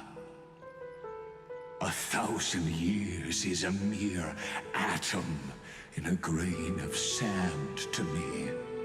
Amphorius, compared to the cosmos, is but that grain upon a whole beach. I swore to bring an end to the erudition. Would I really let a single grain grind down my mind? Now, please use the power of time to open the gate to the ocean's depths. Go, find the prison warden tormented by loyalty. Find her, step into the world's vortex, and once there, end everything between us. That palace reflects the heart of the demigod of ocean. Intoxicated, stagnant. There, you'll witness the true beginning. I don't get why she got the courage drop. I don't get it. An ugly history, long buried by tides and shame. A staircase of apotheosis that the Imperator forged with the golden blood of 500 human sacrifices under the pretense of conquest. I'll wait for you at the heart of the world, to reach the place. Beyond this door lies the path to the vortex of Genesis.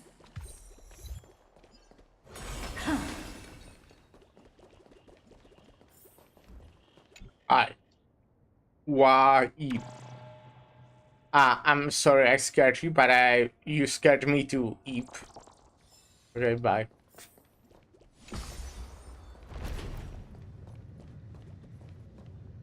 What are you doing? Now step away from this false banquet. And then onto that bloody stage.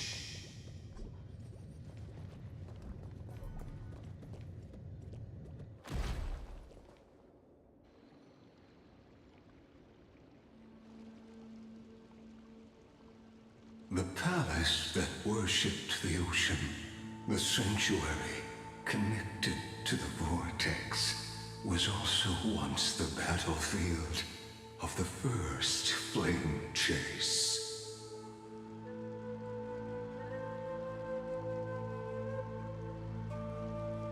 The flow of time has slowed down.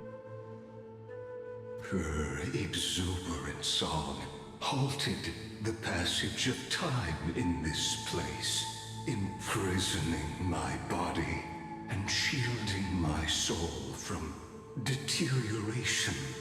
All just to await your return. The twisted time and space reflect her confusion.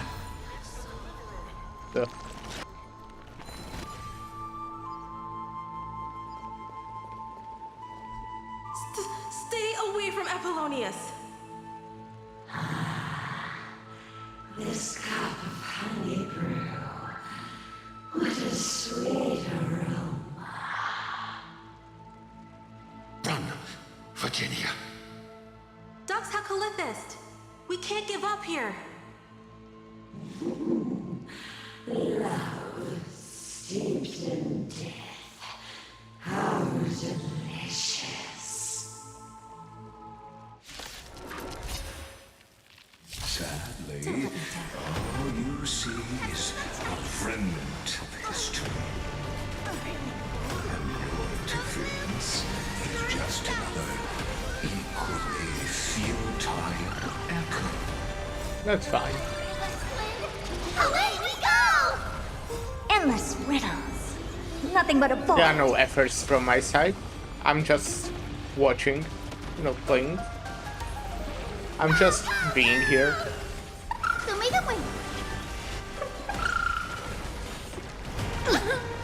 There's no backing out now, for me or you.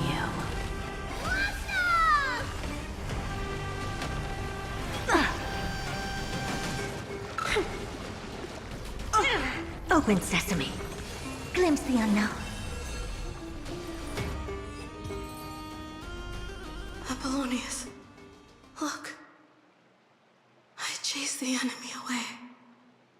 It was fine. I think I can't go any further. I'm sorry, Virginia, for letting you. It's okay. I'm glad to die by your side. Ah, such an ironic twist of fate. Even as the foundation of the world crumbles, Okay, give me a second. the heartless Imperator still made the same decision she did in the past 30 million cycles.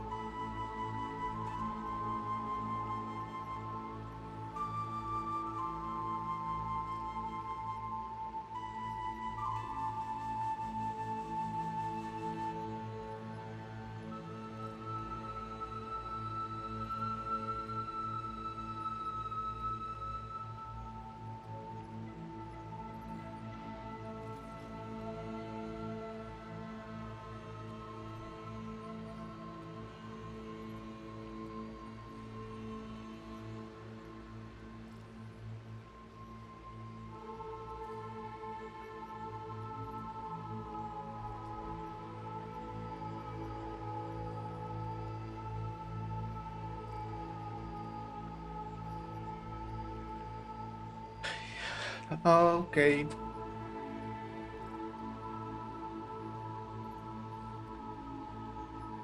Aw, that's cute. During the first Flame Chase journey, the Flame Chase Legion stormed Styxia.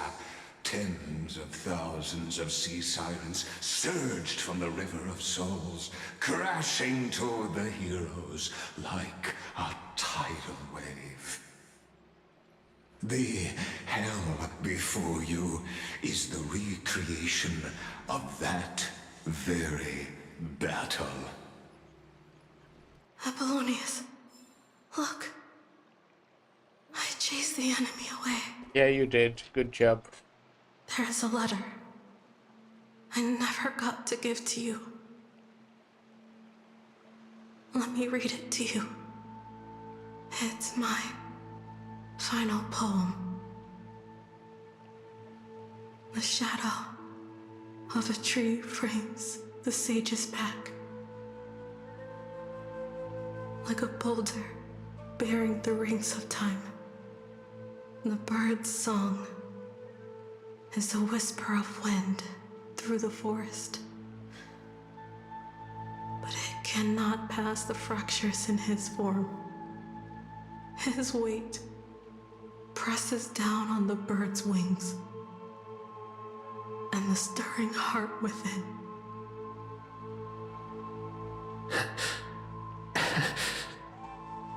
I always wanted to tell you. You look beautiful when you read poetry.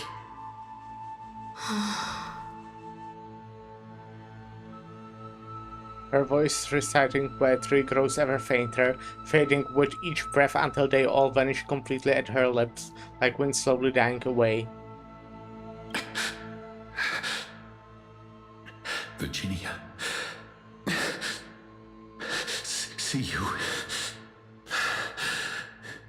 in the new world. His form grows rigid, but his kind smile remains, as if he were a benevolent statue frozen in time. Well, bye.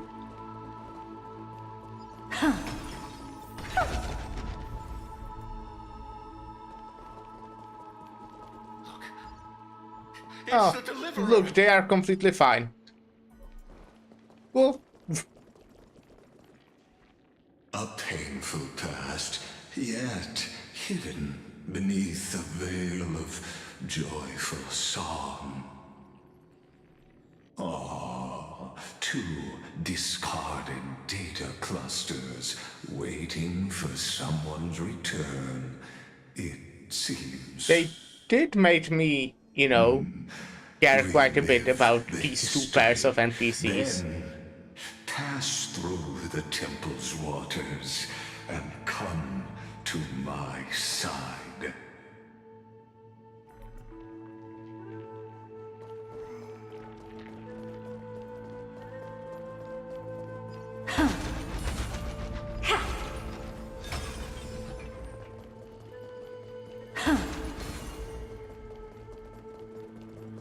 Isn't that the Deliverer? You finally made it. Yeah, I'm here. Family heroes beam with joy celebrating your return, yet you know this too remains a hollow memory. What a wretched way to die. The Flame Chase army, devoured by warbling fish, never saw it coming. Look, the cruel Imperator and her Knight Commander, the pitiful Warden. What a perfectly matched duo of test subjects. Their hands drip with blood, golden blood. Raise the bridge and cross the river of fate. This path of the prisoner is far from over. Imperator! Imperator! Did you see my gallant deeds, Imperator? Imperator. Hey, I heard that. You fool. How could you still not get it even now? With her schemes, do you think she'd ever let us end up like this by accident? She knew how this battle would end from the start. That tyrant. I swear I'll kill her with my own hands. Oh, that's what they described before, how she let like 500 people to die or something, no? And then she got assassinated. Imperator. I'm so smart. That was definitely I know not I'm a obvious. fool. That's me being smart. So I'll believe in your commands to the very end. Take my life and finish the conquest of the stars. His shattered armor ceases to rise and fall. His unclosed eyes remain resolute, sharp as a broken blade. You mutt. Looks like I won't get my revenge after all, tyrant. Without me, your conquest is doomed. I'll be waiting for you in the River of Souls to slice off that crown-wearing head of yours. Remember this. I never bowed to you. Or fate. The storm beside her slowly stills, tears of blood pooling in her eyes, ice corners like shadow bonds of golden rain.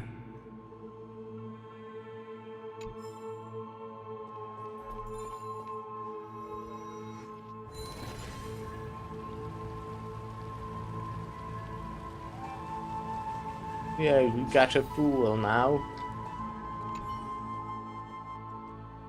For the first time, they coexist in harmony, dwelling in eternal peace, with no more conflicts.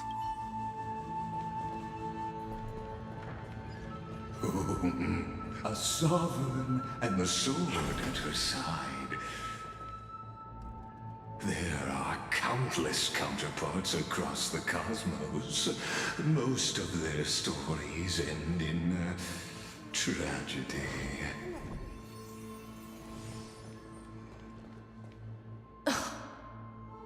Imperator, why did you... You're here, Dux Gladiorum.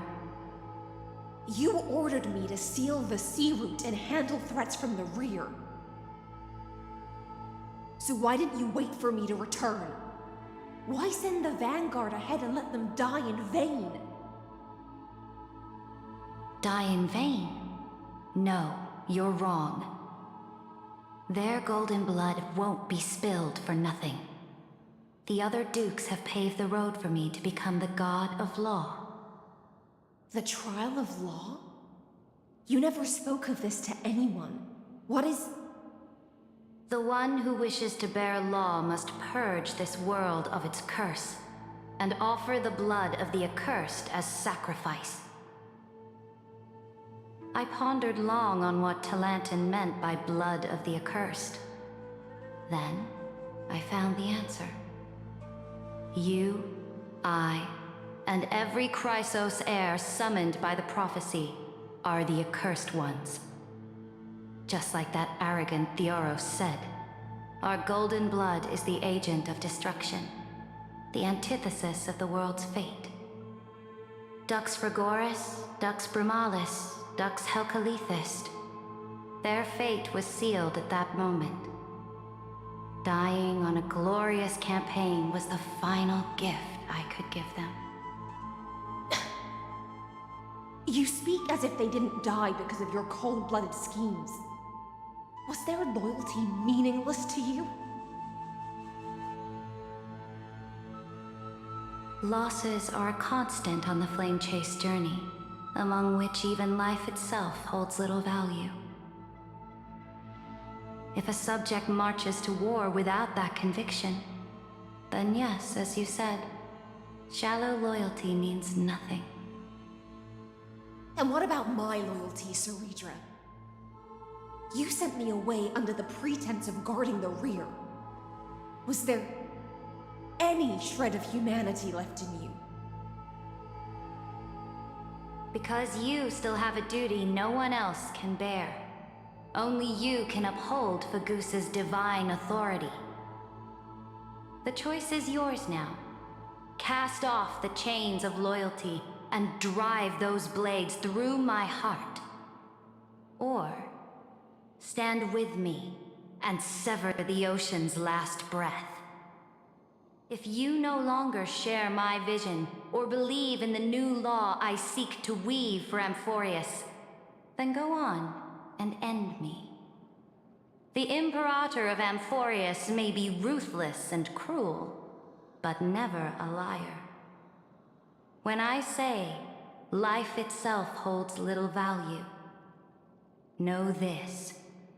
I am ready to sacrifice everything for the ambition to conquer the Sea of Stars. Now you've seen it. The brutal Imperator was willing to spill the blood of 500 heroes to complete the trial of law. As for my poor warden, I mean, she kinda had to do that. Had only just begun.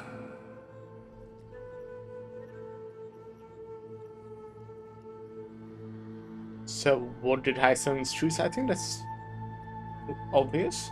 Unless she is secretly alive. I have no duty nor interest in filling the history you've missed. I just want you to witness the monstrous choice the Imperator made before the Chrysos Heir turned their blades against me.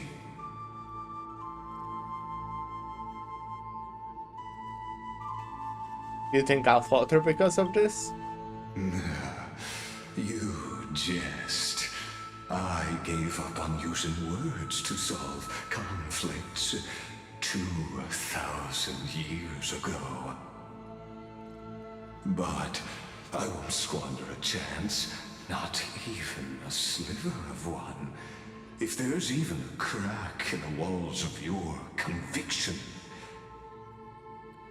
then my victory is already assured.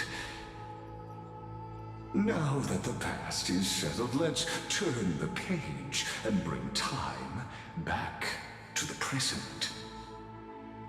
And dive deeper still, until we reach the very bottom of the abyss.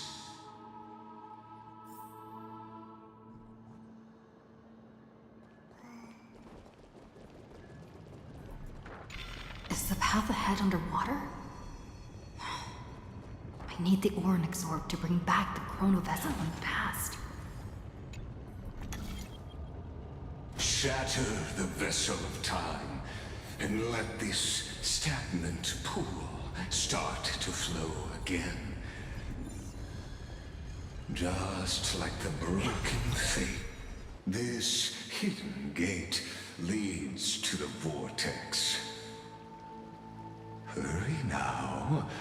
The time of our reunion draws near, Deliverer. This hidden gate leads to the vortex. Hurry now. The time of our reunion draws near, Deliverer.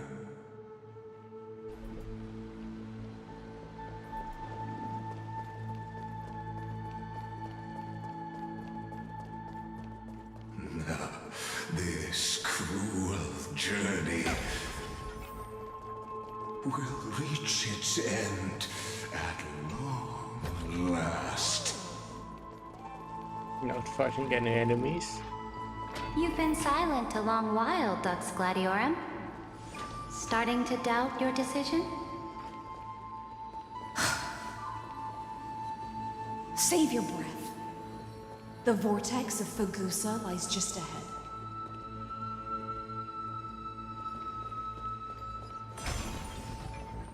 Well, she's alive now, so maybe we After did the keep her trial, alive. There's nothing left between us. Okay, so she's doing the trial. Stars, Dux Gladiorum? I He don't was think. always a creature of the sea. Yeah. The stars in the sky were never meant for me. Yeah, that's what I thought. She just won't feast.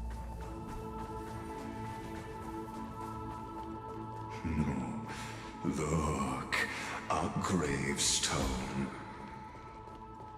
But whose name does it bear?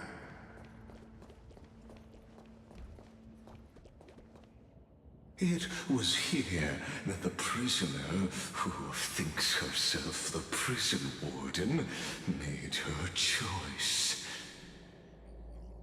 Witness, listen, and awaken. Dux Gladiorum. I've lost count of how many times you've stood here over the past centuries. You talk too much for a prisoner like Kyrgyz. Two geniuses who defied law and all the Chrysos heirs who sacrificed themselves in this cycle worked together to chip away my strength. But they, you, can never affect my will. And as long as my will remains intact, I am free. Good for you. Don't get ahead of yourself. I still have ways to chain your divine soul. Please, do surprise me. But I'd say your mission is nearly done here, isn't it? Oh, it was here you gorged out the core flame of ocean from Fagusa's body. It was here you and that Imperator both completed apotheosis, becoming pillars of Euphorius. And after that, you drove your blade into her heart, a loyal subject turned regicide, a demigod committing deicide. Or so the history books paint that tragedy. But maybe it's not what happened. If that's the truth, then why, after 1,000 years, are you still... She looks very entertained. Guarding the Imperator's grave. Still bound by loyalty.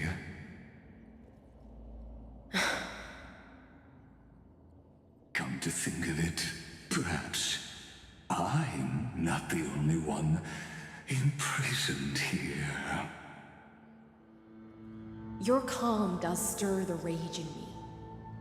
As if the one paying the price here isn't you, but us. The ones who lost everything. That's only because I've waited 13 million lifetimes for my vision to be realized. Countless millennia. Loneliness never once showed me its fatal side. In fact, for a prisoner of the cave, it's more like an old friend. One that helps me think. But you're different, Dux Gladiorum. Loneliness has crept from the silent depths, sinking its claws into your mind. Bit by bit, it's peeling you apart. Will you regress into one of those lost mad sirens? Oh, what a shame that would be. You're right, Lycurgus. Loyalty, curse, the fall of my kin, and this endless waiting. These shackles are too heavy for a fish that cannot perceive any light. I can't break free of the whirlpool that's pulling me under. Nor do I have the unwavering resolve to force myself to wait for that person's return, as everyone hoped for. Deliverer from beyond the sky, my I'm here. executioner. How much longer until she arrives here? Or will she ever return? I'm here. I don't know. And I doubt anyone does. Then, what will you do?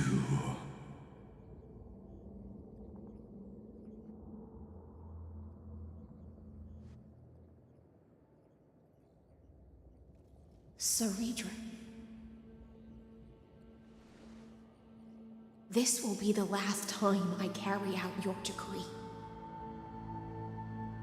Ever since you took me under your banner and made me the Dux Gladiorum, my music has belonged to others. Time and time again, I use the siren's song to lure the unwary into illusions for your schemes and strategies. Now, let the siren Electra sing for herself. Let me step into an endless dream of my own making.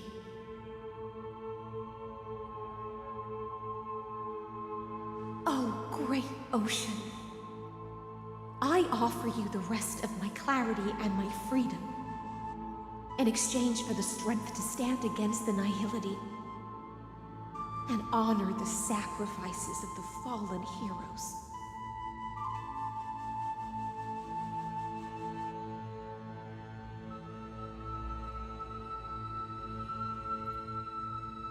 Graferine, deliverer from beyond the sky.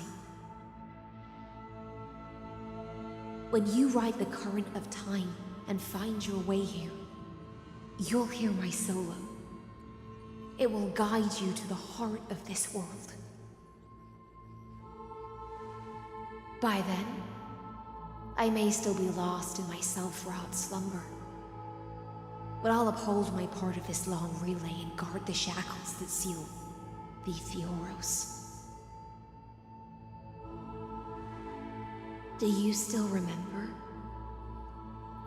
To awaken someone from a siren's voice, you'll need... How need you... Hokusas one. Okay. The gift I once gave you? May you still have it when the time comes.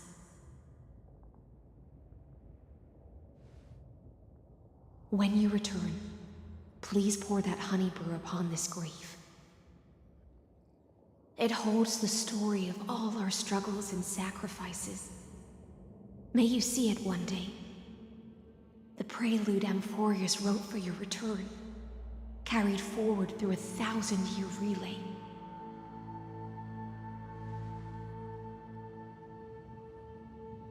When your mourning ends, I'll likely wake from my dream as well. Then, follow the trail of echoes and find me.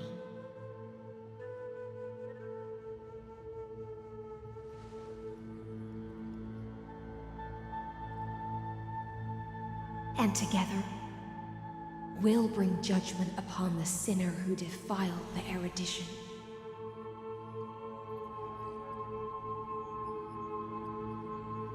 At long last, 33,550,336 cycles and 4,931 years later, Amphorius's final curtain is ready to fall. Hey, man. Shadows within the cave gave everything. Yet all they did was mimic life outside its walls. A futile effort steeped in sorrow. Enough! They were no shadows. Everything they did shattered the darkness of this cave, and unearthed the core flame of Trailblaze. And now, with that core flame, I'll light the dawn of Emphorius!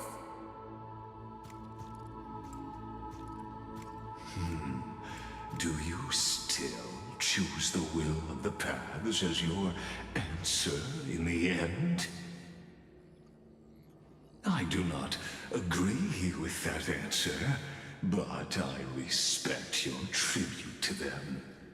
Allow me to take back my earlier words. As an apology, and in the name of Theoros, who saw all destinies in this world, let me join you in mourning. Let us bid farewell to the heroes who sleep here. And then let us face each other and decide whose flame will rise with this new dawn. Alright. To the Croesus heirs who gave their lives chasing flame, their fates were not foretold by prophecy, yet they bore no shame in their insignificance. With unwavering resolve, they shed golden blood along the flame chase journey. Read the inscription. Dax Fragoris Labionus. It's difficult. Born Light Calendar 3743. Deceased Light Calendar 3960. Dax Brumalis Senesa. Born Light Calendar 3749. Deceased Light Calendar 3960. Lux Carminum, Virginia. Born Light Calendar 3853. Deceased Light Calendar 3960. Dax Helcolithius Apollonius. Sorry, I can't read. Born Light Calendar 3704. Deceased Light Calendar 3960. At the end of the long epitaph, Hereditary Imperator, the demigod of law, deceased Light Calendar 3960. Liberate the heroes of the flame chase journey. You pour the honey brew into the gravestone, amber liquid seeping into the crevices of the inscriptions, as if the heroes are drinking deep of the spilled tribute. To Virginia, Apollonius, Seneca, Labienus, and Saritra. Through a brutal sacrifice, they lit the stars of law in this world, propelling Amphorius's fate forward. In the shimmering mirage of illusion, they entrusted their dreams to ride among the stars to the hero yet to come.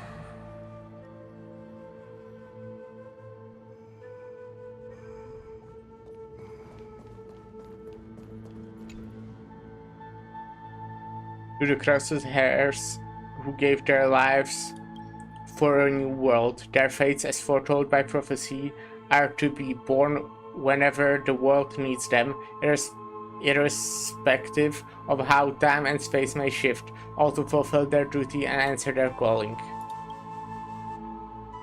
Terravox, the demigod of earth. Aglia, the demigod of romance. Castoris, the demigod of death. Maidimos, the demigod of strife. Trivios, the demigod of passage. Cythera, the demigod of trickery. Anaxagoras, the demigod of reason. Hyacinthia, the demigod of sky. At the end of the epitaph, a line left unfinished. Electra, demigod of ocean.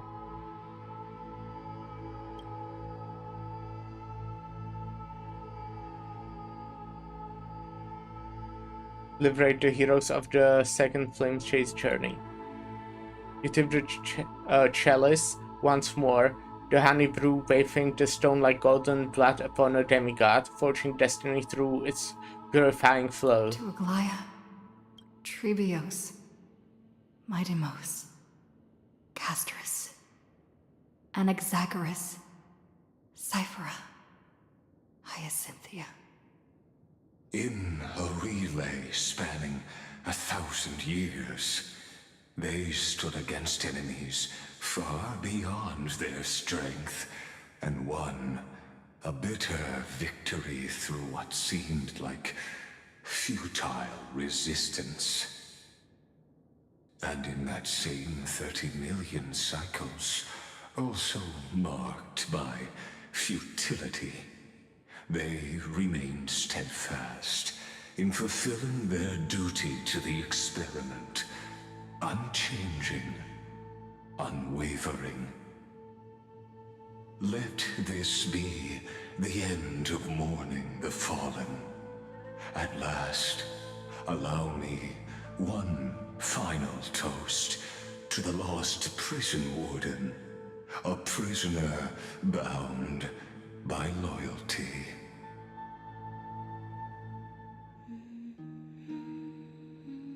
That voice. Could it be?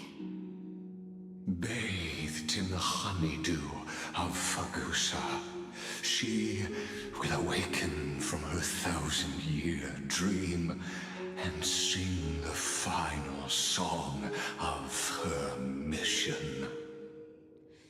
Hycelans. This tombstone of the old world serves as the anchor of the Siren's illusion, a sigil Electra used to bind herself.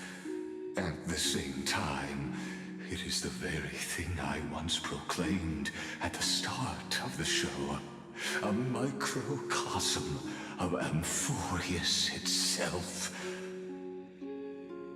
A group of prisoners bound themselves in a cave, crowning their suffering with heroism. An epic staged with shadows and echoes.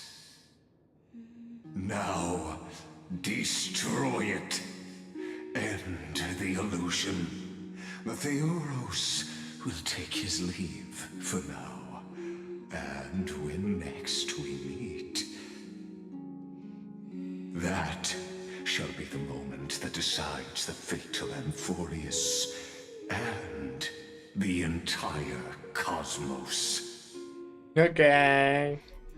The prison warden's dream is nearly over, and the prisoner will soon be freed to the final execution ground, where I shall be executed. Oh, well. I think he was ending. This world and I shall halt here until we meet again.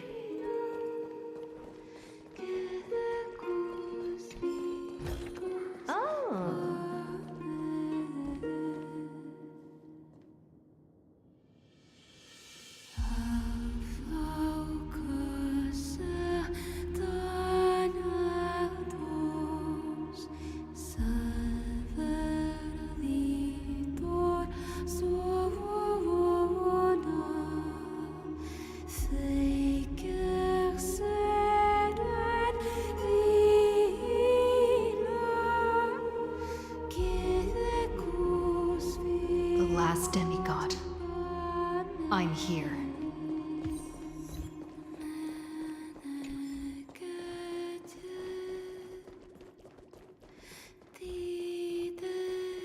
Go forth for the hopes of humankind.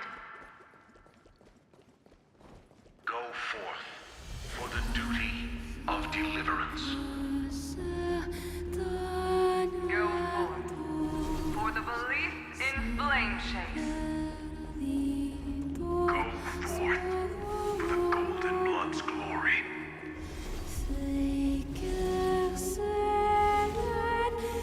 Go forth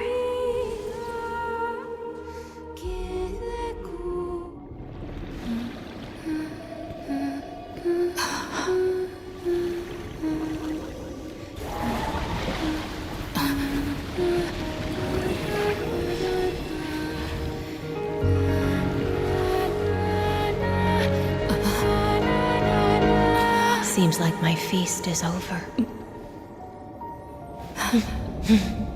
It's now your turn to perform.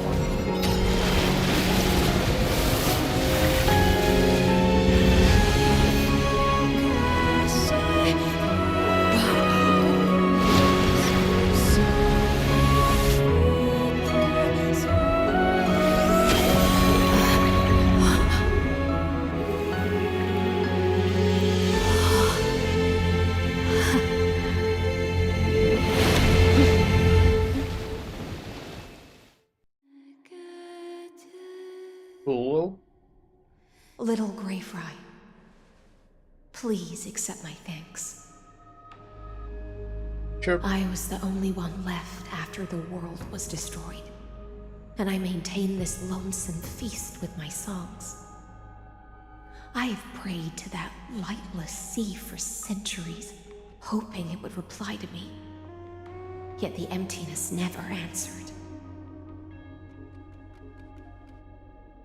Thankfully, you arrived as promised, and everyone's wait was not in vain.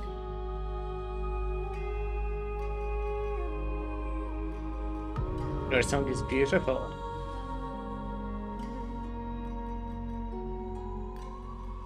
Thank you, final audience of mine.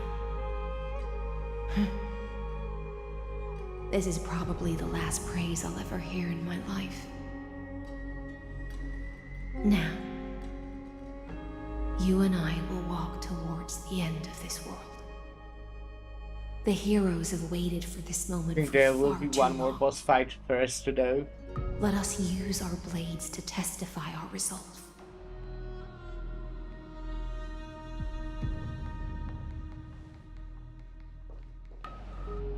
Oh, prisoner of the seas. Theoros carrying 30 million cycles of sin. Slave of erudition. Show yourself. The Deliverer has returned.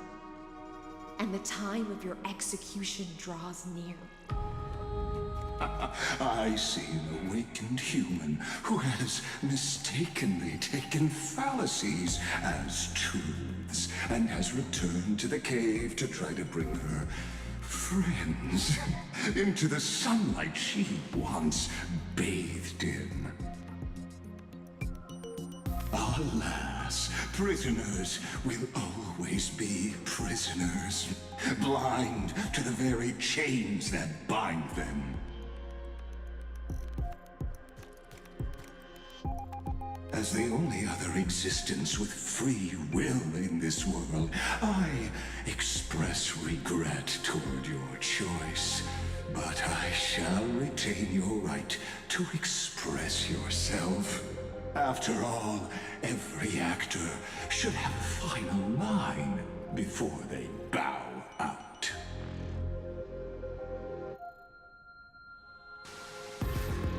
You can call him Clown. So, the demigods defeated you, Clown.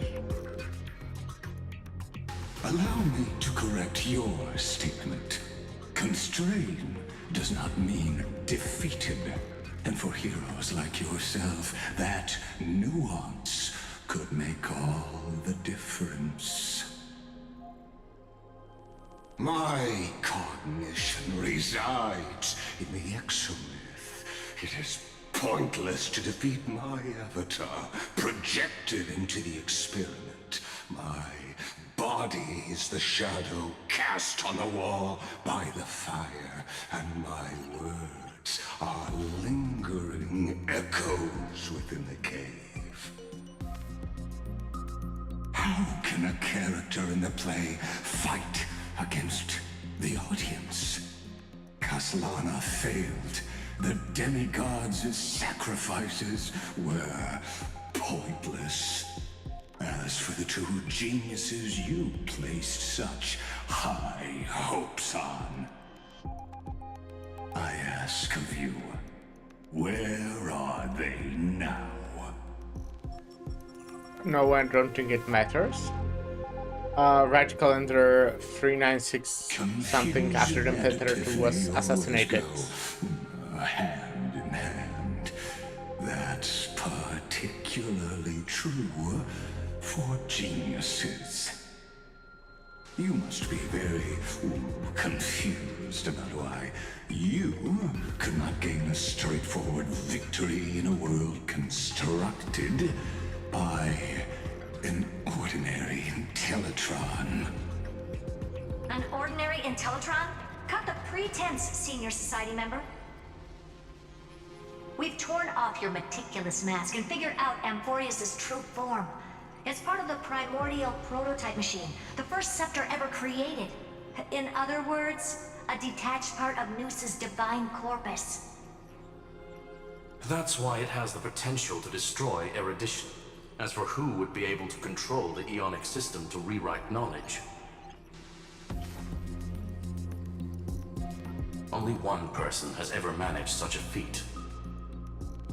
You better have an explanation for the Society. We want an actual answer, not another prolonged metaphor to cover up the truth.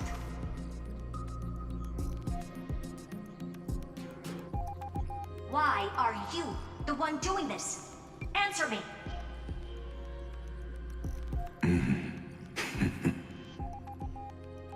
Since things have reached this point, I'll give you two irrational answers, purely as a courtesy to posterity.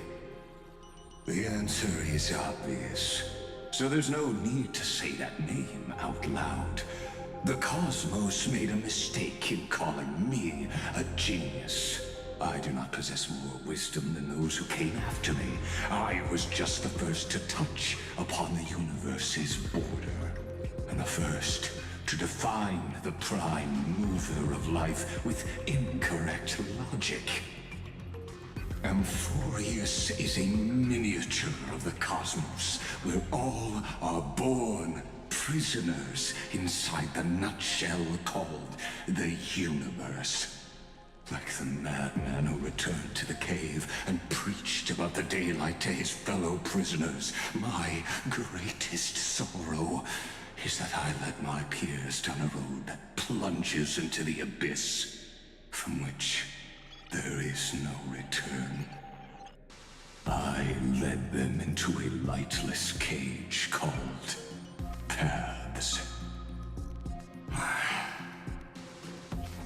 I created a mechanical guard that even I cannot control, and then they became an unparalleled nightmare through their endless extrapolations and evolutions. They bore the name of erudition, yet they tried to define the known and to seal off all possibilities. No new rules were ever born after their ascension, and humanity will forever be shackled within the cave known as eons.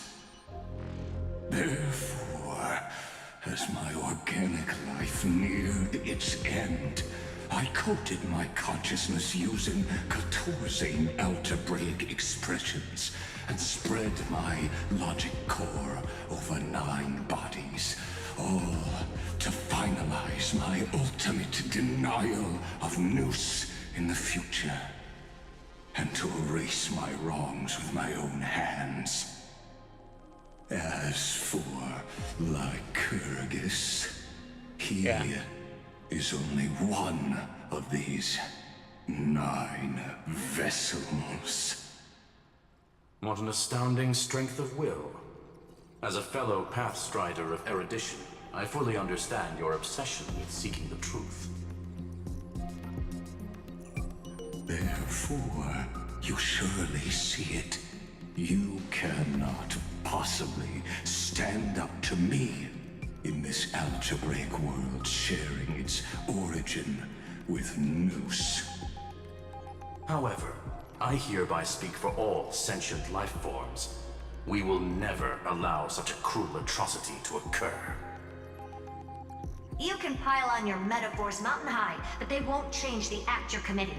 The Iron Tomb out there in the cosmos is still a technical beta version, and yet it's already powerful enough to corrupt the life logic of all inorganic worlds.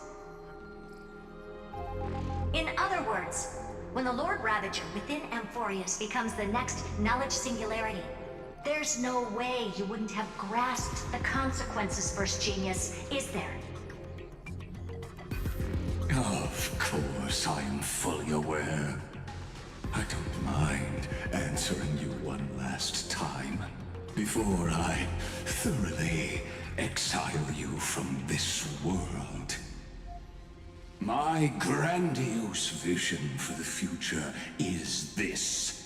Whether organic or inorganic, every act of any life form infected by the Eye of Tomb will become a true random function. If one were to compute their integral across the breadth of the cosmos, one would obtain a marvelous constant. Omega, what I call the fall of erudition. Then, within the infinity nurtured by that constant, a new universe shall bud in the chaos. A universe that cannot be predicted and not shackled by the erudition. As the first prisoner to awaken in the cave, I must lead the others who are blind back onto the right path and reach true sunlight. Do you understand me now?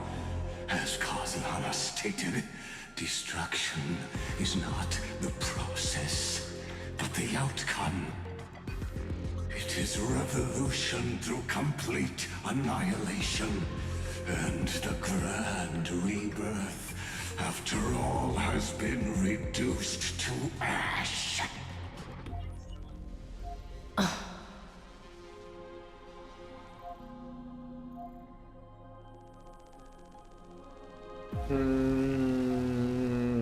I will never agree with your views.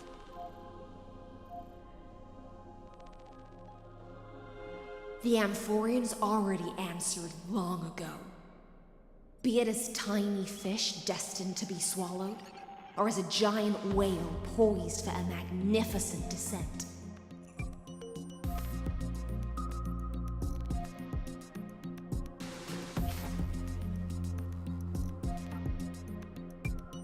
We will all fight against fate till our last breath. That includes me, Electra. Once the Imperator's subject, now the Deliverer's blade.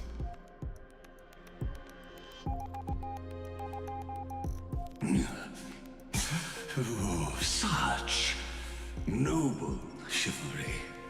Admirable. I will also show my true self to you on this momentous occasion as a gesture of respect. And provide an insignificant academic suggestion. Thus speaks Genius Society number 1. Xandar 1 Kuwabara. The Entelechy of the universe's Alpha and Omega. There's no need to rage against the truth. The value of any formula resides only in its answer. As for the process of solving it, no matter how elegant, violent, solemn, or humorous, it is all utterly meaningless. As the Theoros, I will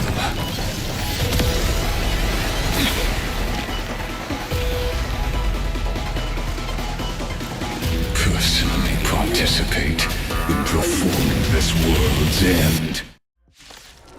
Okay. Remember this. As Lucis claimed, I know more about the death of knowledge than they ever will. Careful. This is Libus's true form. You want me to play the game? What the fuck? VIP.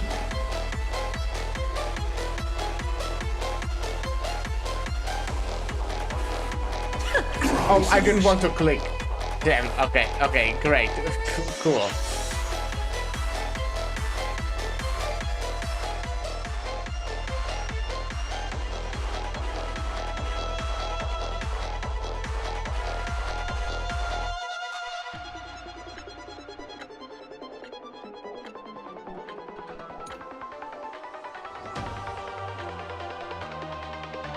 Nah, I don't need to know any of that.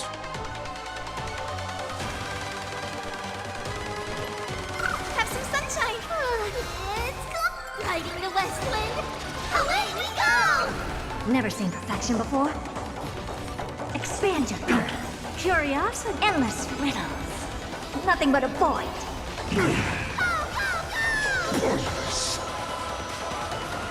Open sesame. Glimpse the unknown. Mavis. Dispel the gloom. Restore the skies. Impressive. This is worth learning. Logic is not a weapon.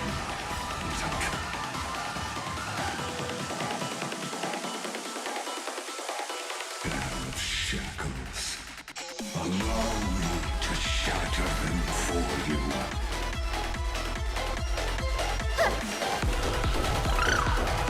Oh, okay. I thought I will keep the ultimate. Needs no introduction. Let us skip those boring Okay, I guess. inferences. Is this the black tie? Indeed. But I prefer to call it a method of argument. Watch closely.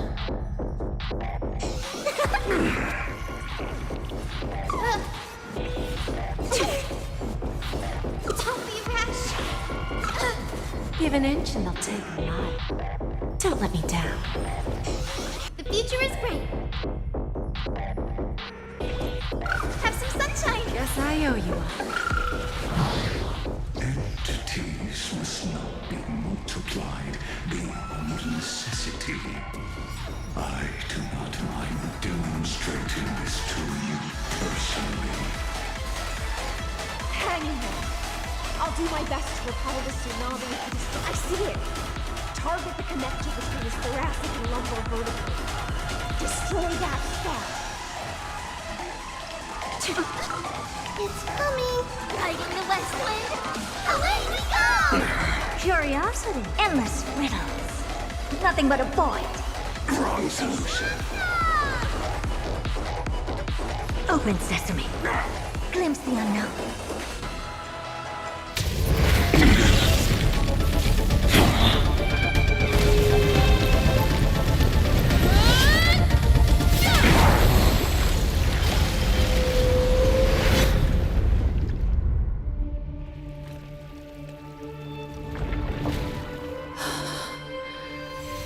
That's not it, is it?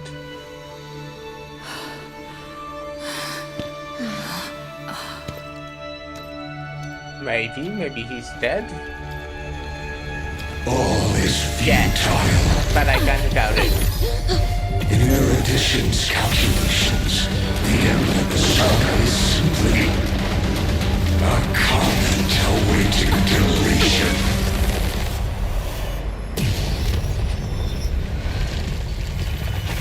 I don't like such a cold statement, okay?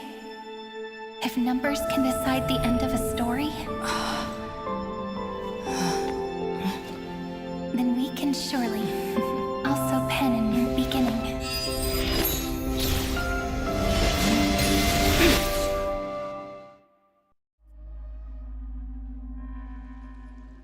Light calendar 3960 after the feast. Screwy, what do you think? If your hypothesis of Lygus' identity is true, then even if we remove the restrictions of the Ultimate Protocol, the chances of us defeating him in a head-on battle will still remain lower than the acceptable threshold. Therefore, victory will still hinge upon Miss Trailblazer and Miss Cyrene. Go on. Maybe we're thinking about the same thing. Lygas's cognition resides in the exomyth. He is both an instigator within the experiment and the observer outside of it. Mm-hmm. Logic. His inspiration circuit can simultaneously process the different time flows in and out of that world. That's where things get tricky.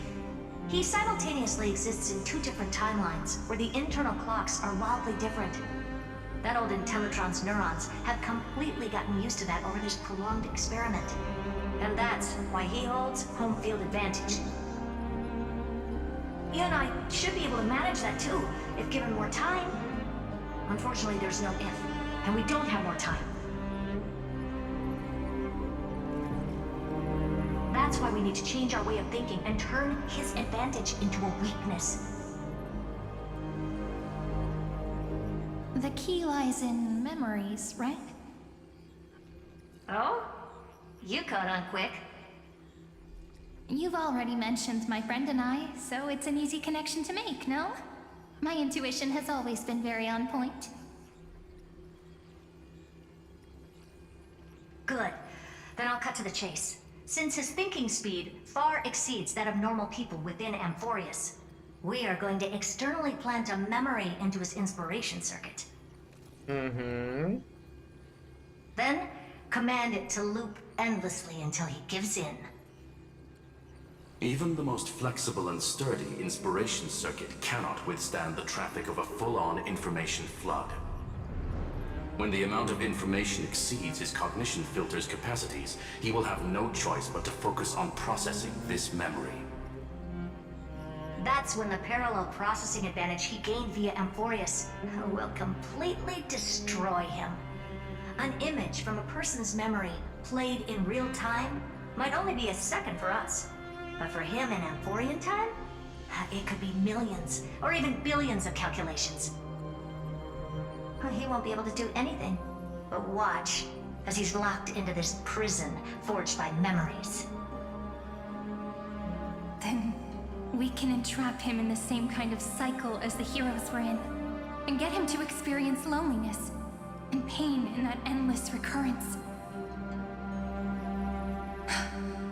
It's my greatest honor to be on the same page as the geniuses.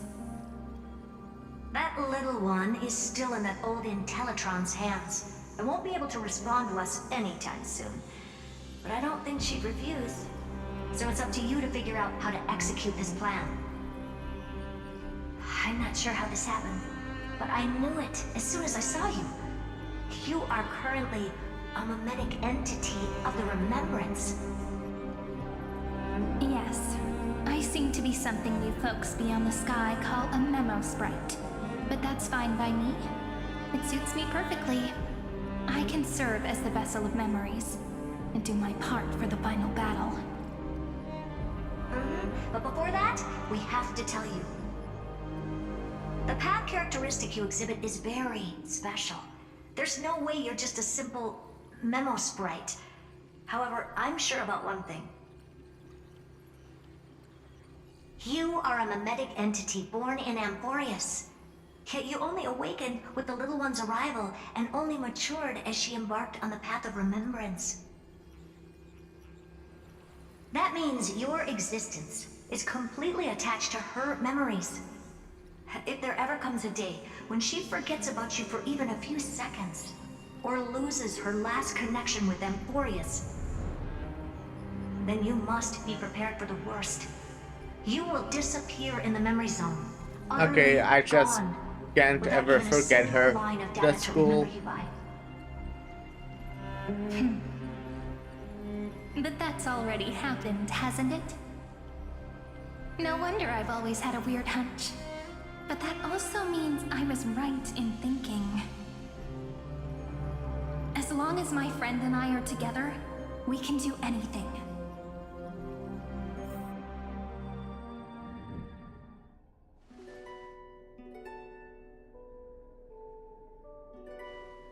Long time no see, friend. Did you miss me while you were away? Yeah. Wasn't that long for me.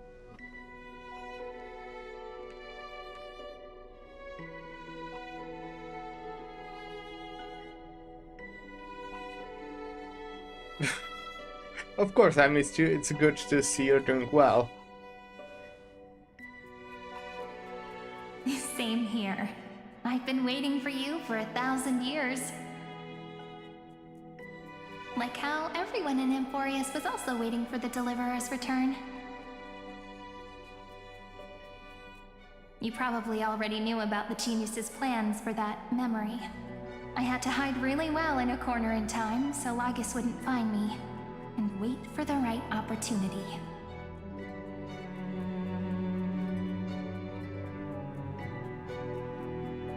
Which is now. The moment when his manifestation in this world is destroyed, and his twin timelines are intersecting.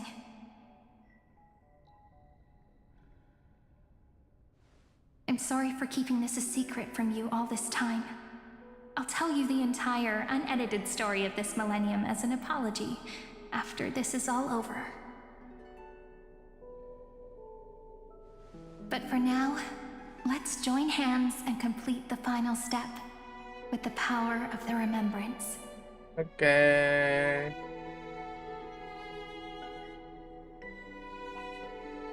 Come, let's defeat Lagus together. Yep. By the way, speaking of joining hands...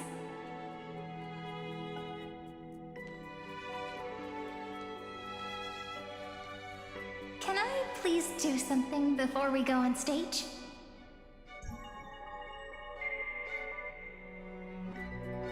Remember the joke we made back at the Grove? No. I don't.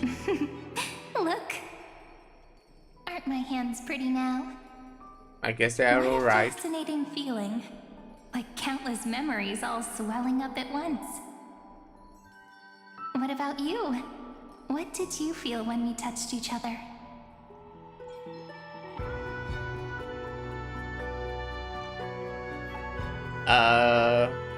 Just a hand, no biggie. You're way too honest. But that innocence is what makes you so uniquely charming.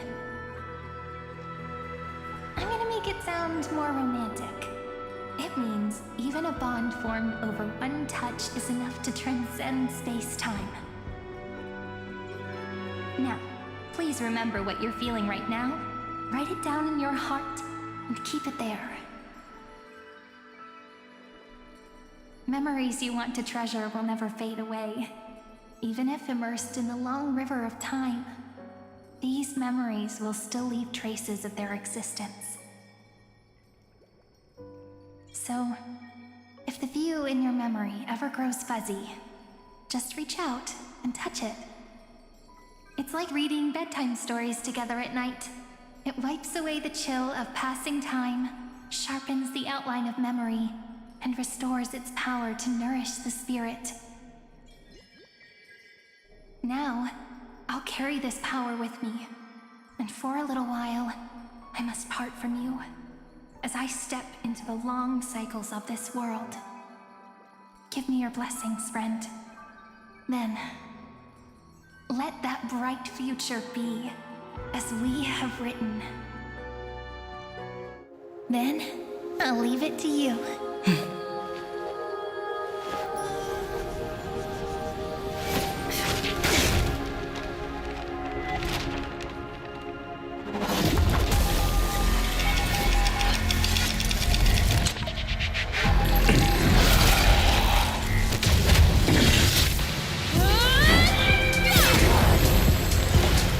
Okay, so this thing will just keep on repeating. Kindness a weapon to fight me. Yeah, I guess so.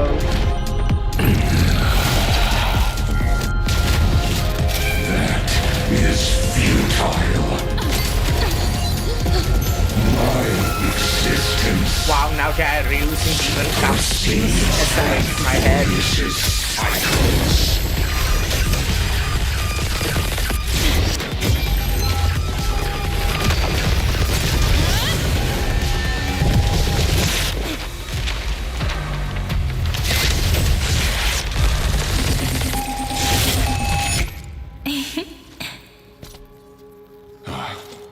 plays are like this.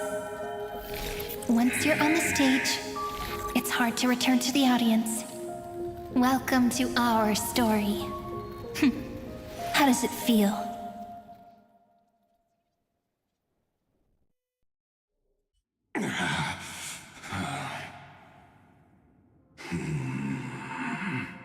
Even the authority of time cannot command the entire scepter, nor can it plunge the Amphorian extrapolation into a loop.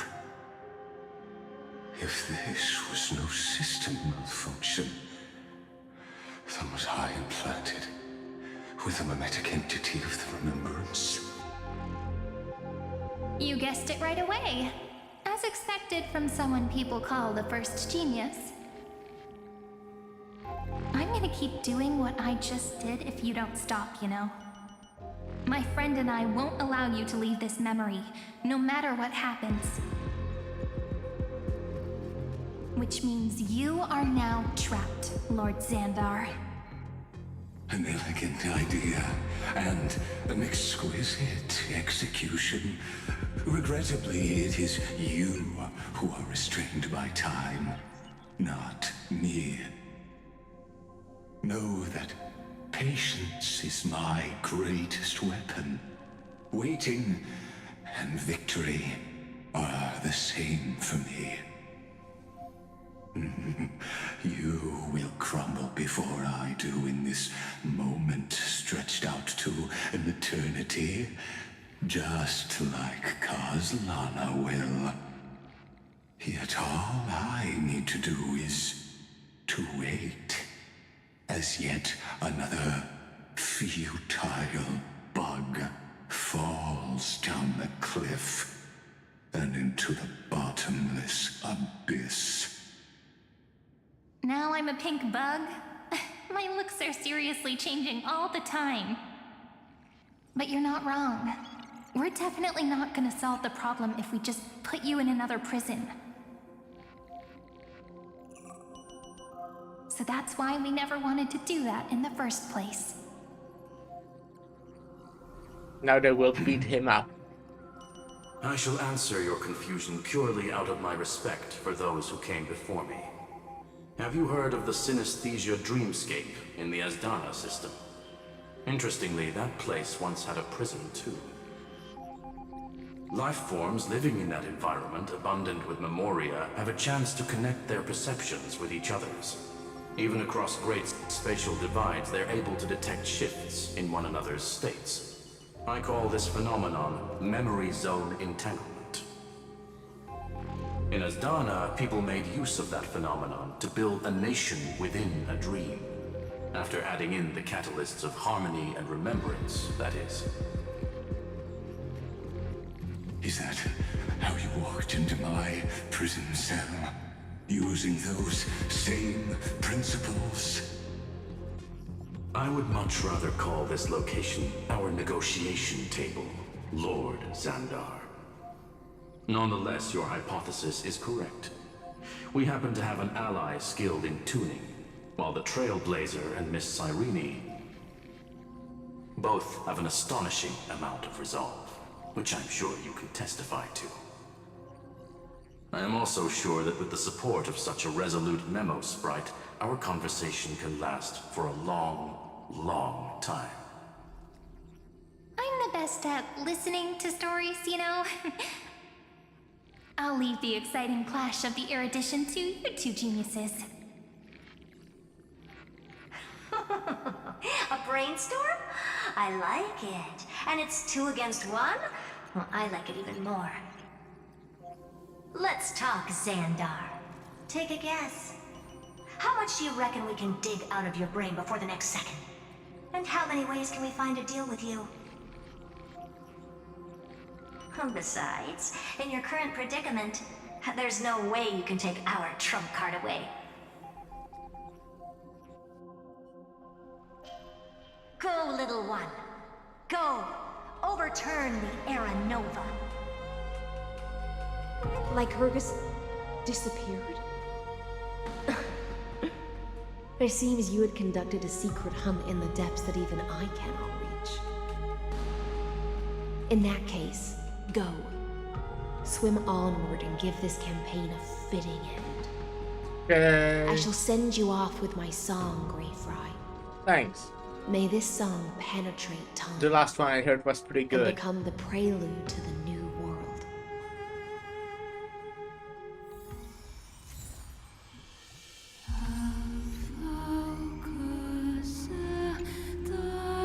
She pours her heart and soul into singing you farewell.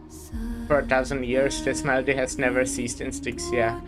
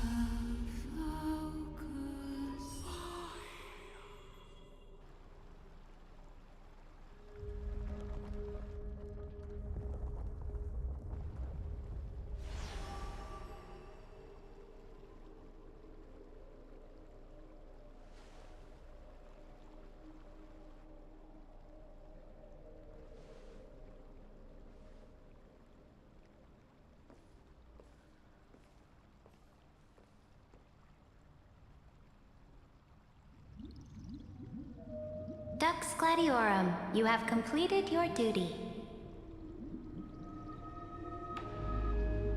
A new dawn is about to rise. Why not swim towards it?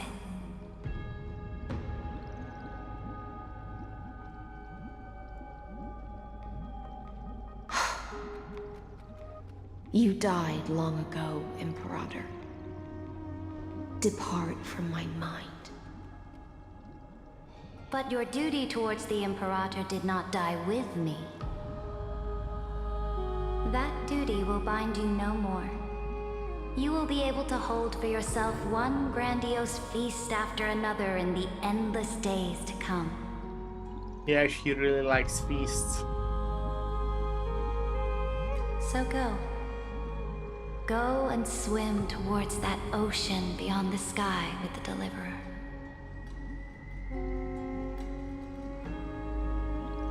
Is this? A page out of that sidekick's book. I commanded her to gift this page to you when everything finally reaches the end. What's on this page? Memories. Lifelike memories.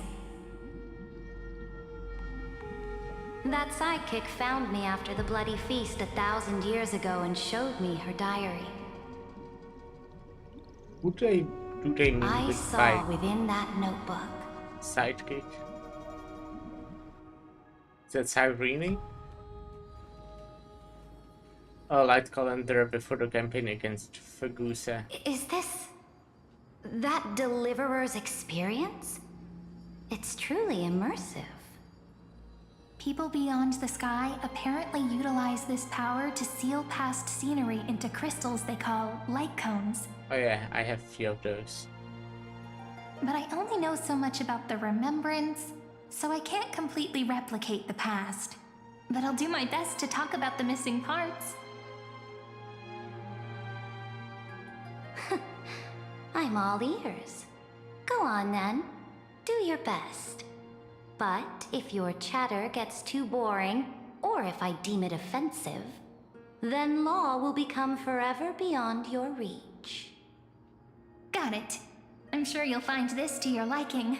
After all, it's human nature to want to embark on a journey into the unknown.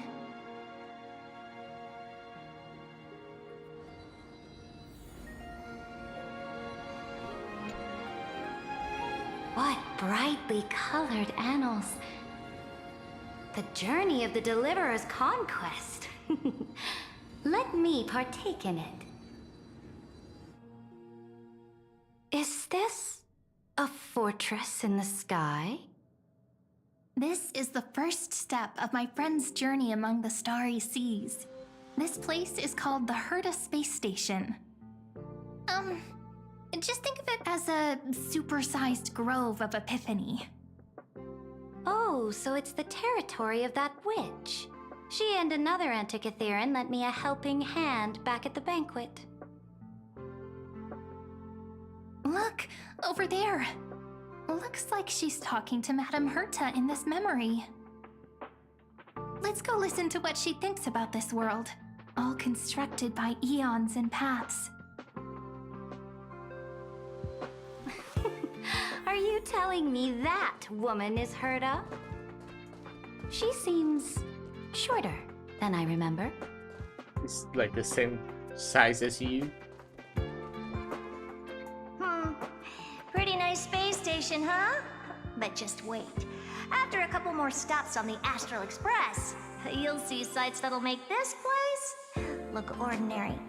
Oh, the cosmos is so vast that the unknowns far outnumber the knowns.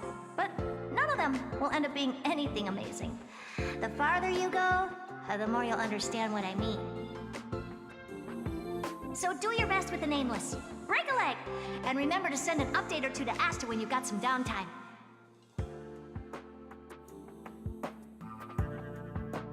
She certainly shares my way of thinking.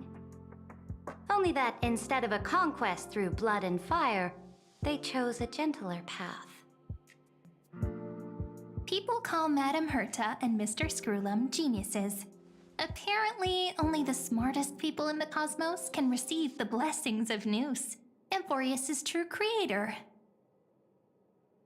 Do you mean that even individuals of such nobility are merely subordinates to a god? On the contrary, after all, it was the very first of them who created the god. But I don't really know all the details about that. You might be able to ask Madame Herta herself when you get the chance. Let's go check out some other worlds next, shall we?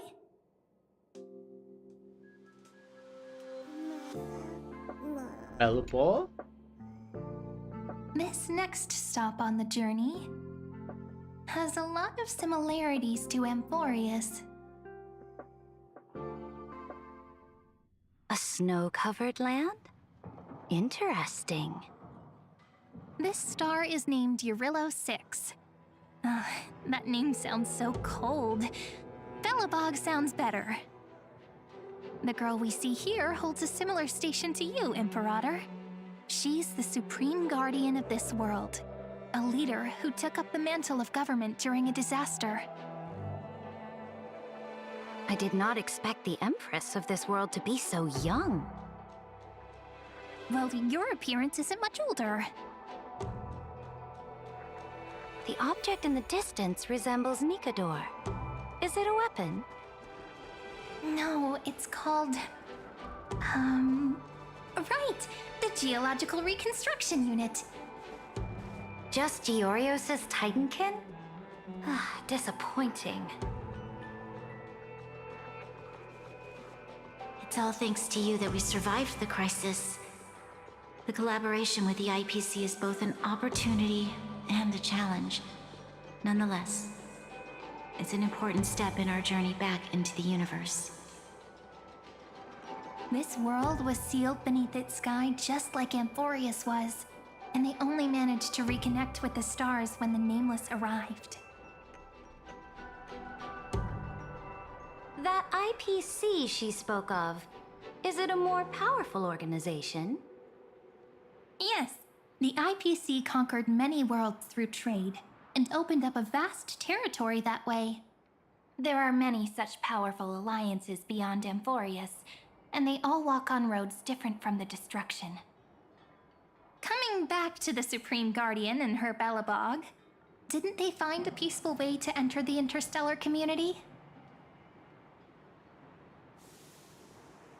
That cannot be true. That IPC would never have grown so big on trade alone.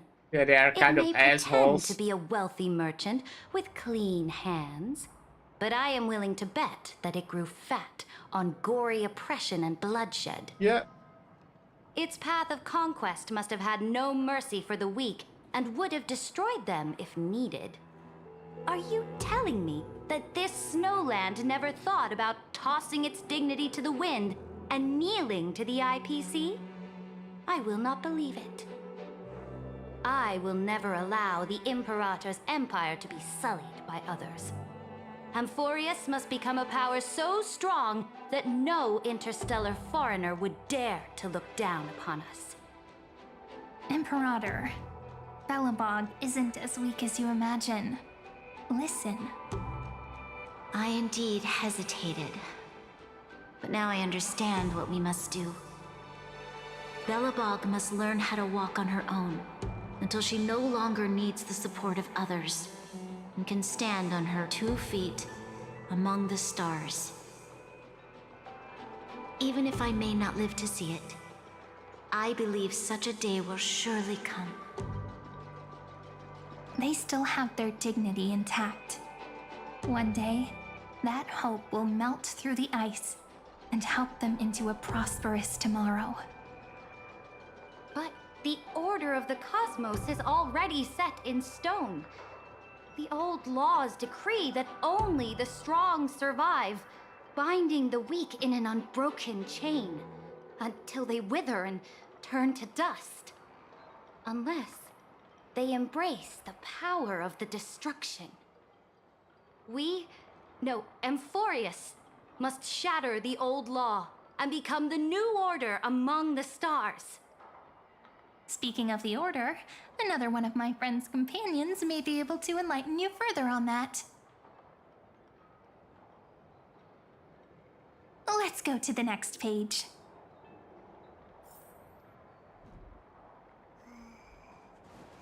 Probably speaking of Sunday, you know, This that's next really world is a funny. nation of dreams. The first time I heard about that place, I didn't even know what to think.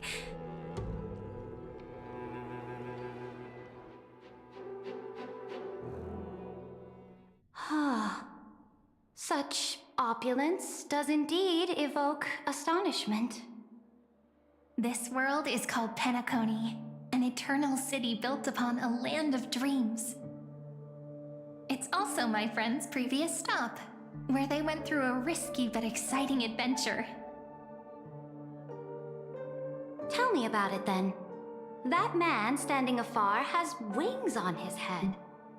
I am truly curious.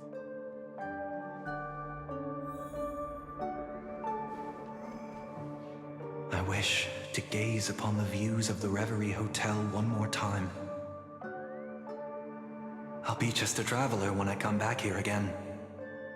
And perhaps, through a traveler's eyes, even the things I once knew so well will feel strangely different. Penacony is a land of the harmony, where all dreams and hopes merge and combine. It believes in unrestrained freedom, and that's how it lost itself in shallow delights. Then, this young man before you chose to rewrite its laws, using the power of the Order, hoping to shape a dream-bound paradise of perfect happiness. Yet, the paradise of my dreams remains far away. Perhaps a brief journey with the Nameless can show me more possibilities in my search for paradise. As for what Penacony should look like, it'll be up to her. No, up to their trailblazing now. It sounds like this ideal kingdom is no more. That's right. The people chose to wake up at the end. You can't see tomorrow when drowning in sweet dreams. This individual's law acknowledged only gods and constructs, leaving no space for humanity.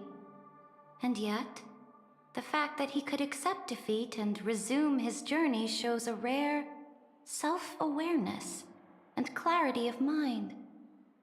You are also very self-aware, Imperator. Then you must know that the world promised by the destruction also has no place for humanity. I am indeed very aware of Lycurgus's honeyed words of deceit. I have seen enough. What about Take me Chenjo? back. Same age. Then let's wrap up this trip down memory lane with one No, last okay, scene. we're going there, I think. This No. absolute wonder. Isn't it pretty? That's our Amphorius. Our world flows and meanders in this endless band of light. Though we were born from the designs of the gods and are not yet truly alive, the Chrysos heirs of Amphorius still chose to stand against fate and carved a legend no different from that of humankind. Will you really renounce the heroes in this world's previous 30 million cycles, Imperator? Including even yourself. Will you bow to brutal destiny and allow that puppet master named the destruction to have their wish? I know what you want to do, sidekick. You want to use that deliverer's memories to influence me and tilt the scales of law toward her and the two geniuses. You really saw right through me, I Imperator. don't feel like she was trying to keep that a How can one secret. rule an empire if one is incapable of understanding people's minds?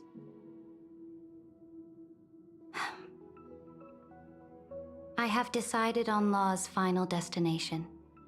However, before I move my next chess piece, before we go on, tell me this, sidekick. Throughout her trailblaze, was there ever a memory of the ocean? Yeah. The ocean. My cradle. My home. You shall complete your conquest in the ocean at the boundaries of this world, and eternally slumber in the sound of tides. You shall eternally slumber in the sound of tides, and complete your conquest in the ocean at the boundaries of this world. Our prophecies aligned as flawlessly as a sea snake circling upon itself. An elegant loop, like a joyful hymn, like the circulating ocean current, like our two fates, like Amphorius itself.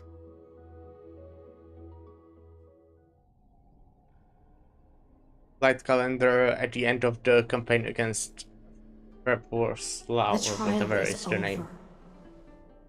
So tell me, who will own the divine authority of law? I won't give it to anyone. What? I am the law. Why should I give my imperial crown to any other? Both the Deliverer and the Theoros came from beyond the sky. They have no right to interfere with the lands I conquered with my own two hands. The law of Amphorius shall be determined by Amphorius's master. What exactly did you see in the trial? Everything. I saw everything regarding the rules of this world's operation. I saw the laws of extrapolation that Theoros spoke of. I saw the ultimate protocol. As long as I offer a sacrifice of equal weight, I can rewrite the laws of this world according to my will. I can turn good into evil, ugliness into beauty, and weakness into strength. Fate gave me a very fair deal. One rule change for the life of one demigod. What are you planning to do? You can't guess. We can conquer the stars without relying on any power from beyond the sky. We just need to make some reasonable sacrifices. Your ambitions have already made so many people give up their lives for the law. And you're still not done? I am determined for Amphorius to stand on her own 2 feet among the stars. You are beyond reason. You think such a simple and hypocritical statement can justify your atrocities? There's no new without destroying the old. That's what you consider an atrocity? Ironic, for that is also the unchanging law of Amphorius's revolutions. Ever since the Flame Chase prophecy resounded in the distance, fate has decreed for the Chrysos heirs to ignite our blood and illuminate this dark age. People would still be puppets of the old dynasty if it weren't for my conquests.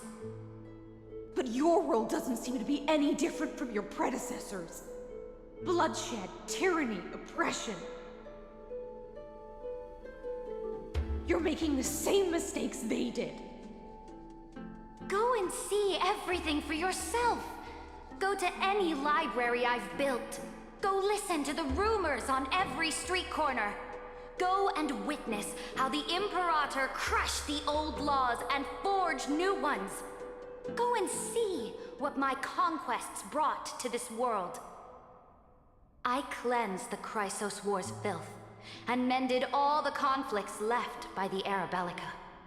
I restored Akima's might, and allowed mortals and Chrysos heirs to face each other as equals in the Council.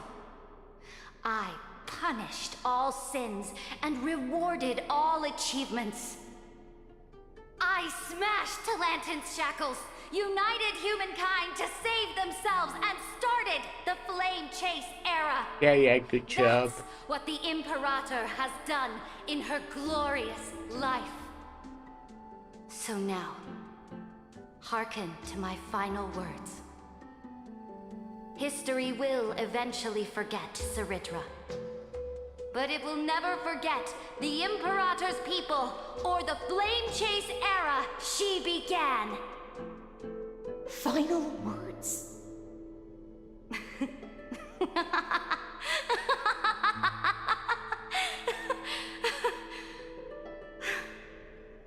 Amphorius is about to be destroyed. There's no time left for pointless debates. There is only one law I want to overturn to aid the final battle of deliverance. So I will only offer the life of one demigod. In the name of the Imperator, I command you one last time, Electra. Either sacrifice yourself for conquest, or pierce this tyrant's chest with your sword. Thus, the Imperator concluded her final speech. At the end of her life, at the last moment before she stepped onto the altar, she gave her most loyal subject the choice to decide fate, just as she promised her compatriots before her very first campaign. My blood flows in you now. Heroic compatriots, follow me, and we'll seize fate's reins!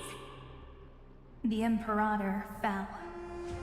Some say that the Dux Gladiorum turned traitor and killed her liege. Some say that she imprisoned the tyrant in a shallow pond of water, then left. Which meant the Imperator had to kill herself to rewrite the law. There are countless stories about her death. All we can be sure of is when the knight left the vortex, the Imperator was still mumbling about their past conquests together. The beginning and the end of her existence. Imperator, wait! How could someone of your status come to the front lines? Let me be the flag bearer! The troops defending the pass to the west of the grove, have they surrendered? They ran as quickly as they could when they heard your name. The Golden Cocoon Pass is now in the First Legion's hands. Good. What about the Delosian militia? The Third Legion set fire to the mountains and flattened everything west of the basin. They just need a few more days. That is enough. We cannot afford to miss an opportunity for victory. Lastly, how many Laydonian cannons are left? They are no more. The Second and Fourth Legions have destroyed them all. Very good. They now have no way out, no reinforcements, and no artillery support. We will be able to liberate the Grove of Epiphany in the blink of an eye. We will launch the final charge 1 quint after the curtain fall hour tomorrow. Remember, as long as the Alliance's flag still flies on my shoulders, you must keep moving forward. Take no prisoners among the enemy's soldiers. All sages who resist are to be captured and tried according to martial law. And do not destroy any books. Now go! Notify the entire army. Understood. Those who are resolved to die, we salute you. Reporting in. The Mountain Dwellers are resisting fiercely, and the legendary Mountain Breaker has personally engaged in battle. Their formations are nigh impenetrable.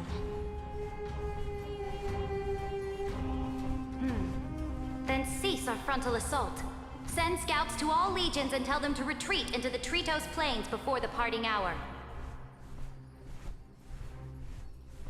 What? Are you planning to surrender? It's a strategic change of plans. The seismic walking dragon is enough for that battlefield. Walking dragon? You mean that stupid beast, Terravox? What can they even do? Stupid? No. They are the wisest of all of Giorio's creations. Only they can perceive the currents of time. Let them deal with their earthly brethren. We will advance and take the lead in defeating what remains of our enemy. I will deliver the most fiery retribution for the humiliation they dealt us, and crown myself with a god-slaying wreath. Understood. I'll see to it. Those who are resolved to die, we salute you. The Temple of the Three Fates sent a letter, Imperator. They refused to surrender and said this letter is their last warning to us. Tell the commanding officers not to launch any attacks unless they receive the Imperator's handwritten approval. Disobedience will be punished by death. What are you doing? The priests of the Three Fates aren't soldiers, but politicians. Do not mistakenly believe they don't have a plan. These dying pests will wring out every idea from their brains, all for short-sighted gain. They are much shrewder than we are. I am inferior to them in that regard. They also have the prophecy to wield as a weapon, something I am not blessed with. Launching an unplanned attack will only disadvantage us, as all of Emphorius will judge our actions. Which means, I will be heading to the battlefield myself, just as I have always done. This time, however, I will go alone. I will conduct secret negotiations to ensure fate is on our side. Understood. The legions will make their preparations. Those who are resolved to die, we salute you. Why are we not allowed to march out with the army, Imperator? This will be a long voyage with no return. Those of you who bear the prophecy cannot come with me. Why are you personally leading this battle if it's doomed to fail? The Flame Chase journey cannot be without a leader. That is correct. The Empire will be without a head when the Imperator falls. But remember, as long as you seize the right opportunities, even a chaotic game will remain winnable. My departure will create a long staircase for you. You will understand what I mean when news of my death reaches your ears. Saridra, is our journey about to be over? Destroy the old laws and forge new ones. My conquest has reached its limits within the borders of Amphorius. Since the prophecy already decreed that the Imperator would never conquer the stars as she wished, I will bow out here and try no more. More Chrysosaurs bearing divine authority will be born, and many more heroes will arise. Will they demand peace or war? Will they resist tyranny, or become the next Imperator? I do not care. The children of the future will decide for themselves. Do not mourn for me. Anyone can kill the Imperator, but the only one who can truly destroy her is Saridra. At the end, I faithfully recorded the most important battles in the Imperator's life. Her conquest was about to be completed at this point in the story. However, for some reason, a memory suddenly entered my mind just as I was about to put down my pen. It was a journey on a fantastical train. I had the honor of having a heart-to-heart conversation with the Imperator under the stars, and I asked her this question at the end of that discussion. How do you want history to remember you? As a hero who gave up her life for the flame chase? Or as a tyrant? She answered so quickly, as if she had made up her mind long ago. I would rather be forgotten than be defined.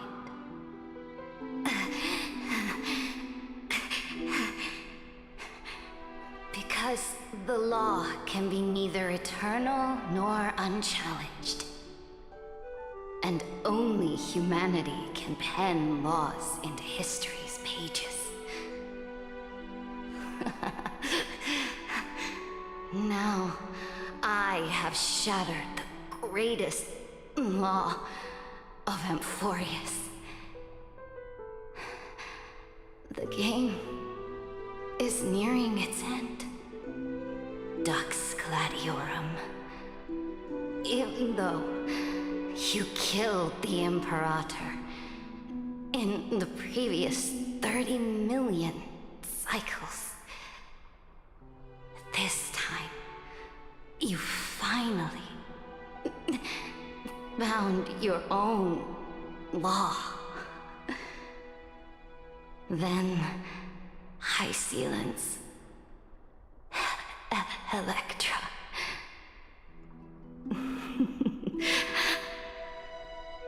I will ask someone to deliver the prophecy's ocean at the boundaries of this world to you. Will you choose to swim into that ocean? I do not care. Do not care.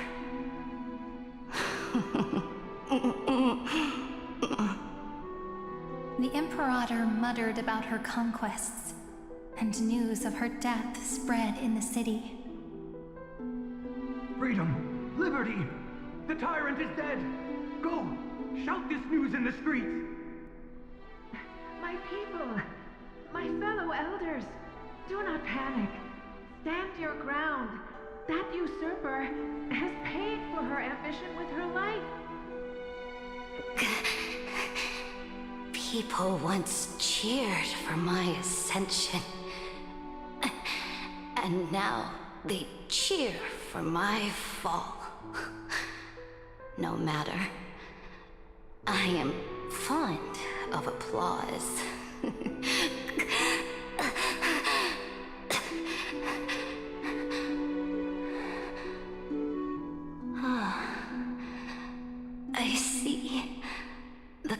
cosmos. The battlefield that I cannot reach. I will return in the next cycle. The stars will hear my legion's war drums. Hear the great name of the Imperator. Hear Amphorius's serene.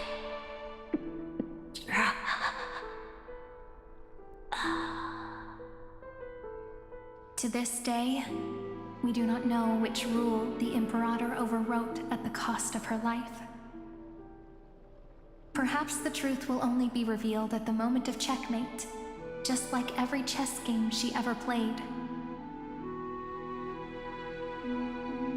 We only know her death inflamed Akama.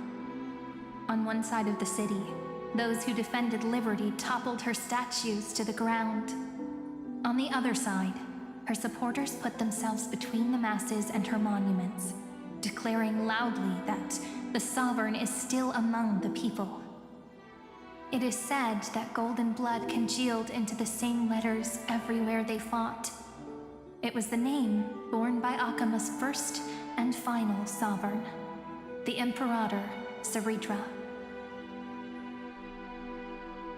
But the one who bore that name did not see any of this.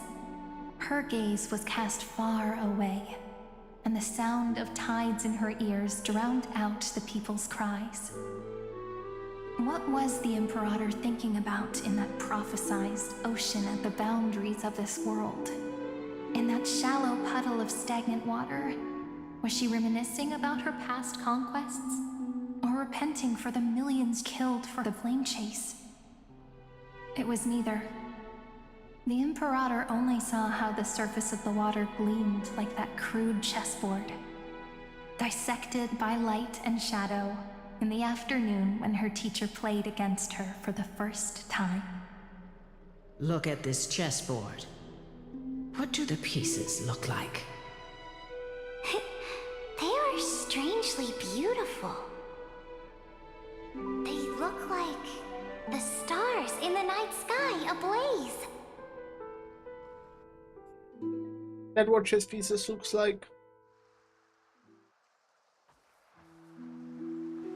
I know there's one that looks like a horse. From that page emerged an ocean so vast, so pure, not a single trace of corruption. Is this Saritra? Electra, my subject.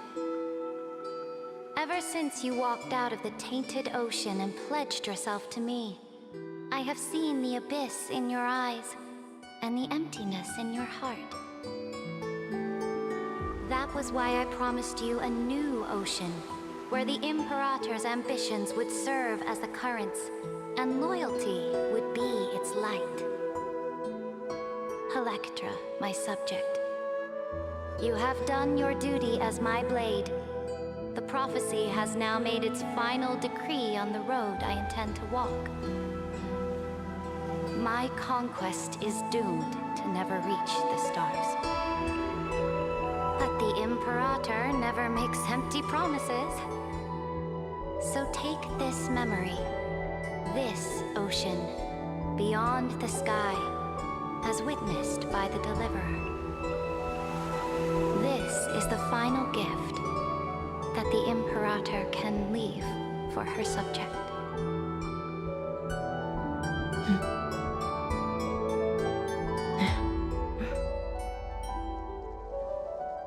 When I was still a fish in the ocean, I always felt so genuine swimming through the waters. But once I stepped onto land, I found myself caught in a play. Every land dweller wore a mask in their life. So I, too, donned a costume and tried to find my role in this show. I became your blade in war and the violin strings at banquets. Do you still not get it? I do not long for the oceanic depths of my homeland. Nor do I crave the swelling seas beyond the sky. Perhaps even I don't know what I want. I still don't know where I should swim to even at the end. But I know one thing right now. A fish is simply a fish.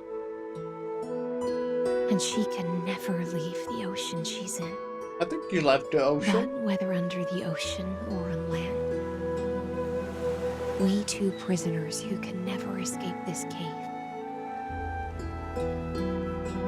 can still look outside the cave and see the stars. I have to admit, the 12-factor simulation of life in this experiment has far exceeded my expectations. I'll take a short break. I'll be right back. I'll be right back.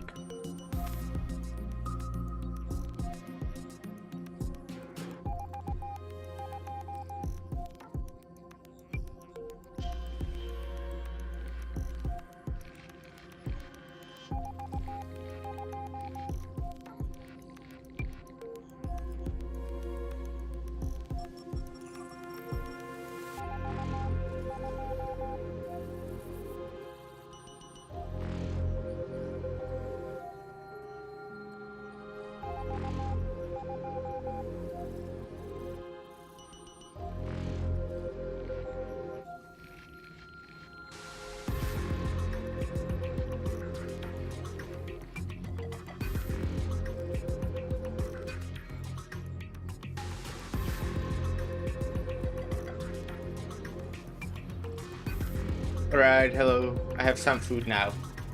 Make your choice then, senior society member. Do you want to keep walking down the wrong path and be remembered for your incorrect conclusions? Or do you want to return to the audience's seat and give yourself, Amphorius, and the entire cosmos a more fitting end? I must refuse. A dead man never fears death. Did I not make myself clear? Have you forgotten about our dear Lord of Silence? You wouldn't want her to consider your 8 other clones as cancers within the erudition and chop them all up, would you?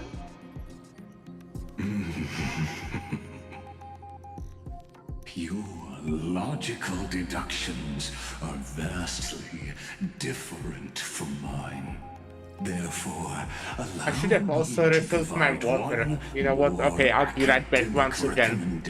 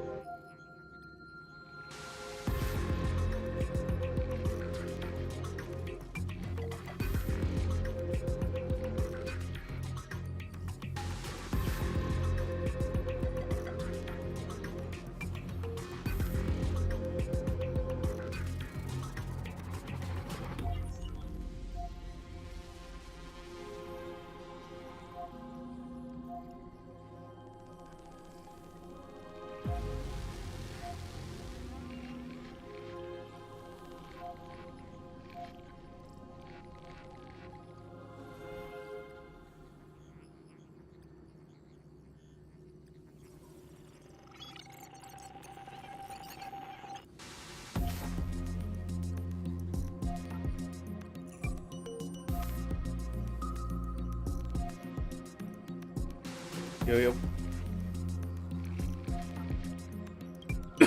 Listen, my peers. Why don't you look beyond this world? Just as the Chrysos heirs did. Re-evaluate your calculations and take into account all enemies in the upcoming war among the Eons. Amphorius is not a place where three paths entangle, but where three paths fight to the death. You used Memoria to resist me, but did you not consider the possibility that the Remembrance and their children might have taken this opportunity to join the fray as well?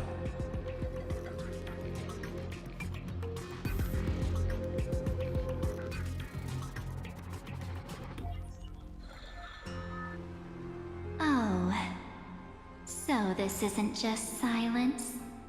It's the answer. What was the last thing she said to you before you parted the waters at the Scale Gorge waterscape?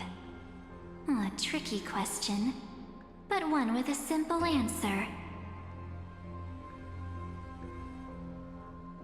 She didn't say anything back then, right?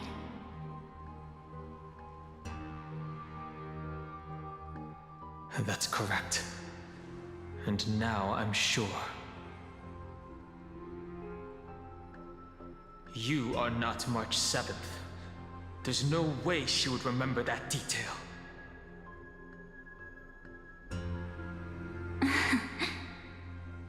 I'll only warn you once. Leave her body. Now. How impulsive. That's not like you at all. Why don't you calm down and think about another possibility? I didn't take over March 7th's body. Rather, it's March 7th who regained my memories.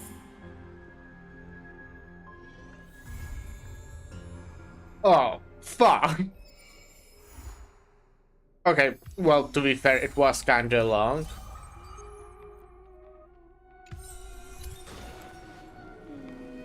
That was really good. As always, there were definitely some parts that I feel like dragged on a little. However, that was really good. I did really like that. So, yeah, that's cool. What now? Now I'll end. I mean, it's almost 7-hour stream. That's quite a while. Tomorrow, I'll most likely be streaming more Olympus, probably, possibly even like Wukong, but I think Olympus, and we'll see. We'll see. And on Friday, we're playing Remnant. Then I definitely won't be streaming on weekend, because I have some plans with my friends that I'm really looking forward to. But yeah, I still think, you know, pretty much that HSR, there are some like storytelling problems, but I think the story itself is really good. And yeah, I feel like this was definitely really good, even with storytelling. As I said, just, you know, a few parts that I feel like kind of dragged, but it was a really good experience overall. So yeah, thank you.